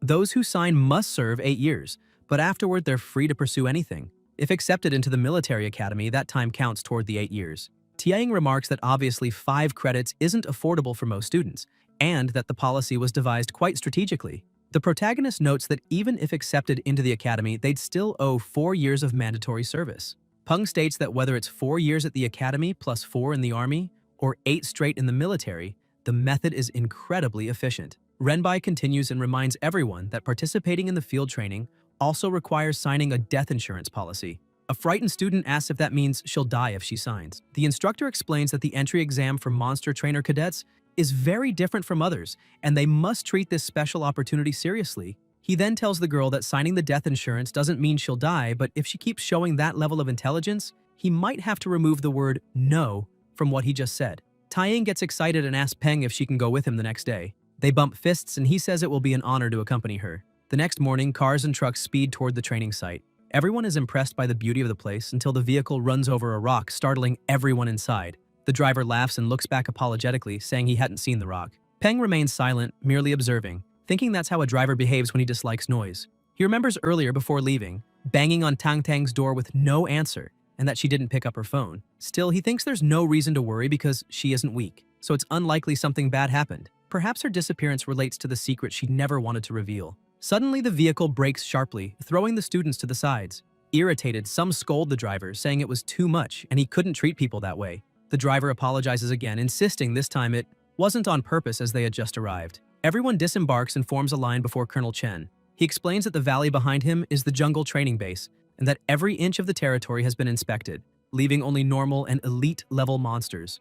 No commander-tier monsters nearby. The colonel then shows a watch and explains it's an identity timepiece they must all wear. It has a tracking system and an emergency button, and their mission is to survive for a week inside the valley. Chen emphasizes that nobody may abandon the field before training ends because doing so will be considered desertion. After explaining everything, he asks if anyone has questions. A student raises a hand and asks if there are fixed places to get food and water. Chen answers that there are safe houses scattered across the valley made of special steel that only monsters above commander level could break. Basic supplies are stored inside, so surviving 7 days isn't impossible. Everything depends on how each team acts during training. Shortly after, the valley gate opens and the colonel announces it's time to enter. The students walk in slowly, chatting, until a military officer shouts for them to stop talking and enter at once, adding that if anyone is killed by a monster, the tracking system will help locate the responsible party, and they will avenge the death. The students, nervous but determined, decide to enter right away. Once inside, Tianying asks what Peng is observing. He replies that he was watching a sparrow, a species that tends to migrate toward humid habitats near lakes or rivers, and is extremely sensitive to rain. That's why they're called rain sparrows. They always fly in the direction where the weather is about to change. Taiying says she remembers that most of the city's weather forecasting towers raise rain sparrows. Though their attack power is weak, they're incredibly fast. Suddenly, the sparrow takes flight, and the protagonist remarks that it's his first time entering a wild region. He realizes how different the environment feels compared to the dull city. It's full of life, a true paradise for monsters. Tianying smiles, saying that a genius will always be a genius. While everyone else rushes deeper into the valley, he's calmly observing his surroundings, and that kind of mindset is what makes him so amazing. Peng replies that, in truth, he was only standing still because he wanted everyone else to go in first. Taiying laughs, doubting him, and asks if they can move on. He nods, and the two begin walking through the valley. Still, Peng remains alert, sensing something move among the treetops, but when he looks again, nothing's there. Perhaps just his imagination. On the first day, they explore the forest, admiring the flowers and mountains until they come across one of the safe houses. Taiying points ahead, saying there's a camouflaged cabin that must be one of the safe houses mentioned by the colonel. Peng agrees and says they should check inside. When they open the door, they find a simple, clean room with minimal furniture. Taiying notes that there are only 2 beds, suggesting that the instructors don't want students forming large groups. Peng comments that since there are no Lord-level monsters and very few Elite-level ones nearby, forming big teams would make the trip pointless. It would defeat the purpose of the training. He then notices that each bed has 5 boxes of biscuits and 10 bottles of water. Used carefully, that's enough to last an entire week. This shows the military is testing the students' survival ability. If they had to hunt monsters for food, many wouldn't make it. Tianying, fully equipped like a battle robot, asks if he's not going to wear his suit too. Peng looks surprised and she smiles, explaining that the jungle is full of mutant mosquitoes, some so venomous that a single bite can kill. He laughs and says he'll just use an herbal repellent, adding that they might as well explore and hunt something, since he doesn't plan to eat biscuits all week. Besides, now that they have a safe house, he suggests Tianying can unleash her lotus seed in full size to travel faster. If anything happens, she can bring them back quickly. Taiying looks even more impressed, saying that's exactly what she expects from a genius, someone who thinks ahead of time. As they walk through the jungle, Peng explains that the first step is finding a water source since animals usually gather there to drink and survive. Taiying then notices a strong scent coming from flowers on some tree trunks. The fragrance is intense but mixed with a rotten odor, making her head throb slightly. The protagonist grabs her arm and signals for silence, telling her to command her lotus seed to strike the tree with full force. Confused, Tianying looks at the tree, seeing nothing special, wondering why he'd want her to attack it. But when she sees his focused expression, she remembers that Peng's instincts have always been accurate, so she decides to trust him and gives the order. In that instant, something in the tree shifts almost imperceptibly, as if trying to hide. The lotus seed shoots forward at high speed, smashing into the trunk, knocking a snake loose. It tumbles through the branches before hitting the ground. Tianying gasps, realizing something had actually been there, and thanks Peng, saying that without him, they might have been caught off guard. She asks what kind of snake it is, since its camouflage was practically invisible. The protagonist explains it's a green tree snake, a species that blends perfectly among the branches. Its flesh contains toxins that can be consumed by other animals but not by humans. Then Peng begins to wonder if he could still make use of it, remembering the technique Tang Tang had taught him. In theory, any damage he takes can be transferred to Dazi, so perhaps the same principle might apply to toxins too. He says that if this works, it means he can eat that meat. And he remembers hearing that the more poisonous a snake is, the tastier its flesh becomes. Suddenly, he hears something moving in the branches behind him and turns around, but unfortunately sees nothing. He begins to wonder if he's really hearing something or just imagining it since it feels strange. Behind the tree, the snake is trying to crawl away quietly. Taiying calls out to him, saying there's a lake nearby. She walks over, dips her hand in the water, and comments that it seems perfectly clean with no dirt or toxins. Peng smiles, pleased, saying that's great. Now that they have a clean water source, their chances of surviving the 7 days have increased drastically. Suddenly, a small frog appears beside him and spits something out, The saliva lands near his foot and starts to sting. Shocked, he asks what that was and uses his system to analyze the little creature. The system replies, name, blue-skinned frog. Level, 2. Grade, normal. Preferences, spitting saliva at other animals.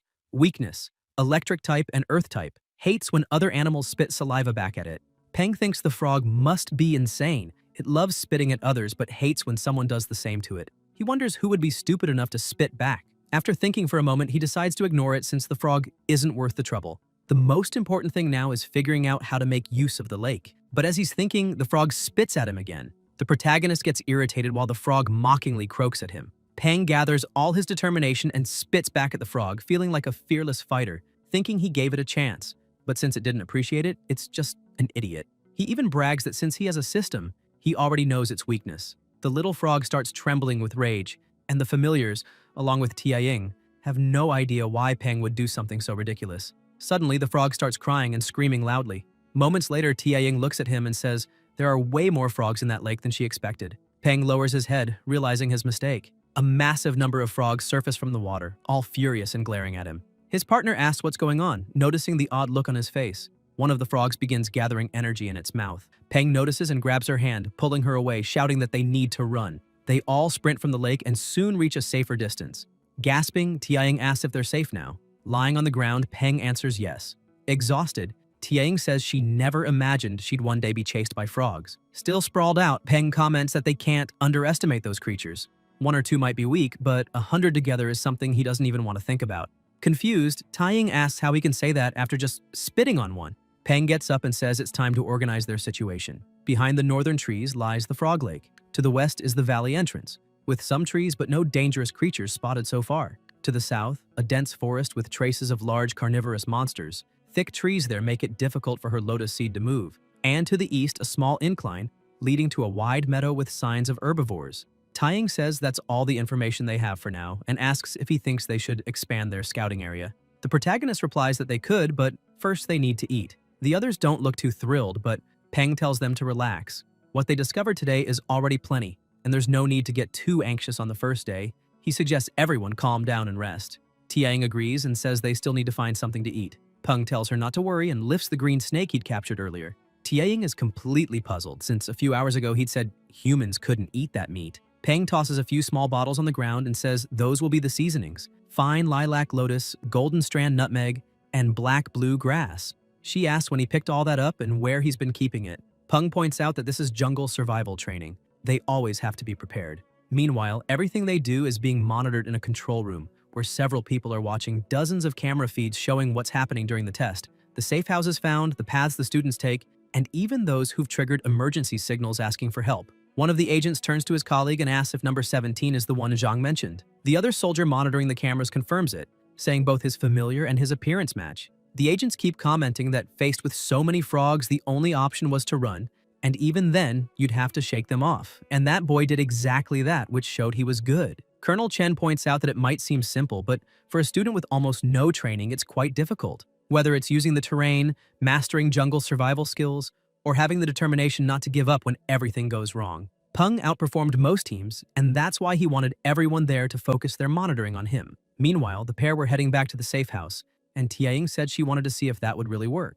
She tries to open the door but notices something odd. The protagonist asks what happened, and she, worried, replies that it seems the door is locked. Tia-Ying starts knocking and asks them to open up, but the people inside say there's nobody there and it's already full, telling the two to go away. She tells Peng that apparently they've lost the safe house, but they should have expected it since there are so few available. Peng tries to reason with them, saying it's already getting dark and it's just the two of them, and that he wouldn't mind sleeping on the floor inside. Two people inside start arguing. One asks why he's even explaining himself, saying they should just tell the outsiders to leave since the house is already too small and no idiot would agree to squeeze in with them anyway. The other agrees, saying they'd better go quickly because it will be more dangerous at night. Tia-Ying gets angry and starts cursing them out, but Peng calms her, saying there's no point getting mad at people like that because sooner or later they'll learn their lesson. She takes a deep breath, admits he's right, and turns to summon her familiar, but then notices the protagonist is heading toward the house and asks why he's going back. Peng takes out a chain, leaving his partner stunned, and the people inside start shouting when they realize he's locked the door from the outside.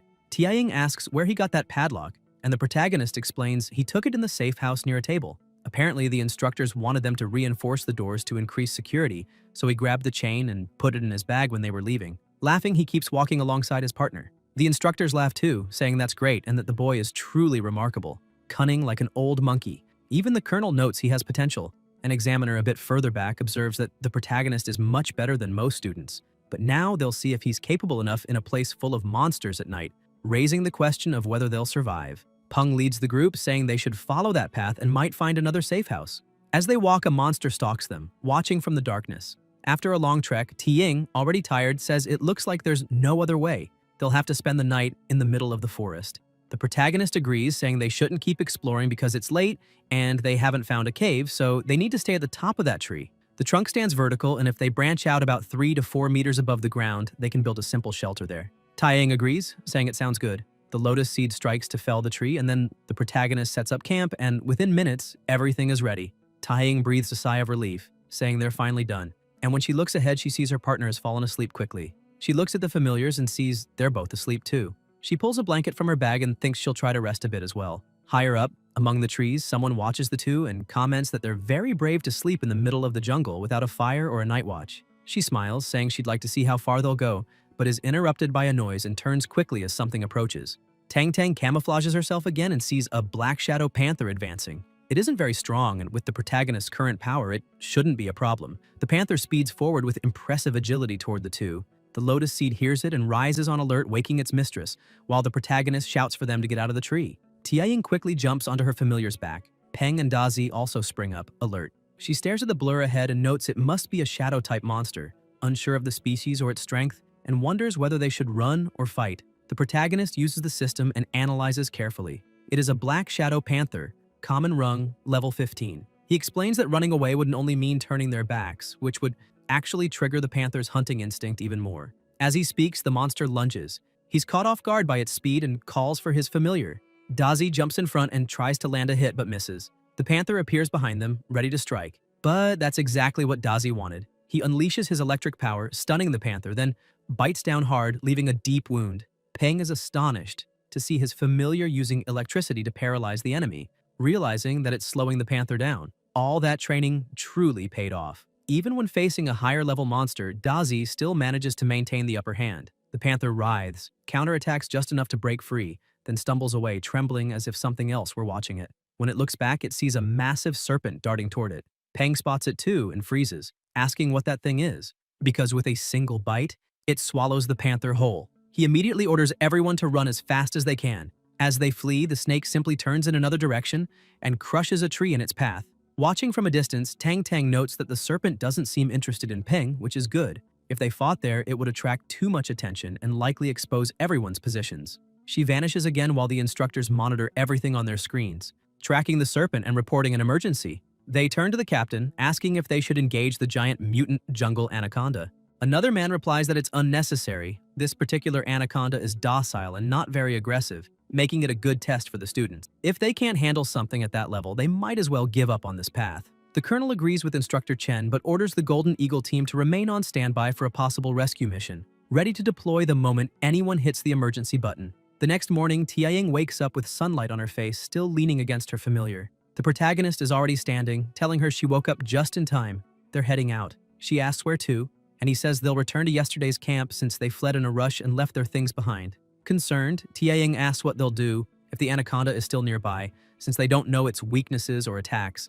It's dangerous to go back without any knowledge. Peng explains that's precisely why he has to return. A trainer's greatest strength is knowledge about monsters. Even the smallest detail can save a life. Times have changed, and hiding from danger would only make them weaker. He starts walking off, leaving her speechless for a moment. Then she tells him to wait and runs after him, saying she can't keep up if he walks that fast and asking how he plans to escape if the giant snake tries to devour him, since he can't ride his familiar. She approaches the two, apologizing to Dazi but admits he's not built to carry people. Meanwhile, Tang Tang continues observing from afar. As they near the camp, Tianying notices the damage to the fallen trees around them and says that if they hadn't run fast enough, they'd have ended up the same way. The protagonist glances to the side and spots something shining. He moves closer to the trunk, wondering what it could be. Taiying says she'll go ahead to check, but he shouts that it's impossible. The system identifies it as wooden spatial heart, a spatial attribute material. He realizes it's a vital item for Silly's evolution, one he's never seen in the market. People weren't even sure it really existed. He never imagined it would be hidden inside bottle trees.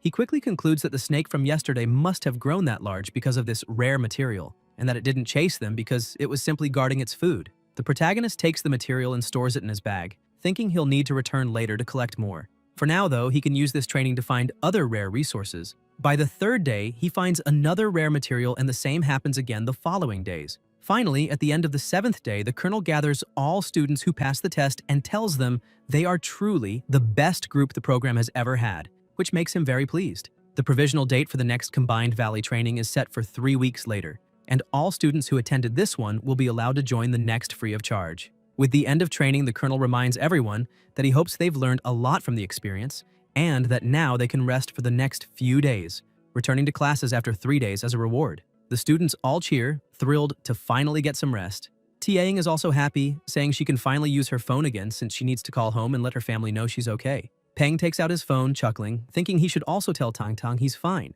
But as he looks at the screen, he's startled to see a news alert about a massive locust swarm. Meanwhile, in the city's pedestrian district, everyone starts receiving emergency notifications. Even the TVs begin broadcasting breaking news showing footage of the northern region. A reporter speaks from the front lines, explaining that the city's military forces have managed to contain the swarm on the outer perimeter.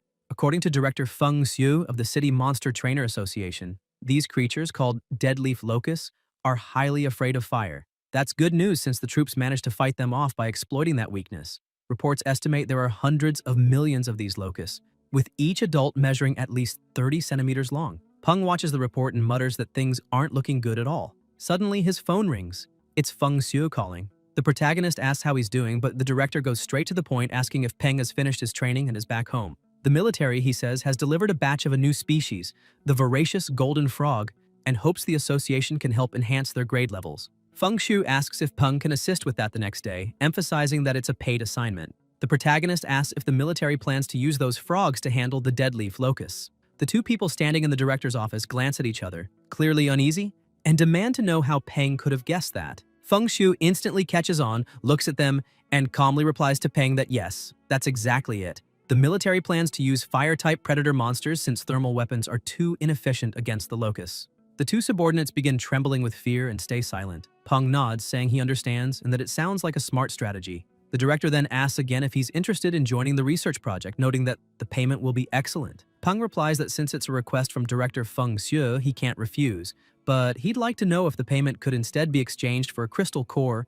from a commander-tier electric-type monster. The director agrees, saying they can make an exception for him. With everything settled, they finalize the agreement, and the next day, at the agency building, the protagonist waits at the entrance. Suddenly, someone calls his name. Turning around, he sees director Feng Xiu smiling and saying he's been waiting for him. The receptionists are stunned, whispering among themselves and wondering who that young man could be if the director himself came to greet him. One of them guesses he might be the son of someone important. Feng Xiu explains that the military brought the golden frogs the night before and asks Peng to follow him. In the elevator, Peng asks if the director stayed there all night. Feng Xiu confirms, saying he spent the night examining every single frog but hasn't found any clues yet. When they reach the floor, the elevator doors open, and Peng is stunned by the size of the facility. The director welcomes him and introduces the experimental base of the Monster Trainer Association. Right in front of them lies the laboratory. He shows Peng the voracious golden frog, and the protagonist observes closely, noting that it must have evolved from the horned frog, which explains its terrifying jump and earth attribute. One of the researchers calls him over to check something. Peng walks up and examines the setup and asks what it is. The scientist replies that those are grilled deadleaf locusts with fennel, one of the golden frog's favorite foods, and asks Peng to try feeding them. Peng grabs one of the skewers and, to everyone's shock, eats it himself. He comments that the sauce is thick, but not greasy, and that the crispy crust perfectly complements the tender meat, giving the grilled locusts a solid 10 out of 10. Even Feng Xiu is left speechless. The frog, irritated at seeing the protagonist eat its food, starts croaking angrily. Peng laughs and tells it not to worry, he was just testing the flavor, but says they overdid it on the fennel, making the taste a bit heavy. He then hands the skewer to the frog, which swallows it whole in seconds. The protagonist thinks that if the frog can even eat a steel skewer, its stomach must be unbelievably strong. He then turns to the director and asks exactly what the military wants to improve. Feng Xiu explains that their focus is on defense, digestion, and, of course, offensive power. He calls Peng over and shows him the results of his previous research, explaining that he discovered the golden frog has only a weak affinity with the fire attribute, so he tried combining the frog with a fire element material and tested its blood and flesh, discovering they had the highest compatibility with the fire orchid vine, without any signs of rejection. However, the vine's properties are too weak, and they still haven't found a truly effective breakthrough. Peng finds it fascinating that there's a possible evolutionary method using the fire orchid vine as a supplement, setting the foundation for fire element evolution. The only issue is that the formula needs some adjustments. He then tells the director that maybe they can approach the problem from another angle. Feng Xiu is surprised that Peng already has an idea after such a short time and asks him to elaborate. Peng starts explaining by comparing the process to a cooking recipe. The golden frog is the main ingredient, and the fire orchid vine is the seasoning. Since the frog's flavor is too strong, the seasoning hasn't penetrated properly. At this point, he says, they could try a different cooking method, using stronger ingredients and higher heat to help the flavors blend better. The director looks slightly disturbed by the culinary analogy, but Peng insists it will work. Feng Xiu thinks for a moment and suggests using red-faced demon peppers. Peng agrees, saying it's worth a try. The director then calls out to Zhang, reminding him there should still be a handful of red-faced demon peppers in the association storage and asking him to fetch them immediately. Zhang agrees and goes off to get them,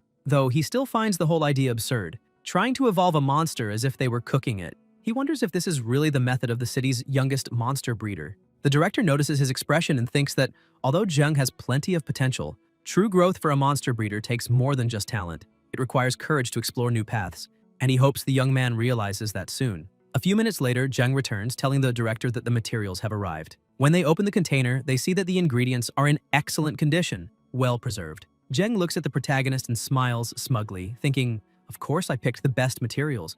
This way, when the experiment fails, Peng won't be able to blame the ingredients. Feng Xiu begins the preparation, and as he extracts the demon pepper's juice, he notices the color is too strong and asks Zhang to fetch some suhemu, wang ginseng, and angelic yuemu. The protagonist watches silently, thinking that some ingredients are still missing, but saying so now would be suspicious, so he decides to wait for the results.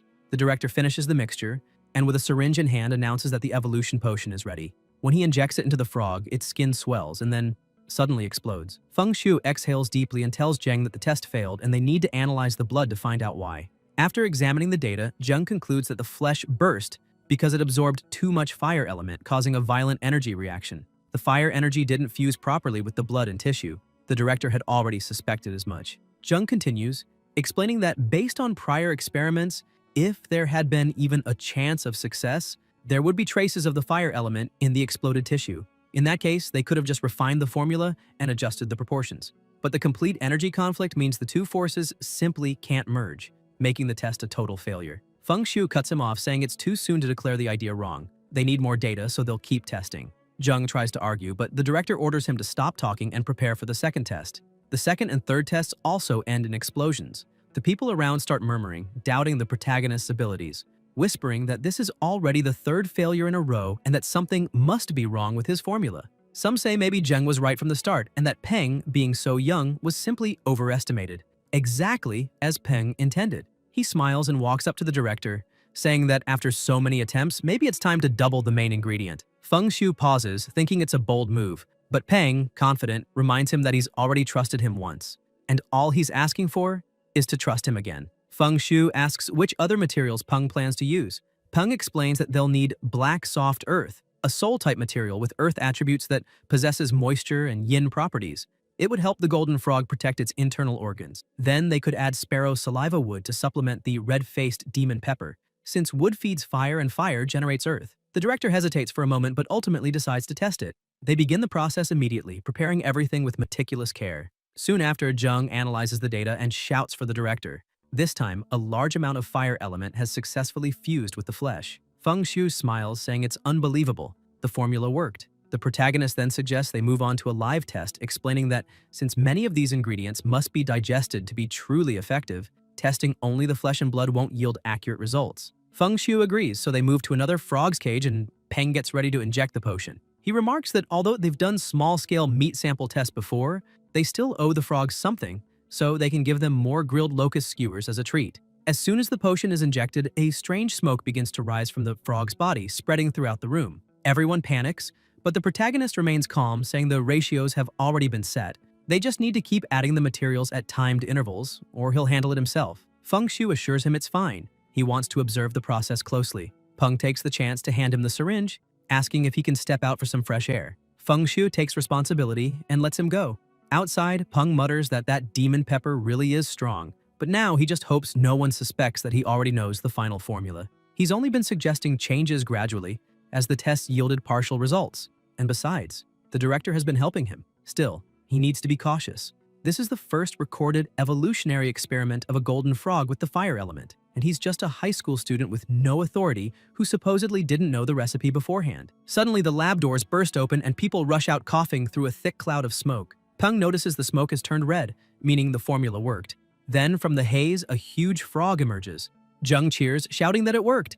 Fire and earth, dual element, they've done it. Peng, however, quietly analyzes it with his system, thinking that while the fire element is present, as a dual attribute creature, it'll only be able to fully embrace one path for now. The system scan displays all its stats clearly. Monster name, Magma Fire Frog, level 19, grade, excellent, attribute fire, weakness, water, description, evolved from the voracious golden frog. In order to adapt to its revolutionary path, its earth attribute was discarded, transforming it into a pure fire-type monster. During the evolution, its body suffered extensive internal damage. Large portions of muscle were corroded by fire energy, weakening its physical strength and jump capability, while slightly reducing its evolutionary potential. Meanwhile, on the city's northern border, troops were already positioned for battle. The commander called for all units' attention. The target had appeared in Sector A3. They were to prepare for immediate engagement. Through binoculars, they could see the swarm of locusts approaching. The commander ordered the use of white phosphorus bombs, and all tanks fired simultaneously. The results were effective. The bombs worked perfectly. Smiling, the commander shouted that they just needed to keep it up to crush the swarm. But his expression quickly turned to shock as he saw the insects starting to form a sandstorm again. A massive sand tornado began advancing toward them, rendering their attacks useless. The storm was absorbing the blasts. An urgent transmission was sent out to all forces. The deadleaf locust had begun forming a firestorm, and all incendiary bombing was to cease immediately. The soldiers grew uneasy, asking what they could possibly do if they couldn't use fire anymore. One of them clutched his weapon tightly and declared that behind them were billions of lives. Those disgusting insects could not be allowed to pass. He shouts for everyone to open fire. If they can kill even one, that will be enough to honor their families. Suddenly, an army of red frogs appears on the battlefield. The frogs fix their gaze on their prey and release a strange odor that makes the locusts tremble in fear. The soldiers notice the sandstorm beginning to subside and ask where those frogs came from. The captain explains that a young monster breeder created them specifically to fight the deadleaf locusts, and that they shouldn't be called just frogs. The locusts attempt another charge, but the frogs are already prepared. They all attack at once, creating a massive explosion in the sky that roasts the entire swarm instantly. The charred insects rain down and the frogs leap to devour them. The soldiers are stunned, saying that more than 100 locusts died in a single strike. The captain adds that the small army of magma fire frogs ensured that their comrades no longer had to risk their lives, and whoever created them is truly remarkable. Meanwhile, in the city, a group of elderly folks sit chatting in a plaza. A woman asks old Han if his granddaughter is participating in that special training. Han says it's better not to mention it. She was eliminated the other day, and though her father scolded her harshly, the embarrassment still lingers. Suddenly, a military jeep speeds into the square and stops right in front of them. The woman asks who the jeep could be looking for. Han replies that judging by the direction, they're heading to the 6th floor and wonders if they're after that boy Peng, since a similar vehicle came for him last time. The woman says that the last time she saw him, he was walking around with a skeleton. The old man asks if it was some kind of ghoul. Another elderly lady joins in, saying she saw it too and that the skeleton had ghostly flames swirling all around its body. Han asks her if by chance she means the skeleton belonging to Peng, the young man who lives right above her. The old woman laughs and says that skeleton is the protagonist's familiar. It may look scary, but it actually protects people and helps out. A rather cute creature, really. The others seem unconvinced, so she changes the subject and asks her spider to help thread a needle. Han comments that her spider is very handy and asks if it has a name. The woman replies she hasn't named it yet. Meanwhile, at his apartment door, Peng stands frozen in shock at the sight of so many army agents before him. The platoon leader steps forward respectfully and explains that, based on the agreement Director Feng Shu made with Peng on behalf of the military, a commander-tier crystal core from a thunder-type monster is being awarded to him as payment for the successful evolutionary research on the magma fire frog and asks him to take a look. Peng, both happy and nervous, thanks them sincerely. The platoon commander says he came personally to deliver it because he wanted to meet him in person. Saluting, he tells Peng that on behalf of all his comrades, he wishes to express their deepest respect and gratitude, especially for those who lost their lives during the operation. It is a sacred duty, he says, for soldiers to defend their homes and their country. They do not fear death, only dying without being able to do anything. After this heartfelt gesture, the soldiers depart, and Peng watches them through the other window. At that moment, he realizes he's been given a gift, the system, and maybe it would be worthwhile to participate in more experimental projects to help the military. Still, he understands that the system is merely a tool. The most important thing is to strengthen himself as quickly as possible so he can protect himself, and only after that think about protecting others. He senses something approaching and looks down to see Dazi hugging his leg. Smiling, he pats his familiar, saying it seems Dazi sensed his mood and came to comfort him. Then he adds that the main material has just arrived, so it's time to upgrade Dazi's grade. He heads to the kitchen and starts preparing a special soup. When it's done, he returns with an unsettling smile and tells his familiar to drink it immediately. Dazi hesitates, sniffs the bowl, then gathers his courage and drinks. He drops the bowl to the floor, and an aura of electricity envelops his body, even frightening Peng. After a few seconds, the aura fades, leaving Dazi scorched and motionless. Peng stands silently for a while as Dumby, nervous, pokes his friend to see if he's all right. Then he gets an idea. He goes to the fridge, takes out some metal needles, and tries to get Dazi to eat them to recover. The protagonist approaches and tells him not to worry, that they should leave Dazi alone for now. Dumby, still confused, simply obeys and sits beside his friend, munching on the needles quietly. Peng watches and thinks that those two really are living treasures. Then he decides it's time to form the contract with Silly. He calls her, but she doesn't want to come closer. He smiles and says he has some delicious juice with him. Silly immediately rushes over and hugs the juice. Peng thinks that the three of them are truly a trio of gluttons. He pricks his finger, touches the jellyfish, and begins to focus. Silly's consciousness is still a bit weak, but he notices she's brave, approaching him without even being called. Apparently, all the good food he gave her wasn't in vain. He places his finger on her consciousness, telling her to become his new companion. The contract appears, and he continues, saying she will become his partner, and that he'll give her the power to never fear anything in this world again. Silly responds that she doesn't want power, she wants juice. Peng can't believe it, but ends up agreeing, promising her liters of juice. Thus, the contract is complete. The next morning, Zhou Ying was sleeping peacefully with her familiar when a shadowy figure began calling her, asking her to get up because it was time for breakfast. She wakes in fright and looking ahead sees that it's her parrot telling her to wake up and eat. Zhou Ying says he's a good boy, since ever since the old man passed away, the bird has been her only companion, and she thanks him. She remembers that ever since her daughter's accident, she had no will to do anything, and that it had been difficult for the old man to handle the meals every day until he eventually left too, especially breakfast, because he would wake up early every morning to make it and wake her up. When she finally recovered and could take care of him, he was gone. Now she doesn't know how she's still alive or how much longer she'll keep going, and that's why she's grateful to the parrot for giving her a reason to keep living. She smiles as if she already knows something, thanking the parrot once more for staying with her all this time. However, she adds that the old man has been waiting for her for a long time and that she needs to go be with him. Suddenly, a blue energy begins to fill the room. The old man appears beside her and places his hand over hers,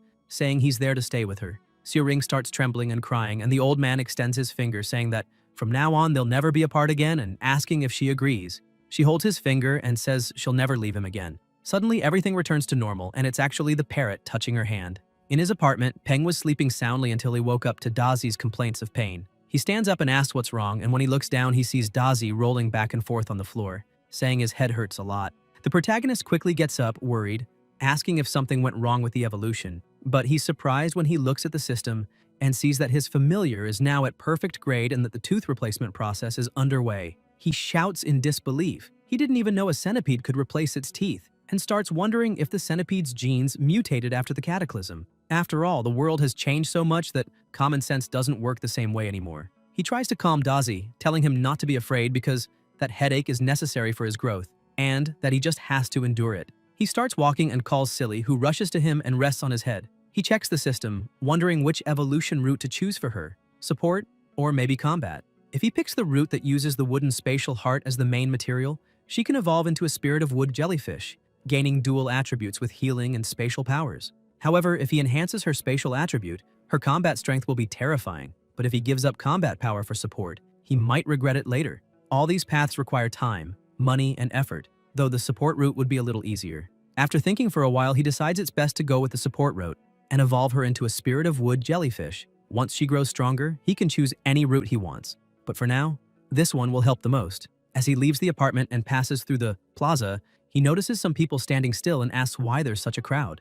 The people are murmuring, wondering what's going on and if they're seeing things. Suddenly, a light begins to shine in the sky, and some say it might be a ghost, that it must have come to take Grandma Xiu Ying, and that it must be the old man. When he looks up at the sky, the protagonist also sees a completely blue phoenix and the system instantly identifies it. Name, Soul Guardian, level, 25, grade, perfect, attribute, soul, description. A powerful desire keeps this monster in the mortal realm, allowing it to take on multiple forms, and once that desire is fulfilled, it returns to the underworld. One of the bystanders says they saw everything. The two began to rise, their bodies on the metal support turned into a point of light and flew away. The parrot and the old woman were definitely gone. The protagonist thinks that it seems the grandmother really passed away. Suddenly, he remembers that she had a gray-striped plate spider, and that, after its master's death, a familiar is no longer bound. If it chooses to return to nature, that's fine, but if its temperament changes and it starts attacking humans, its fate will be sealed. Peng begins running toward the grandmother's apartment, saying he needs to get there as fast as possible.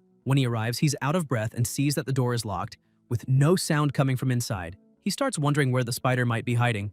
Judging by the striped plate spider's habits, it should be. Looking up, he sees it in the same place as always.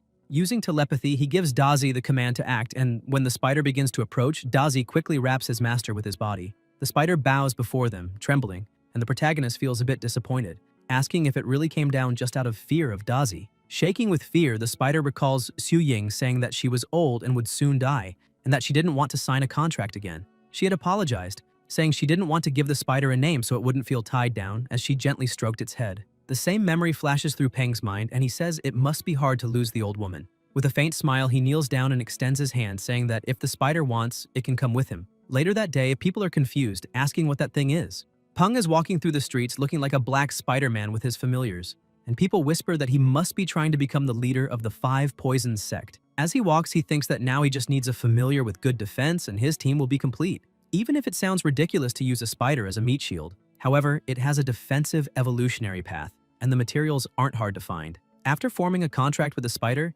he can strengthen it to gain more soul power, combining it with the soul power he already obtained from Dazi and Silly. Maybe he's not too far from forming a contract with Dumby, but he feels a bit down knowing he'll have to stop improving Dumby's grade for a while, since if it evolves further, the soul power required for the contract will only increase.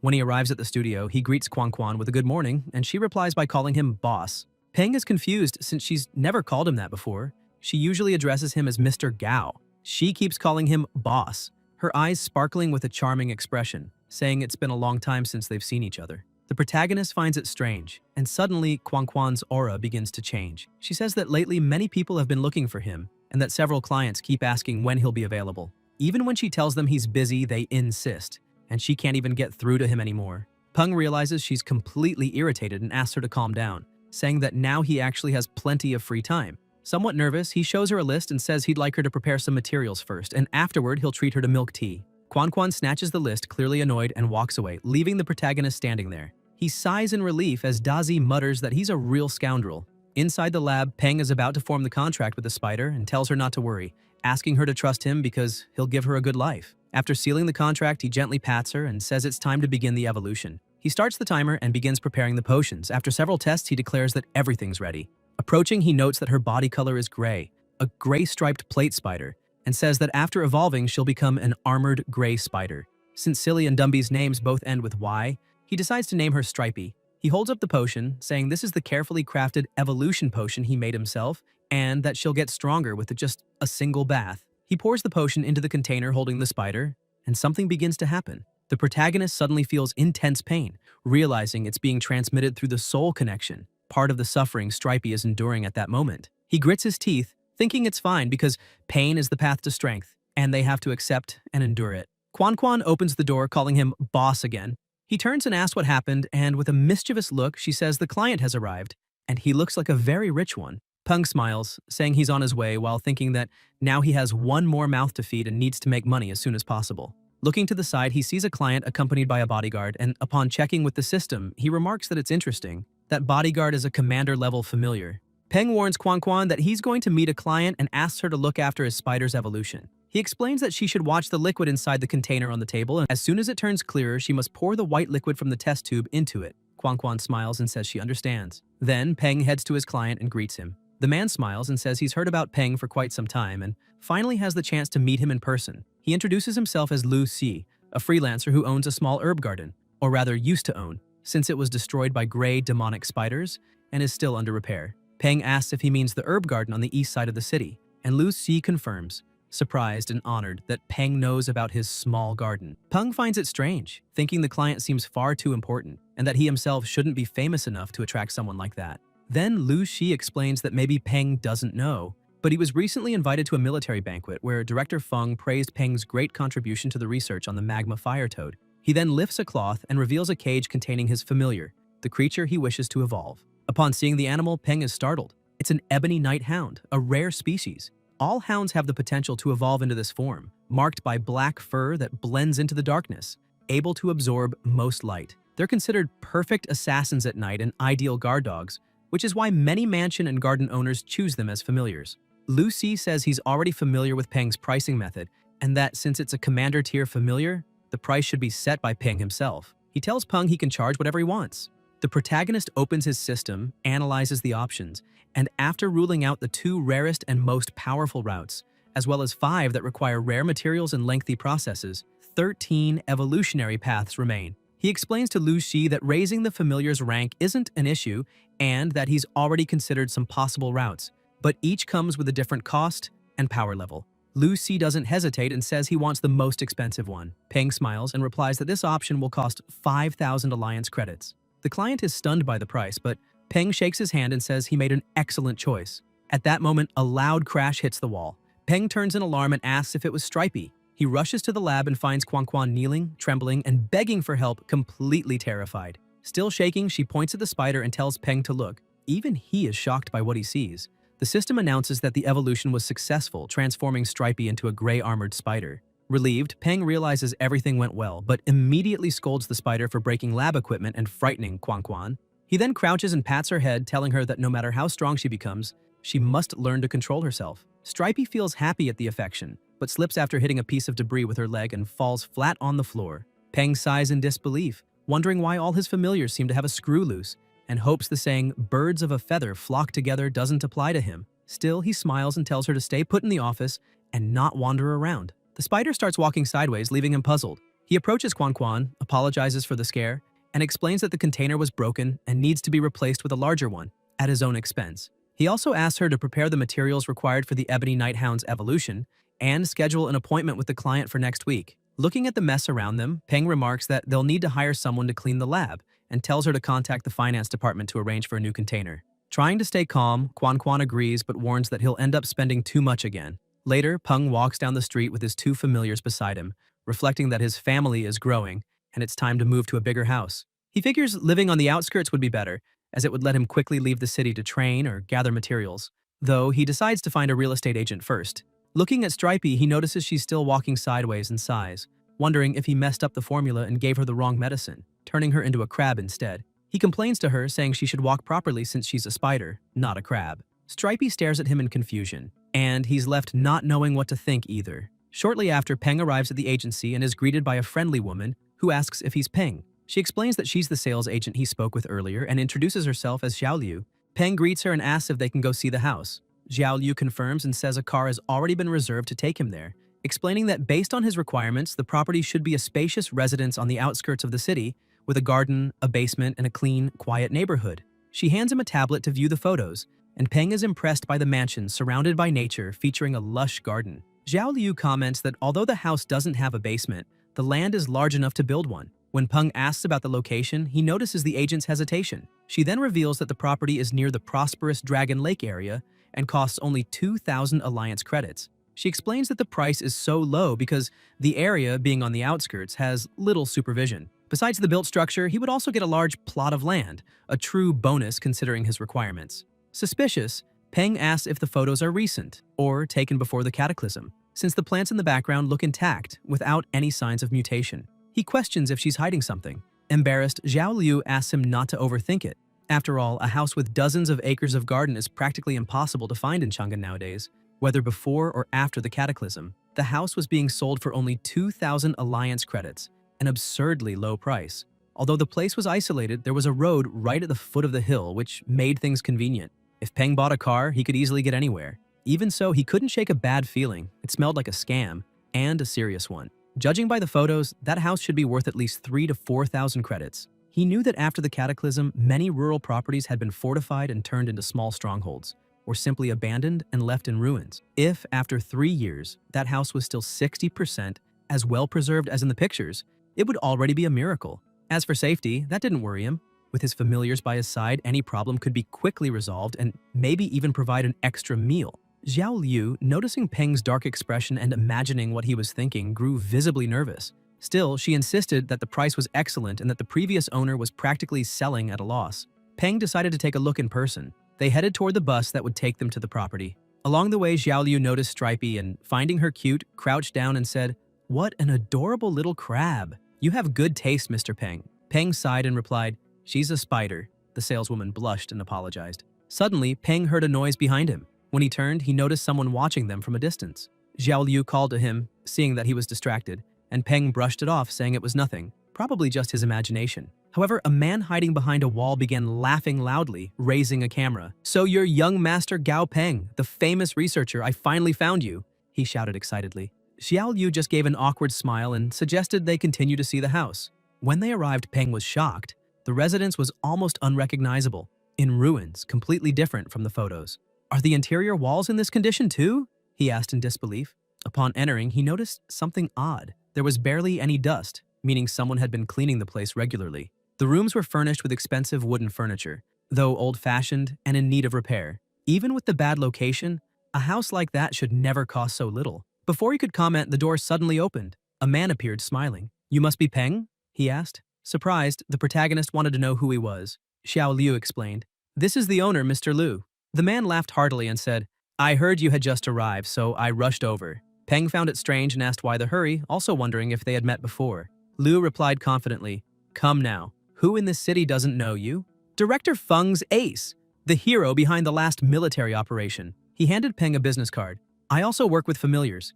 If you're interested in collaborating, I can offer a 20% discount." Peng stared at him, surprised. The man really knew how to do business. Liu then asked what he thought of the house and explained that it was well maintained since he hired someone to clean it every month. If Peng wanted to buy it, he'd just have to pay a renovation fee and could move in immediately. "Quick and easy," he assured. Peng crossed his arms and replied honestly, "I'll be straight with you, Mr. Liu.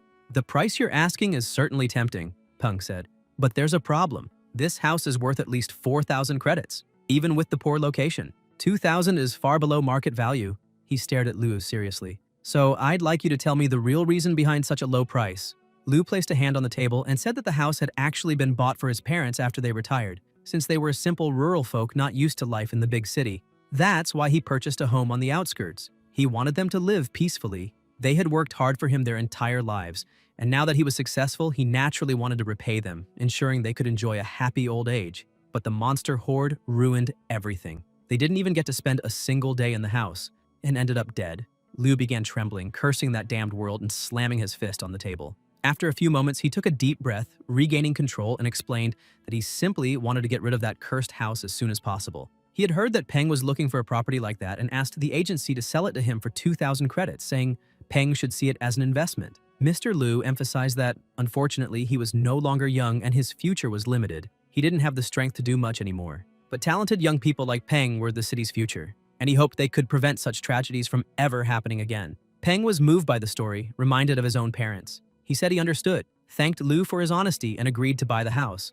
By the end of the day, as night fell, Peng arrived at his apartment and greeted his two familiars. But they barely acknowledged him. He placed a bag on the table and told them to take a look, saying it contained food he had carefully picked himself, much better than the orange juice and yin cedar needles they usually had. Instantly, both were interested, and everyone gathered around the table. Just as they were about to eat, they heard someone comment that the house seemed lively. Turning around, Peng saw Tang Tang. She smiled and said it had been a while since they'd seen each other, then began teasing Dazi, saying he had evolved quite a bit and even grown teeth, poking at his mouth to check if any were crooked. Dazi begged for help, but Peng just looked away and told him to hang in there. Tang Tang changed the subject and asked if it was true that he had bought a house. Peng smiled and said she found out fast, but explained that the place still needed renovations, so they wouldn't be moving just yet. She grabbed his hand and scolded him, saying he should have asked for her help since she knew many people, and he didn't have much experience. He could easily be deceived. He tried to explain himself, but she turned away, saying she was leaving. Still, her words echoed in his mind, and he began wondering if that man had fooled him with that tragic story. As she closed the door, Tang Tang muttered to herself that it was perfect, because when he moved, she would move into the house next door. The next morning, deep in the forest, Peng observed the surroundings with his familiars and realized they were close to their destination. The bottle tree grove shouldn't be far. Stepping over dry leaves, he reflected that it was the last day of break granted by the academy, and that he needed to gather all the required materials as quickly as possible. If he didn't find the wooden space hearts that day, he'd have to wait until the weekend, delaying his plans. Suddenly, he sensed a presence behind him. Turning around, he saw a gray sand-brown lynx. The system identified it. Level 13. Normal grade. Wood attribute. The animal stared at him for a moment, then lunged. Peng warned his companions to stay alert. The lynx charged quickly, but Dumby shoved the others back and stepped forward, countering the attack and forcing the enemy to retreat. He took a stance and declared himself the lynx's opponent. When he lunged, the beast panicked and tried to flee, but Dumby used the threads from his heart to bind it, and, with a swift and precise strike, eliminated it instantly. The protagonist watched in surprise, realizing Dumby was far stronger than he had imagined. The skeleton stared at his own hands in confusion, unable to understand how he had won so easily. Peng noted that Dumby still couldn't control his own strength. After all, he had never fought since his evolution, and concluded that it was probably time to take him to the academy for training. Then Peng turned and said it was time to head to the grove. Dumby silently gazed at him. Even if he didn't understand what his master said, he knew that boy wished him well, and that was enough. Peng then started teasing Dazi, saying Dumby had been faster than him. Dazi, annoyed, snaps back that if that stupid skeleton hadn't interfered, he would have finished off the kitty first. Peng smiles and says it's fine, since he knows just how amazing Dazi really is. After searching for 3 hours, Peng explores all the areas where the bottle trees grow and finally finds a few of them. Near the trees, there's a green tree snake, a species that seems to favor that type of environment. The moment Dumby spots it, he swiftly catches the snake and splits it in half, pulling out its core and showing it to Peng. The protagonist studies the crystal with curiosity, wondering if it really is a green tree snake's core, but reminds himself that this was just a secondary goal. The real mission is to find the wooden spatial heart within the bottle trees. Still, Dumby had acted on his own without needing any command. Peng then tells him to punch one of the trees. Dumby gets ready. Even the tree itself seems to sweat nervously. With a powerful blow, he knocks it down with ease. Everyone gets excited and Peng tells him to keep going. Meanwhile, on the other side of the forest, a group of people advances quietly. One of them asks the leader if the boy is really there. The leader replies that the information is reliable and that they just need to keep searching. Suddenly, the small familiar on the leader's shoulder raises its antenna and points in one direction. One of the men asks if Tutu saw something. The leader explains that the familiar detected a strange sound coming from that way. He's not sure if it's the boy, but they need to check it out either way. Soon, another sound echoes and one man remarks that it sounds like someone practicing boxing. The scarred man laughs, saying only an idiot would train boxing in the middle of a forest full of monsters. The leader, serious, warns them not to get distracted, reminding them they can't afford to miss any clue. After all, they landed a well-paying job, and he asks if the subordinate has forgotten that his sister is still waiting for her school fees, stressing that they need to find out what's going on as soon as possible. As they approach the source of the noise, they see Dumby striking tree trunks with overwhelming force. The man in the bandana backs away, frightened, saying he's out. Any monster strong enough to break a tree that thick with one punch is way too dangerous. The leader tells them to watch carefully and shows them a photo. The young man in the picture is the one they're looking for. Still, even he doesn't understand why the boy is destroying those trees. The bandana-wearing man comments that they were only hired to investigate the boy's familiars, so it'd be best to observe from a distance. Getting any closer might expose them. The scarred man agrees, adding that those familiars are far from normal. The giant centipede looks especially powerful, and messing with it would be a terrible idea. Both suggest retreating. The leader, however, rebukes them, calling them cowards and reminding them that they've always lived off pathetic jobs like corpse disposal. He asks if they aren't tired of it. With their skills, they've never made it far into the dark ember forest, but now an opportunity stands before them and it's time to seize it. The leader concludes that the boy must know something. After all, no one would make that much noise in the forest just to test a tree's toughness or practice boxing. If there's something valuable inside those trunks, they can profit too. With so many trees there, they could make a good sum. He then orders Dongsen to move to the darker side of the clearing and use his familiar to control the boy while he and Huan handle the big monster. He admits it'll be risky, but maybe this is their chance to finally leave poverty behind. Suddenly, the protagonist notices some bushes rustling. His familiars notice too and turn in that direction. Peng shouts, demanding to know who's there and ordering them to come out. The leader, realizing they've been spotted, thinks they're in trouble. Still, he steps out of the shadows, laughing, greeting Peng with fake friendliness and saying it's just a coincidence they ran into each other there, asking if he needs help. Huan watches his leader, thinking that, thankfully, he reacted quickly. But Peng doesn't buy the story. He recognizes the familiars those men have, the amateur stinger bee and the skull butterfly, both dangerous forest creatures. That's how he knows these guys aren't just ordinary adventurers. Dumby senses the stranger's presence and warns his master. When both look toward the sound, the leader turns pale, baffled that they managed to detect hidden people. Trying to hide his unease, he insists there's nothing to worry about, saying that's just his brother, and they're not bad people. At that moment, Dong-sen bursts out from the bushes, claiming he'd gone to the bathroom and just got back. The system identifies the familiar beside him, a mithril mantis, level 18, elite grade, excellent quality, gold attribute with an electrical weakness. Peng observes the creature, realizing it's a rare mutation, but quickly notes that Dazi would have the advantage, so there's no need to worry. With a firm resolve, he replies that he doesn't need any help, especially not from people like them. The leader forces a smile and says that if that's the case, fine, they'll leave. Huan looks puzzled and asks if they're really retreating. The leader explains that now that they've been discovered, they've lost the element of surprise, and if they fail, they might just end up creating a powerful enemy for nothing. He points out that the boy may be young, but already has 3 strong familiars, which means he's either very wealthy or extremely talented, and in either case, he's a troublesome target. Moreover, the black-cloaked familiar had made Tutu, the small creature on his shoulder, visibly uneasy, and his companion's instincts had saved his life many times before. For that reason, it's better to withdraw. In such an unpredictable world, no one knows what kind of disaster might unfold. He concludes that they can wait for the boy to leave and later return to the site to search for clues. After all, there are plenty of trees in the area, and a fight right now wouldn't be worth it. Peng watches as the men walk away, thinking that if Dumby hadn't detected them, they would have certainly attacked. But if they had tried, he wouldn't have hesitated to kill them. 2 hours later, with several trees felled, Peng and Silly celebrate, concluding they've gathered enough material. Peng calls Dazi over and asks him to use his electricity to light a stick, which he tosses onto the dry leaves, setting them ablaze. Before the cataclysm, starting a forest fire would have been a serious crime, but that had changed.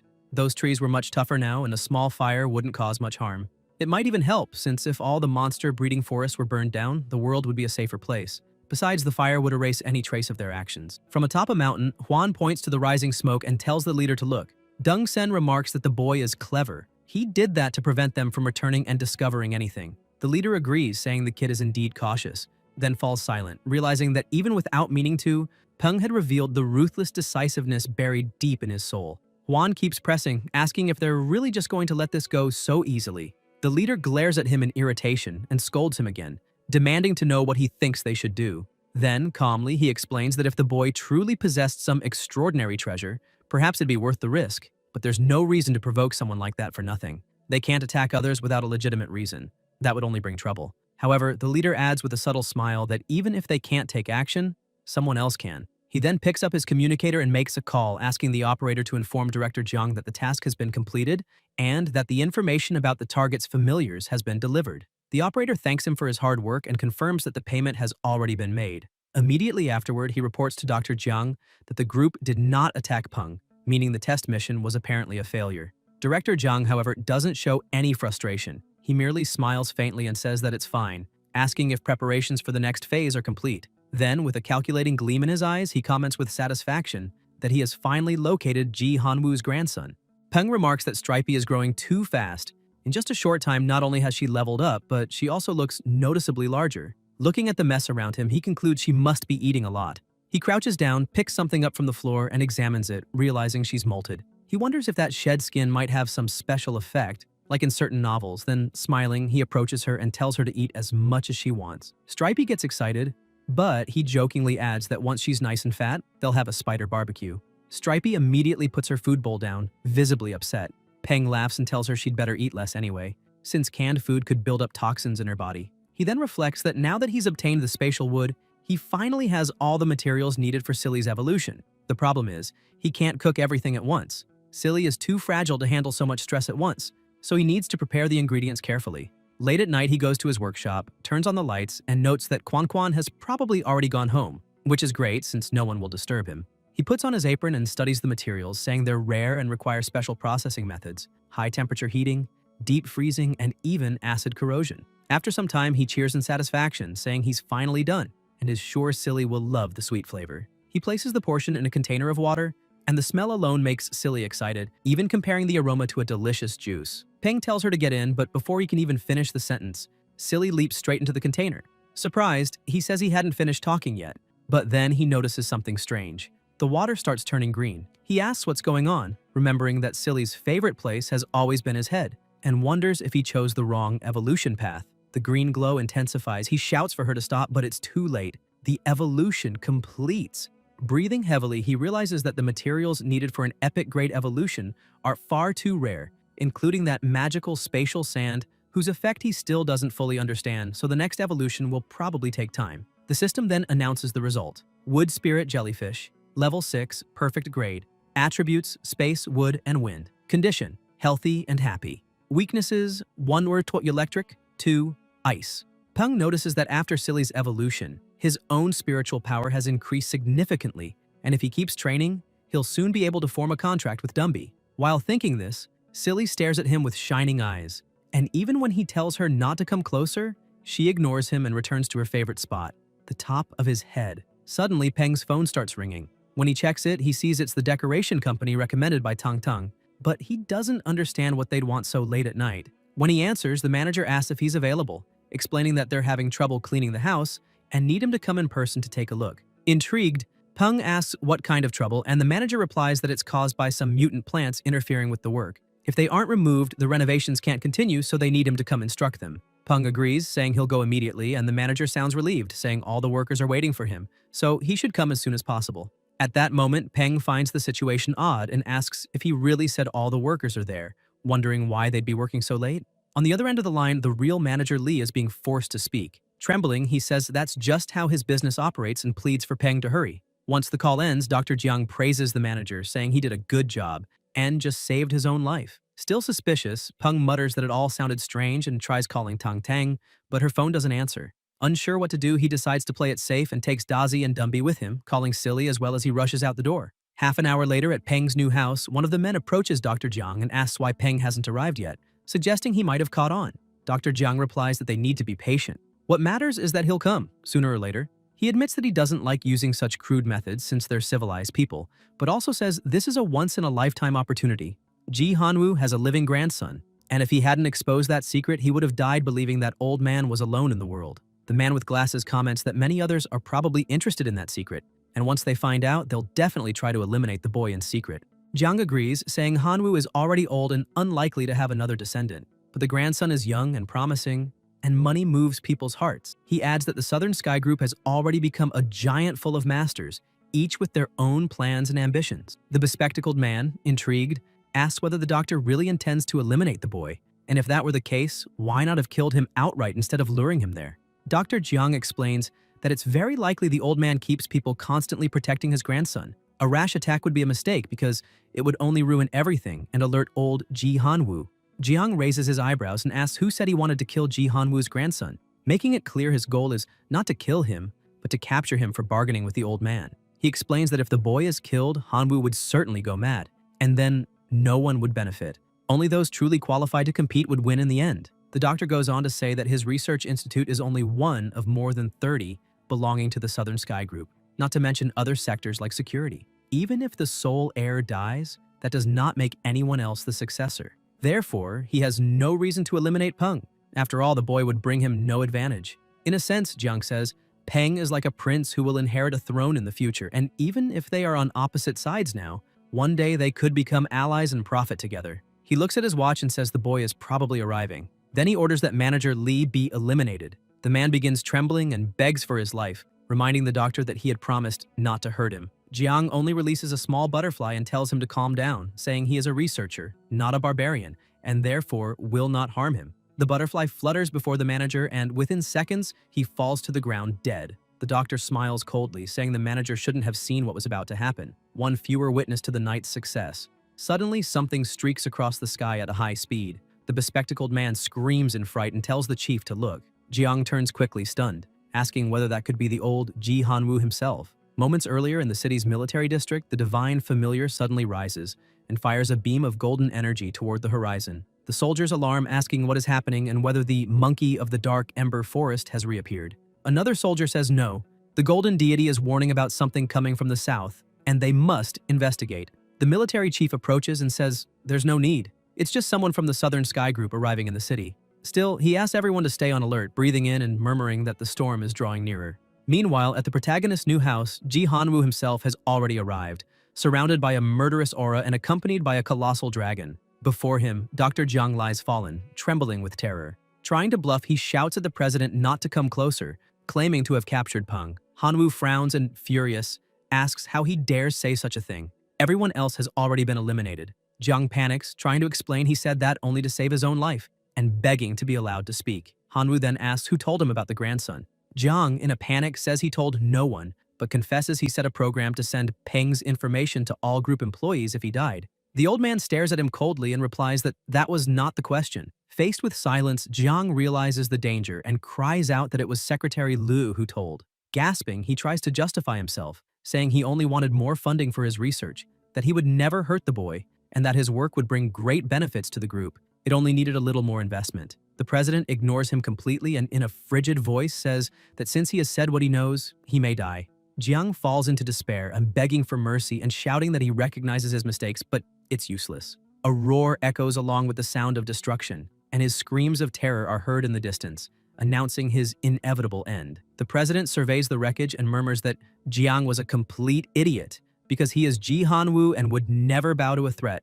With a touch on his bracelet, he contacts the team and orders an investigation into everything related to Jiang Yilong. He says it's possible Jiang actually set up the program mentioned, so if they find anything similar, they must destroy it at once. If they can't, they must notify him immediately, because Peng is the rightful heir of the Southern Sky Group. An absolute fact. However, it would be a huge problem if that information became public before the right time. As the doctor's screams fade, Hanwoo stands motionless, listening in silence, and remarks that he rather enjoys this kind of simple, brutal world. Tang Tang approaches, calling him Professor, and he turns with a faint smile, saying she must have endured difficult times.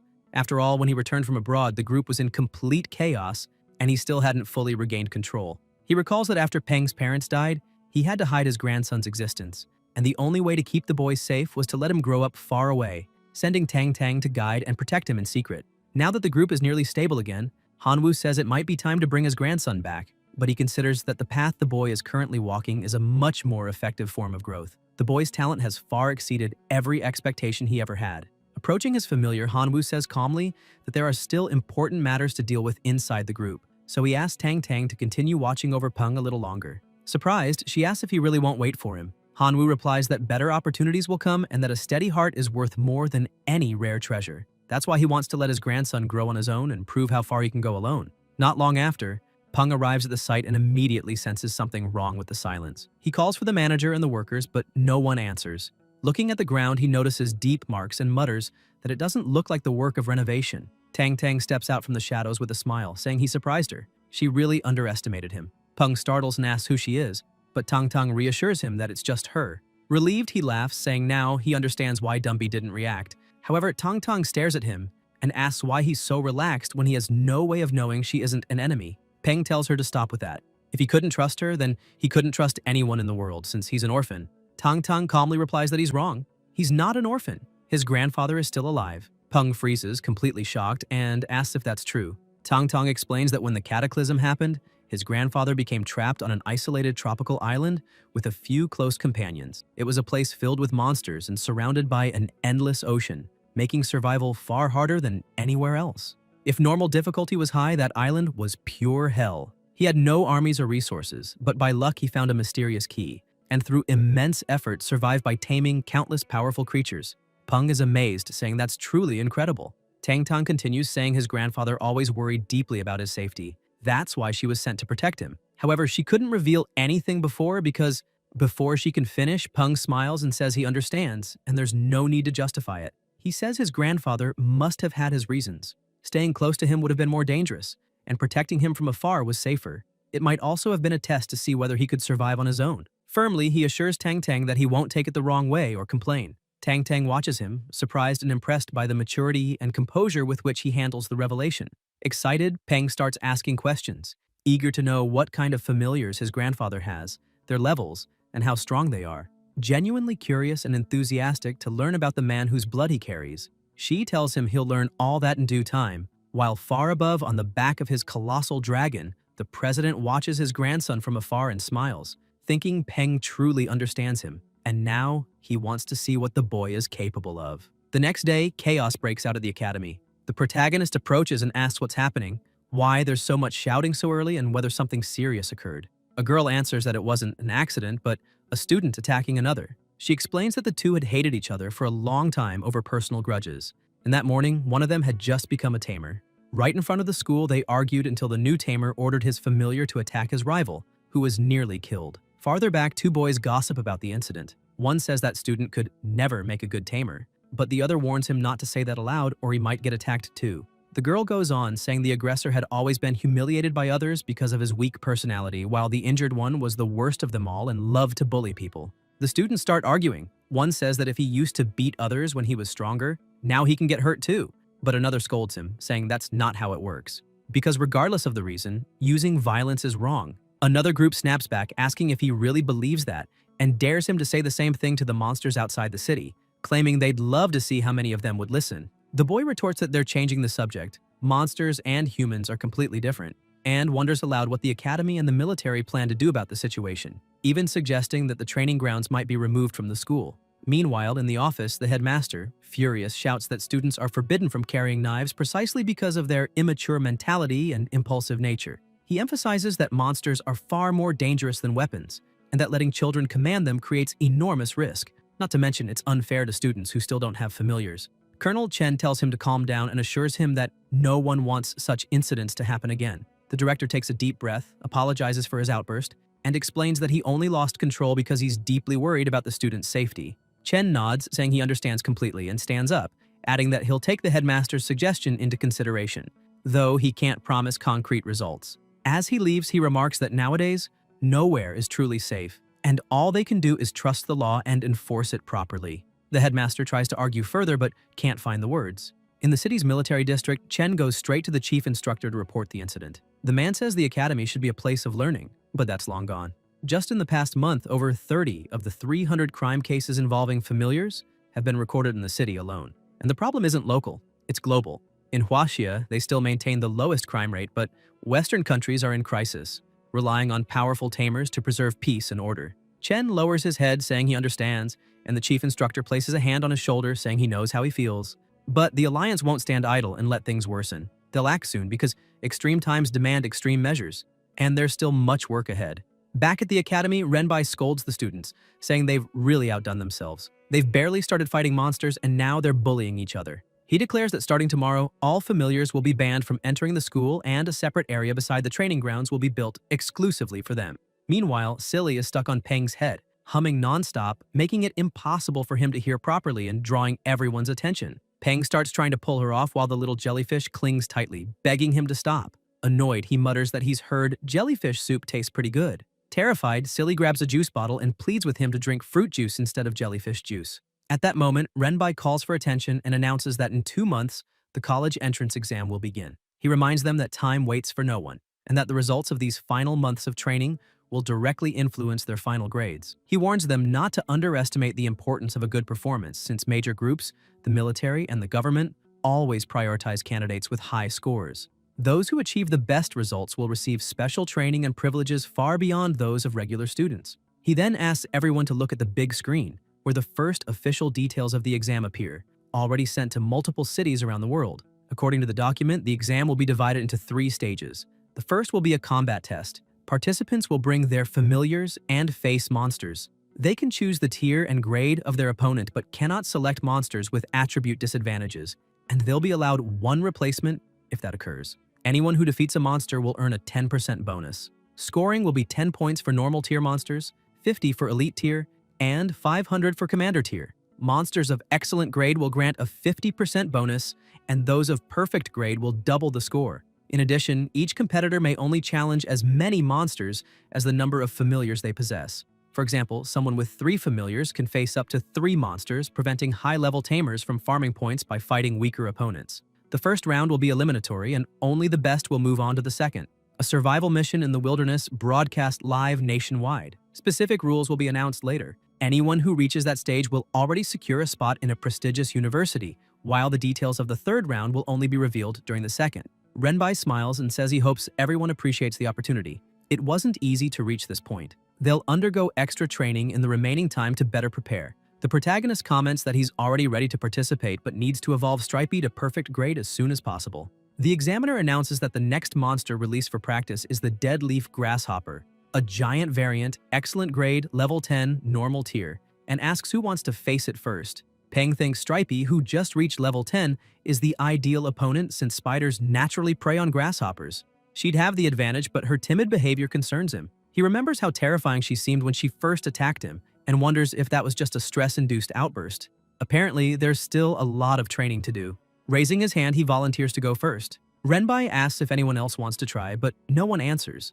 The commander approaches and warns him that normally tamers focus on their first familiar until it reaches commander tier before training another. He adds that, as one of the academy's top students, splitting his focus among several familiars could waste precious time and energy, especially with the exam approaching, and advises him to concentrate all efforts on evolving one familiar to commander tier. Peng smiles and thanks the instructor for the advice, but explains that he already has his own training method to avoid that kind of problem, though deep down he knows he can't reveal the real reason. With the system's help, evolving a monster is incredibly easy for him. Outside the arena, Peng cheers for Stripey, shouting that she can do it, though he can't help but notice she looks a little chubbier than before. Inside the cage with the giant grasshopper, Stripey trembles, begging it not to hurt her. Peng's two teammates approach and ask if the fight is really starting, or if they should let Toddy go first instead. Peng sighs, thinking one of his familiars is too gluttonous and the other a coward. A perfect duo, in the worst possible sense. Now he understands what the instructor meant about personality differences.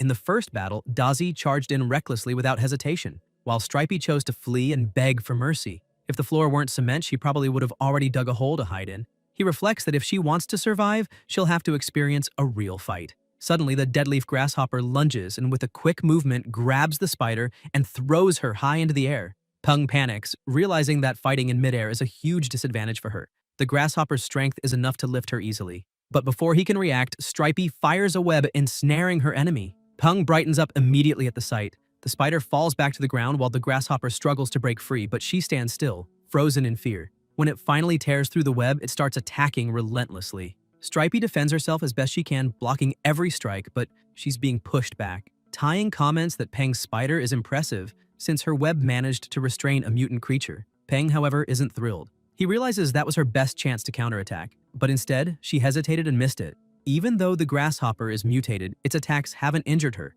which proves she's much stronger than she thinks. Peng steps up to the cage and orders Stripey to attack, but she refuses, trembling and saying she's scared. He insists, saying she's stronger than that insect and just needs to climb the bars and fight. Nervously, Stripey replies that climbing the cage is hard. Peng starts shaking with frustration. The absurdity of a spider claiming climbing is hard, but he forces himself to calm down. Maybe he's expecting too much. Training a familiar is never easy, and Stripey's a defensive type, not born to attack and seemingly with no desire to learn. Maybe it's better to accept that and focus only on defense. With a sigh, he tells her she can forfeit the match and come back, assuring her that if she really doesn't want to fight, it's fine. Hearing that, Stripey panics, convinced her new master is angry and about to abandon her. The memory of her previous owner's death floods back. She can't bear the thought of being discarded again. Overcome by fear, she climbs the cage and faces the grasshopper, screaming that she doesn't want to be thrown away. In a sudden surge of power, she lunges with astonishing speed and strength, striking a direct blow. The students gape in awe, cheering that she nearly took down the mutant monster in a single hit. No one expected all of Peng's familiars to be that strong. But Peng notices something's wrong. Stripey's movements have changed. Suddenly, the system starts flashing red, displaying warning messages. Familiar status, aggressive, out of control, combat desire drastically increased. Prolonged exposure to this state will cause irreversible damage. Upon reading irreversible damage, Peng panics. Stripey continues to attack the grasshopper relentlessly, binding its legs and tearing it apart over and over, consumed by fear and rage, as if she's lost all awareness. Seeing his familiar's desperation, Peng rushes to the cage and grabs her with his bare hands, pleading for her to stop. He apologizes, telling her she did an amazing job, that she was incredible. The spider, still trembling, frantically repeats that her angry master will abandon her, and her out-of-control status hasn't changed yet. With a calm smile, Peng tells her he would never abandon her. She's his familiar, and he's her trainer. That makes them partners. He calls her back, saying she's done enough. Stripey gradually calms down, her status returning to normal, and she timidly asks if he really means it. Peng pets her gently, assuring her that he does, and tells her to trust him. He'll never abandon her. Renbai watches the scene, recalling what happened moments earlier. Peng had rushed over, furious and desperate, demanding that they open the cage immediately because his familiar wasn't well and he needed to save her. One instructor thinks that stepping into a fight between familiars is extremely dangerous, yet Peng didn't hesitate for even a second. Maybe that courage is the reason behind his outstanding grades, and the instructor imagines how great it would be if someone with such potential joined their ranks. After a week of training, Stripey finally slimmed down and lost her fear of fighting. In his free time, Peng consulted the instructor, and together they developed a fighting style focused on exhausting the enemy's stamina while avoiding direct confrontation. Watching his familiars play, Peng reflects that since Stripey's outburst, he's realized how helpful the system is. But relying on it too much and acting automatically can be dangerous. Whether in battle tactics or managing data, he's still inexperienced and needs to move forward carefully.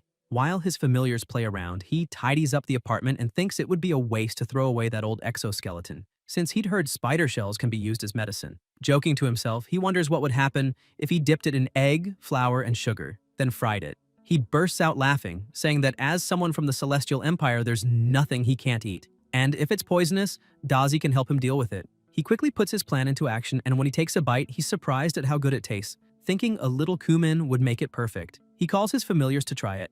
Dazi tastes it and says it's delicious, while Stripey hesitates, saying this food made by her master tastes strangely familiar. Later, Peng takes off his apron and thinks that since Stripey's level has increased, his spiritual power should have grown too. Maybe it's time to form a contract with Dumby. Without hesitation, he begins the ritual and asks Dumby if he's willing to officially become his familiar. Dumby agrees, and the contract is sealed. Peng celebrates, happy that his spiritual strength has grown. Smiling, he tells Dumby that from now on, they'll be partners for life, and his new familiar is deeply moved. The next day on the bus, Peng reflects that it's finally time for their second jungle training. Last time, they ran into a terrifying snake, so this time he plans to be more cautious. But with Dumby and Dazi along, he feels confident enough to explore without fear. Meanwhile, a short distance ahead, 3 people grumble angrily, saying they're going to teach that bastard a lesson. They vow to beat him up, calling him more vicious than a demon, and complain that he locked them inside a house just because they wouldn't let him in. If someone hadn't freed them, they would have died in there. They curse that he's lucky they never saw his face, or he'd have learned a painful lesson. Hearing all this, Peng realizes why the voices sound familiar. It's the same petty thieves, and apparently fate has a sense of humor. They finally arrive at the destination, and in another transport, the monsters are visibly terrified by Dazi and Dumby's presence. Peng notices this and thinks that even though Dumby's level isn't that high, his epic grade aura completely overwhelms the other familiars. He then says it's time to enter and tells his familiar to suppress its aura since it's intimidating the others. Some students whisper among themselves, saying that thing's just a familiar, yet it's acting so arrogantly. Inside the valley, Peng continues forward with his companions. He thinks that this way, exploration is much easier. Dumby, with his calm, steady voice, tells his master not to worry. He will protect him. Peng blinks in surprise and asks where he learned to talk like that.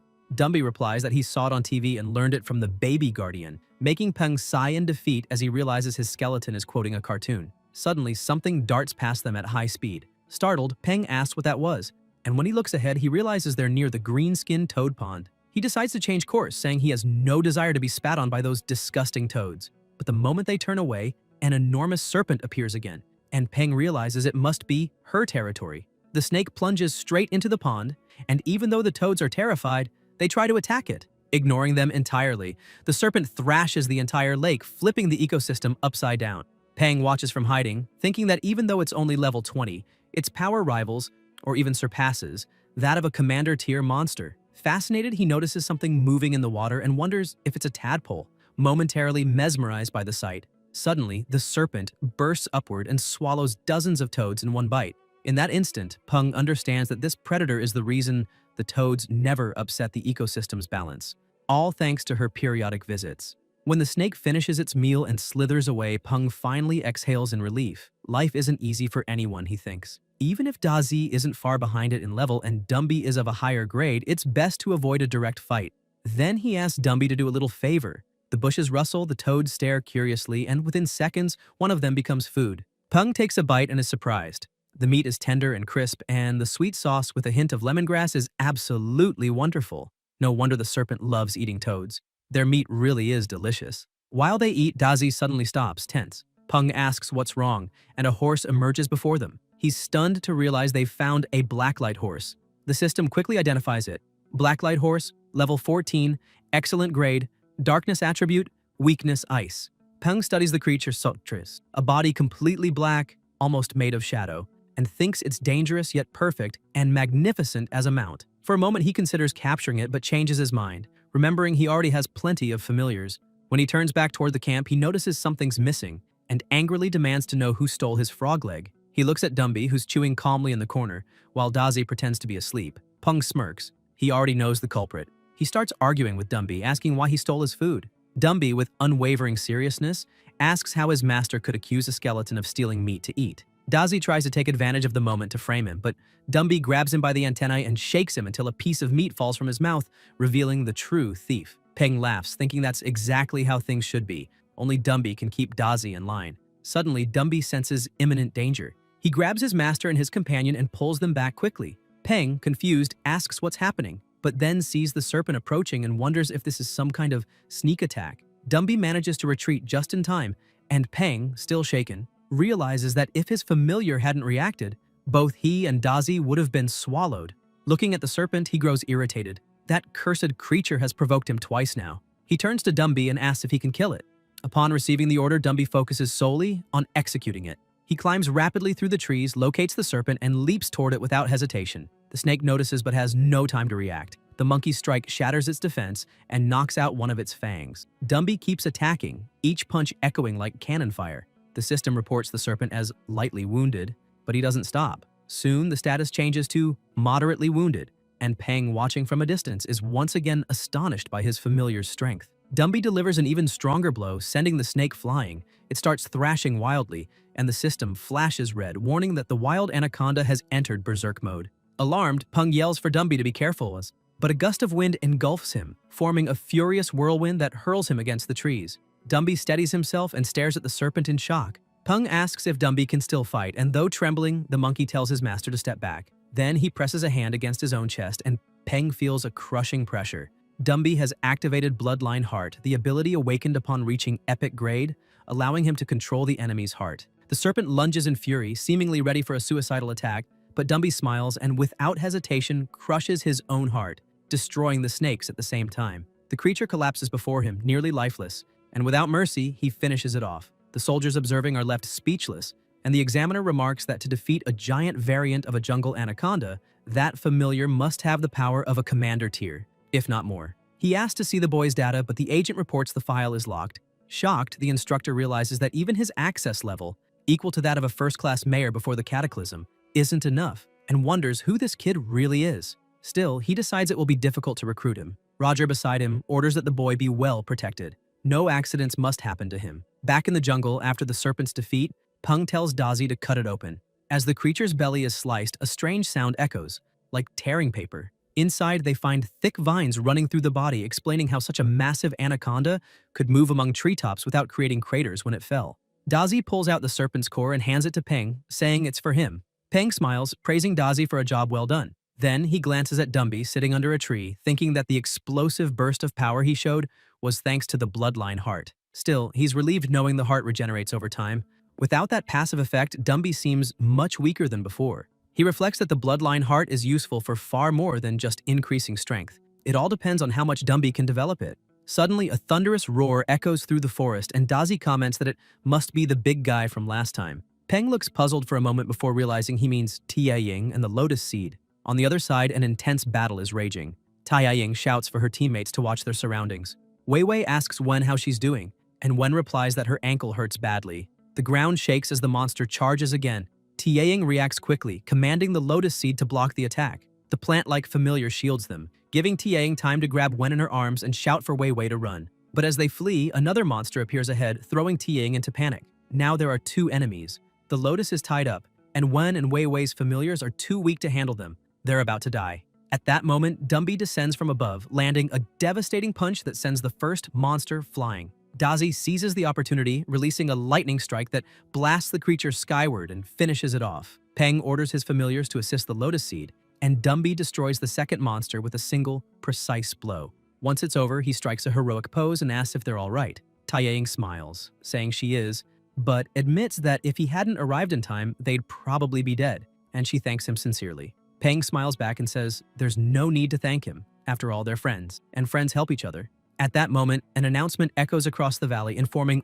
all participants that the Wild Valley simulation training is over. They exchange surprised looks, and Tia-Ying asks if something happened. Peng says maybe the appearance of that kind of worm was unusual, and other monsters might also be behaving strangely, but reassures them that everything's fine and suggests they return. The three agree. Sometime later, back in the city, Peng recalls the instructor's words. A new, extremely powerful monster had appeared in the desert, which explained why creatures were fleeing into other territories. Director Feng assured that the government was already handling the situation, which eases Peng's worries, though he grumbles that this world never seems to know peace. Suddenly, 3 students appear before him, saying they've finally found the bastard who locked them in the safe house during the last trip. Peng sighs as if he'd been expecting it and remarks that the kid's already 18, old enough to know that picking fights is stupid, especially when bringing along 4 familiars that haven't even reached elite tier to try blocking him. He grows bored, thinking Dazi could deal with them easily on his own. Dazi, however, seems uneasy with the situation, but Peng tries to cheer him up, saying there's no need to be upset since it would be easy to deal with those monsters. The boy in front laughs and tells Peng to relax, saying they know how to control themselves, they're just going to break a few of his bones, and then orders the Mad Black Kong to attack. Peng observes and thinks that the boy must have bought equipment for his familiar, but for most creatures, their body is their greatest weapon, tougher than steel, and that only proves how stupid the boy is. The Mad Black Kong charges forward, and Peng orders Dumby to handle it immediately. Dumby grabs the Kong by the throat and, with a simple flick to the forehead, makes it tremble in fear, leaving the 3 boys stunned while Peng watches, thinking the whole thing looks more like bullying a child. The terrified Kong runs and hides behind its master, who complains in embarrassment about a gorilla that big cowering like that. The leader of the group is dumbfounded. He never imagined Peng's familiar could be that strong, always assuming Peng earned his praise by flattering the instructors. Frustrated, he decides to give up and promises to come back, trying to speak to Peng but realizing he's already walking away, finally understanding that they were never taken seriously from the start. Another boy invites him to a bar, but the leader refuses, saying he has something important to do. He takes out a cloth, sternly scolds his familiar, and says that jealousy and anger only hold them back. They need to get stronger and train harder so they can take their revenge when the time is right. Later, in the studio, Peng thinks that he needs to neutralize the reagents and that if he follows everything correctly this time, it will work. He wakes Stripey, asking if she wants to become stronger, and without hesitation, the spider dives into the container again. Peng comments that everything's ready now, it's just a matter of waiting, and laments that the system only gives him instructions. It doesn't provide materials or handle the process for him. He was lucky this time since all it took was boiling everything in a pot. But for the next levels, even the familiars will have to help with the refining. Proportions, temperature, duration, and control. Everything has to be exact, and it'll be a real challenge. Meanwhile, outside, 2 thieves approach the studio. One asks if the place is empty, and the taller one tells the short guy to relax. He's been watching the place, and by this hour, everyone should have gone home. The short one points out that the glass is military-grade bulletproof and asks what could be worth breaking into a studio instead of a bank. The big guy answers that bank money doesn't mean much anymore with everything on credit, and studios store rare materials worth hundreds of thousands, maybe even millions. They decide to go in, but say they'll put on gloves first so they don't leave fingerprints. The short one opens a box and remarks that his partner's familiar can regenerate infinitely, but his can't. Then he takes out his own familiar, placing it near the glass while his partner says that soon they'll have enough money to buy any monster they want. After the setup, the short guy implants something in his familiar, tells his partner to step back, and warns him about flying glass shards. He presses a button, releasing a toxin that makes the familiar react, leaping and cracking part of the glass. Peng hears the crash, turns around, thinking the sound came from the entrance, and rushes to check the cameras, but notices the lenses are covered. Someone must be trying to rob or even kill him. He quickly calls the police to report the break-in. Inside, the thieves complain they don't have time and need to search fast. Hearing noises behind a door, they follow and find a lab full of rare materials, deciding to start there. Upon entering, they spot Stripey inside the container. The big guy jumps back and asks what that thing is, while the short one says he doesn't know, but it must be valuable, so they should break the glass. Peng takes another familiar and lets it wrap around his arm, which quickly transforms, gaining muscle and a stronger form. Watching it all, he realizes that if those scumbags break the cylinder, his spider's evolution will fail, and he has to stop them no matter what. Gathering courage, he stands up and calls out to the intruders. The 2 turn, startled, and ask who's there, while Peng raises his hands with a smile, saying they must be tired and asking if they'd like to sit down for some tea. The thieves glance at each other, and the short one rushes Peng with a hammer, telling him to drink this instead. The blow lands hard, knocking Peng unconscious to the ground. One of the thieves asks if the kid is dead, but the short one laughs and says that if he isn't, he soon will be. Everyone who messes with him ends up that way. At that instant, the system announces that the dark evolution has been completed successfully. Armored Spider of the Demonic Shield. Stripey, seeing her master lying unconscious, begins to react. The glass chamber cracks, and as the thieves continue looting the lab, one of them says he heard something, but the other scolds him to stop talking nonsense and finish the job. Suddenly, they are struck by Stripey's fury as she lunges with savage force. Sometime later, the police arrive at the scene. One of the officers radios in that they've just arrived and the front door is completely destroyed. The older officer frowns, smells blood in the air, and shouts for the team to move quickly. Chaos, someone could still be in danger. Once inside, they freeze in shock.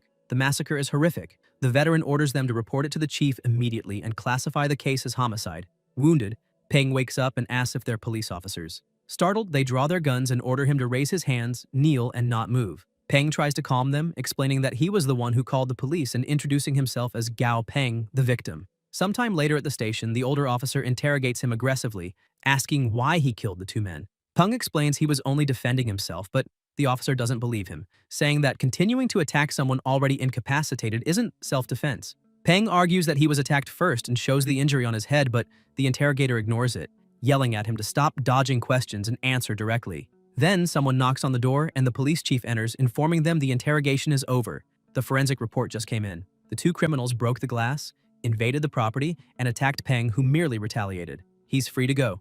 Tang Tang, standing beside the chief, watches silently.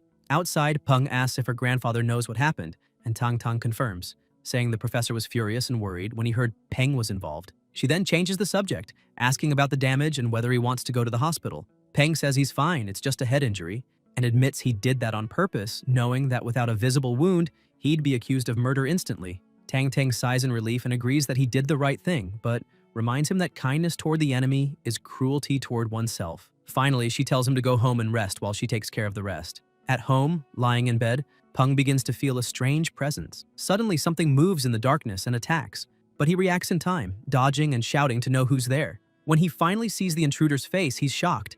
It's one of the thieves. He stammers, asking in disbelief if the man wasn't dead. The thief, wearing a grim smile, replies that he's come back from hell to fetch him. Advancing again, he says Peng doesn't need to pretend to be innocent. Even if the spider was the one who killed them, Peng knew he could have stopped her. According to him, if Peng had simply restrained them with webs and waited for the police, they'd still be alive. Peng glares at him and replies coldly that it doesn't change anything. They tried to kill him, and he just did the same. That's how the world works. The strong are always right. Suddenly, a heavy hand lands on his shoulder. The hammer-wielding man appears behind him, ready to strike, saying he should repeat those words to the devil himself down in hell.